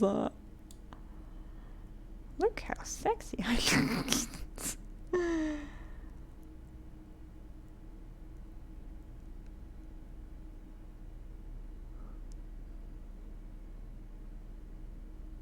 Okay. Hi. You have acquired the hat. Yes! Keep it, officer. It looks good on you. Thank you. His hands are clean and well manicured. This is a man who knows the importance of appearances. My name is Charles Vildrouin, and I am an official with the coalition government. Oui, oui. I work for the Institute of Price Stabilité on assignment from Sur-la-Clé. I heard you talking to my friend outside. Very good. Super. I am here to assist you in any way possible. Ask me about the hanging. Okay. Hanging? What a drag. He seems like a cultured gentleman. You should ask him about the finer things. Before we go on, I absolutely have to inquire about this wonderful canopy. Oh, yes. My friend has a great eye for these things. My friend. He refuses to tell me where it came from. It's a mystery. I believe they call this type of frame industrial. It's very comfy. That's really all I can tell you about it. He forms a little rooftop with his fingers. Cold air sweeps it in from the balcony. The lieutenant takes out his notebook and nods to you to proceed. What's an official like you doing in Martinez? The coalition is only looking out for the price stability. The price. Inflation is a killer, like a heart disease blocking the normal circulation of the economy. It must be controlled. The economy impacts the entire international community, which is why it requires international oversight. What is the price stability? It is the most important thing. That doesn't tell me anything. It's the central goal of any sound monetary policy. Maintaining the price stability is essential to maintaining high levels of economic activity, which is essential for maintaining high levels of employment, which is essential for maintaining the social stability. Basically, it makes sure the price of bread doesn't change. Précisément. Too much inflation, bread becomes too expensive. Too much deflation, it becomes too cheap for bakers to produce. That's why the Institute of Price Stabilité works to keep inflation just below 2%. This is fascinating, but I wanted to ask you something But else. not too far below. No. Too below is also bad. Below, but close to 2%. You're not answering my questions at all. The coalition believes in the importance of informing the public about the benefits of the price stability. Transparency is one of our principles. Would you like an informational pamphlet? Sure. A sound monetary policy is essential for addressing uncertainty. Stability is the raison d'être of the moral intern. It's the reason why I identify as a moralist. But oh, I don't have my leaflets on me today. That's too bad. You can always call our information. No. Making information available is part of the moral intern's commitment to I have no fucking idea what you're talking about, and honestly, I'm not interested. So, what are you doing here in this apartment? Well, I'm renovating it. It is an interesting project. The building used to be a 12-story skyscraper before care. the cannons took the top 4 stories off. This, of course, happened when the coalition forces landed here. You could say I'm undoing some of the material damage the international community caused when we arrived here. So you're kind of bureaucrat. Yes. As I said before, I am a commissioner from Sur-la-Clé working for the Institute of Price Stabilité. This is one of the main projects of the Moral Inter. Wait, there isn't actually an Institute of Price Stability, is there? Or maybe there is. God, it's impossible to understand whether someone from the moral intern is joking or not. Well, what is this international community? La communauté internationale is what Revacholians colloquially call the coalition. In other words, the nations that stopped the disaster of the revolution. What do I call the coalition? Your employer, technically speaking. The governing authority of Revachol. The RCM is but one part of this provisional administration. I've heard about this more intern before, but I want to know more. It's the International Organization for Moralists, hence Moralist International. The Institute of Price Stability is just one of its many mind babies, as is the coalition. Ooh, so we're actually working for the moral intern. That doesn't seem so bad. There are more nefarious powers to work for than the moral intern. Turn back to Sunday, friend. Are you a moralist? But of course. Am I a moralist? Well, Do you value freedom? Do you believe in a normal, stable world governed by democratic values? Lieutenant, are you a moralist? Me? You've managed to catch the lieutenant off guard. Oh no. But only for a moment. I'm sorry. He quickly recomposes himself. I'm a lieutenant of the RCM, dedicated to maintaining law and order in Ravachol. That's not what I asked. A very moralist answer. The man nods. Martinez doesn't seem very normal or stable to me. Martinez? No. Martinez is something else. What about the rest of Ravachol? Is it part of the normal world? Ravachol is generally difficult.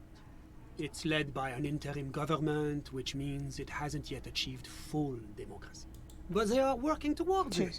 You're all doing very well here, relatively speaking. Gives you an approving nod. It's like every time I'm talking to people, I'm choosing option D. None of the above. Is that moralism?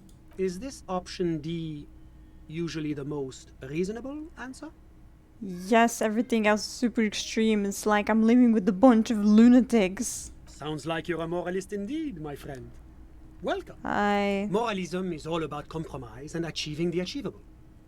It's pragmatic, realistic, and level-headed. An ideology for doers. Are you a doer, my friend? It looks to me like you are. I don't know. Now, enough of this delightful political interlude. Was there anything else you wanted to add? Tell me about Sur le Cliff. What's there to say? Sur-la-Clé is a modern, urbanized country that measures very Use high your on cup the to human serve whoever development is and in freedom power. index. Mostly, though, it's Okay. known as the executive heart of EPIS. Moreover, it is a great sponsor of less emerged countries. Just trying to mumbo jumbo. Ravachol Thanks. is only one of its many darlings whose progress it supports and cherishes. I mean, honestly, when it comes to talk like this, like, not just him, but every single character just confuses the fuck out of me. Because I know nothing about politics. I do nothing about this, anything. And so I just get confused. And I don't like when I'm confused and I don't understand things. So I would just try to skip through as many of these dialogues as possible. I mean, just not registering it in my mind, I guess. Mumbo is lore heavy though. It's okay. Thank you. that makes me a bit more reassured. Darling, that can't be an official designation. Okay, that's nice of them. Oh, yes. Sur-la-Clé is mega benevolent to its darling. I don't care. Whatever you wish, officer. You actually witnessed the lynching. I'm sorry to say I did, officer. Is it because you did it? Okay, no, start from the beginning if you don't mind. Officer, it's very difficult to describe what I saw that night. It was so surreal to me, like in a play. Just describe. He holds out his hands and blossoms his fingers, like a drama teacher setting the scene. What do you mean, like in a play? It was just so strange. I could barely comprehend what was happening. I was on the balcony when it happened, getting some fresh air. I remember that first they came in, carrying what looked like a body. And then I saw all the surrounding windows go dead, one by one. What the fuck? That's when I understood. I should not be seeing this. Sounds like the victim was unconscious, or at least incapacitated. Interesting. Who were they? Can you describe I them? couldn't see their faces well, and there were quite a few of them. But they were very loud and very Martinez. He pauses looking for the right wording. Let's just say that the laboring classes can get rather expressive with their profanity. How many of them were there? I couldn't tell you exactly. Less than 10. Maybe 8? Precisely 8, yes. The lieutenant sends you a sharp look at the mention of that number. Were any of them huge? Like 200 kilograms huge? That's a giant you're describing. No, they were all quite human, as far as I could tell. What happened next? I went back inside. Were you able to see anything from inside? Officer, the yard was pitch black. There was nothing to see. Damn. But I could still hear their voices. They were threatening to kill that poor man. Were they men, women? All men, I presume. But again, I couldn't see very clearly. But we are fairly certain the lady driver was present. The lieutenant flips through his notes. Are you sure at least one of them wasn't a woman? It's possible, officer, but I cannot say with certainty. It was very dark, you must remember. What ethnicity were they? I believe they were mostly white, though I believe I saw 2 Aeropagites among them. And I am quite certain that one spoke with a Mesk accent. What happened next? Well, that's the strangest part, officer. Nothing happened. It was oddly quiet for a public lynching. What do you mean nothing happened? They lynched the guy. Eventually, their shouts died down, and that was all. There were no gunshots, no celebratory shouts, no anything. Why didn't you call the RCM? You're right, of course. That is what one is supposed to do in such circumstances. I was simply in shock. That's fair. I'm afraid I don't have anything else to add. About what time was all this happening, approximately? All I can say is that it was late. You didn't check your watch? My watch? Yes, now I remember. It was 30 minutes past midnight, give or take. So let me get this straight. You didn't actually witness the hanging yourself, did you? No, I didn't see the corpse until the following day. Well, that was a waste of time. Those are all my questions. Thanks for your time. Of course. Anything I can do to assist the RCM. Can you tell me about your friend? Ah, my friend. My friend is a good young man. His family immigrated here from Kedra, and life has not been easy for him. But he understands the importance of education. He has taken his future into his own hands, and that's all that matters. What's Kedra? Kedra is a candidate member of APIS. But, between you and me, their potential membership is a more contentious issue. What do you mean? That it's never going to happen. They entered negotiations in 21, and it's been pending ever since. What's EPIS thing? What's this EPIS thing you keep talking about? EPIS is a very special program developed by the Moral Intern to support certain Occidental nations. It began as a unified system of weights and measures, which proved to be a wild success. Nothing but kilograms and centimeters as far as the eye can see. God, yes. Sweet standardization. The backbone of rationality and commerce. Yeah, looking at you, Americans. It was such a wild success that we expanded it into an economic union for the processing of steel. Another success. And between you and me, the Moral Intern feels emboldened by this success. Emboldened to take EPIS to the next level. It's on the next level. A supranational political alliance. The United States of Occident. Is it going to be like this place here? You mean Revachol? No, it's going to have transparent democracy. Is Revachol going to be part of EPIS? It's one day going to be a candidate member of EPIS, sure. Except that candidate members never become full members. Didn't you say that candidate members never become real members? No. Candidate members do become members. Why do we even have the whole system in place if they don't? It just takes time. Time and evaluation. This is so fucking but boring. We were talking about my friend here, not politics. Yeah. How did you two even become friends? How did any of us become friends? Bad things happening on the Insulindia Peninsula? Oil platforms ablaze in the night? Civil wars lasting for years? Finally, the international community is forced to step in. What are you talking about? No one becomes friends that way. Au contraire. It's how millions of people end up where they are. Meeting the people they meet. It's how I came here, and my friend too. Still haven't told me who he is. Sorry. Who? The man throws a quick glance at his watch. Your friend, the smoker in the balcony. We were just talking about him. But I told you, officer. He's a bright young man here to pursue his education. Education is the foundation of our future, especially the arts. It is a cornerstone of our civilization. Fine, but what's his real name? Officer, you have to understand. I can't give you his personal information. I'm sure you have your own methods and databases, right? Please don't put me in this situation. So all you can tell about him is that he's here to study the arts. He's deeply enmeshed in the study of the fine arts, yes. Okay, which arts? He's a truly free spirit. He likes all Jesus the arts. Christ. Perhaps graphic design, printmaking, who knows? The world is open wide for a talented youth like you. What are you doing in his apartment by yourself? I'm just enjoying the view. The man smiles, nodding to the window. What view? It's dark outside. Listen. He says, raising his hand. A baby is crying in the neighboring apartment. Someone's baby's crying. No, listen. He says again, looking outside. The Insulindian Bay. What about it? This place used to be a luxury accommodation before the revolution. Apartments, of course, were much bigger then. A few walls have been added here and there, leaving some of the tenants without a private bathroom or a kitchen. But the million real view stays. You can't take that away. Okay, I was asking about your friend still. My friend comes and goes. I'm sure you'll see him around. He's a busy bee. A busy bee? What an odd choice of words. I'm all ears. Bye. A moment, officer. What? Do you have everything you need from me? I'm afraid we won't have the chance to speak again once you leave. Well, why can't we talk later? It's against diplomatic best practices for an official in my position to be discussing murders with local militiamen. And I'm pressed for time. After you leave, I should be leaving as well. Okay. That's not the real reason he's so apprehensive.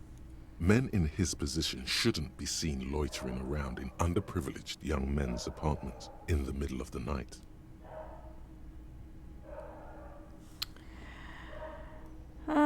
Thanks for the heads up, but my work here is done. Of course. I'm glad I could help.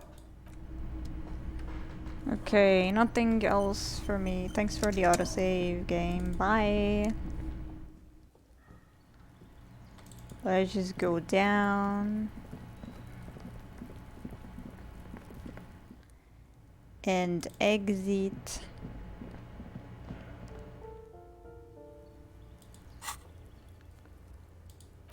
Oh fucking K.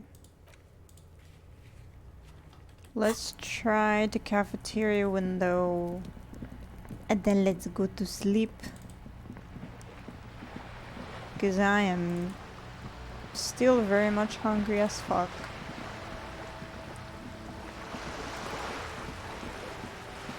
But what?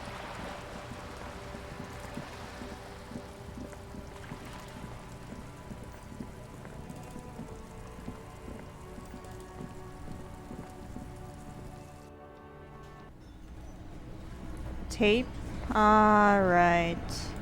Fine. Behind the dock workers, a ceiling height window. Nothing. Fuck. As before. Just black branches. What's this weirdo cop doing now, huh? Window shopping? Shut up. I think he's trying to find dirt on us, in our box. It's what they do, Shanks. Did you know policemen are sometimes called pigs? Wow, no. I hadn't heard that. Yeah, because they like to sniff around in dirt. Tattoo man gives you a look. He's just trying to sound clever. He has no idea what you're looking for, nor do you yourself. No, honestly. There's a little slide panel up there to let some air in. No need to open it in spring. It's still too cold outside. Okay. Let's play the tape then.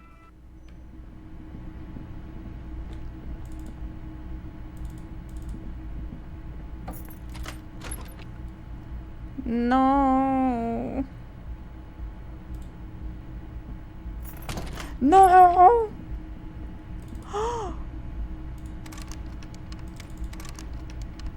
Unacceptable.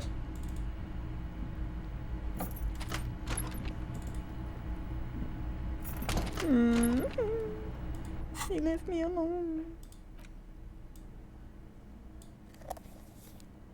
Okay. Now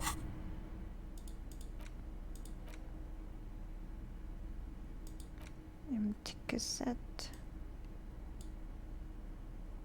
The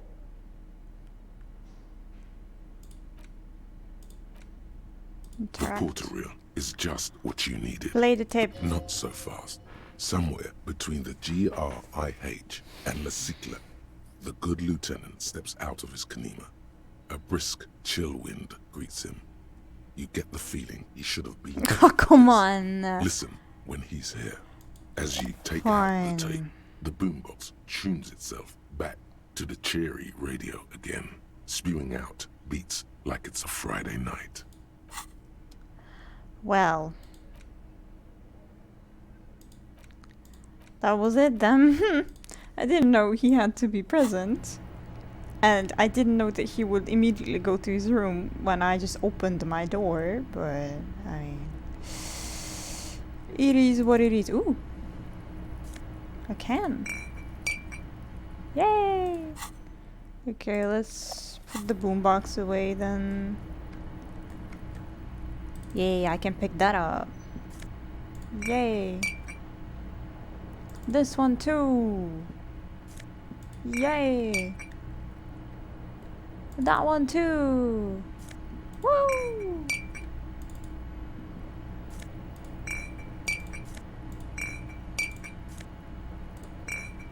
Why can't I put this one away? I do not see any more. Let's come in here. What? Words fail to describe how rank it smells in here. They should have sent a poet.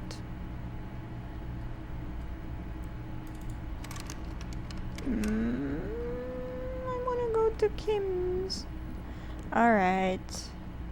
Well, then I think that's it. The bed is still cold from the broken window, and not too inviting. But it's yours. You've earned it. Yes, go to sleep. The bed is still cold from the wind blowing in from the broken window. Yes. The mattress creaks as you close your eyes and try your hardest to fall asleep. Here we are again, my Whoa. broken bud. The waves are coming, carrying you away.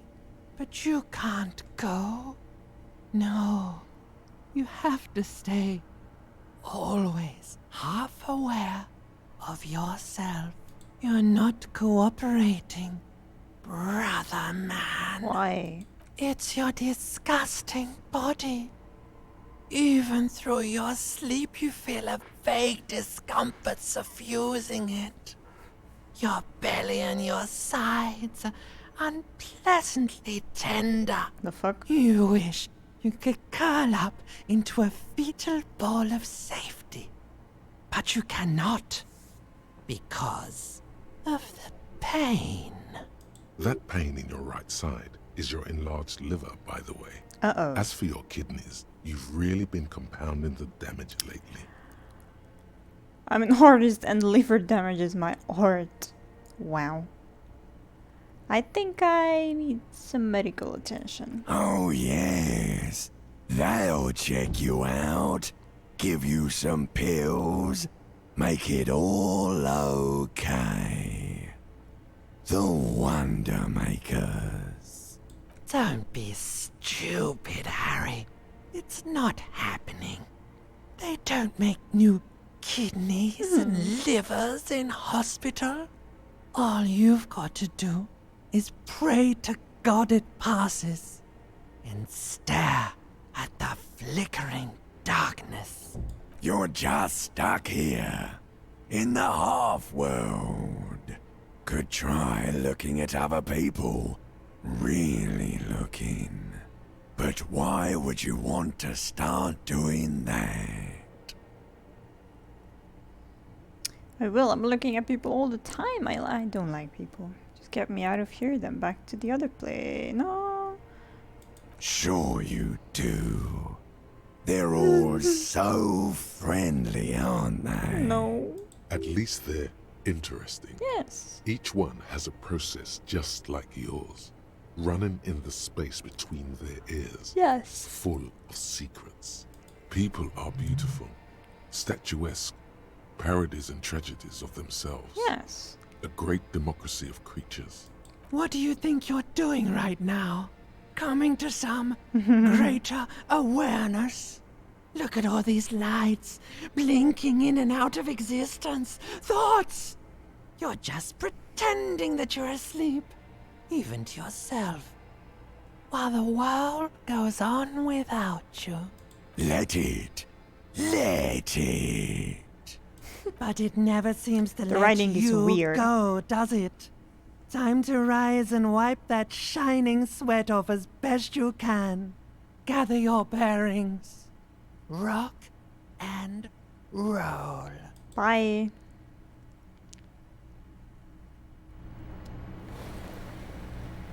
Yay!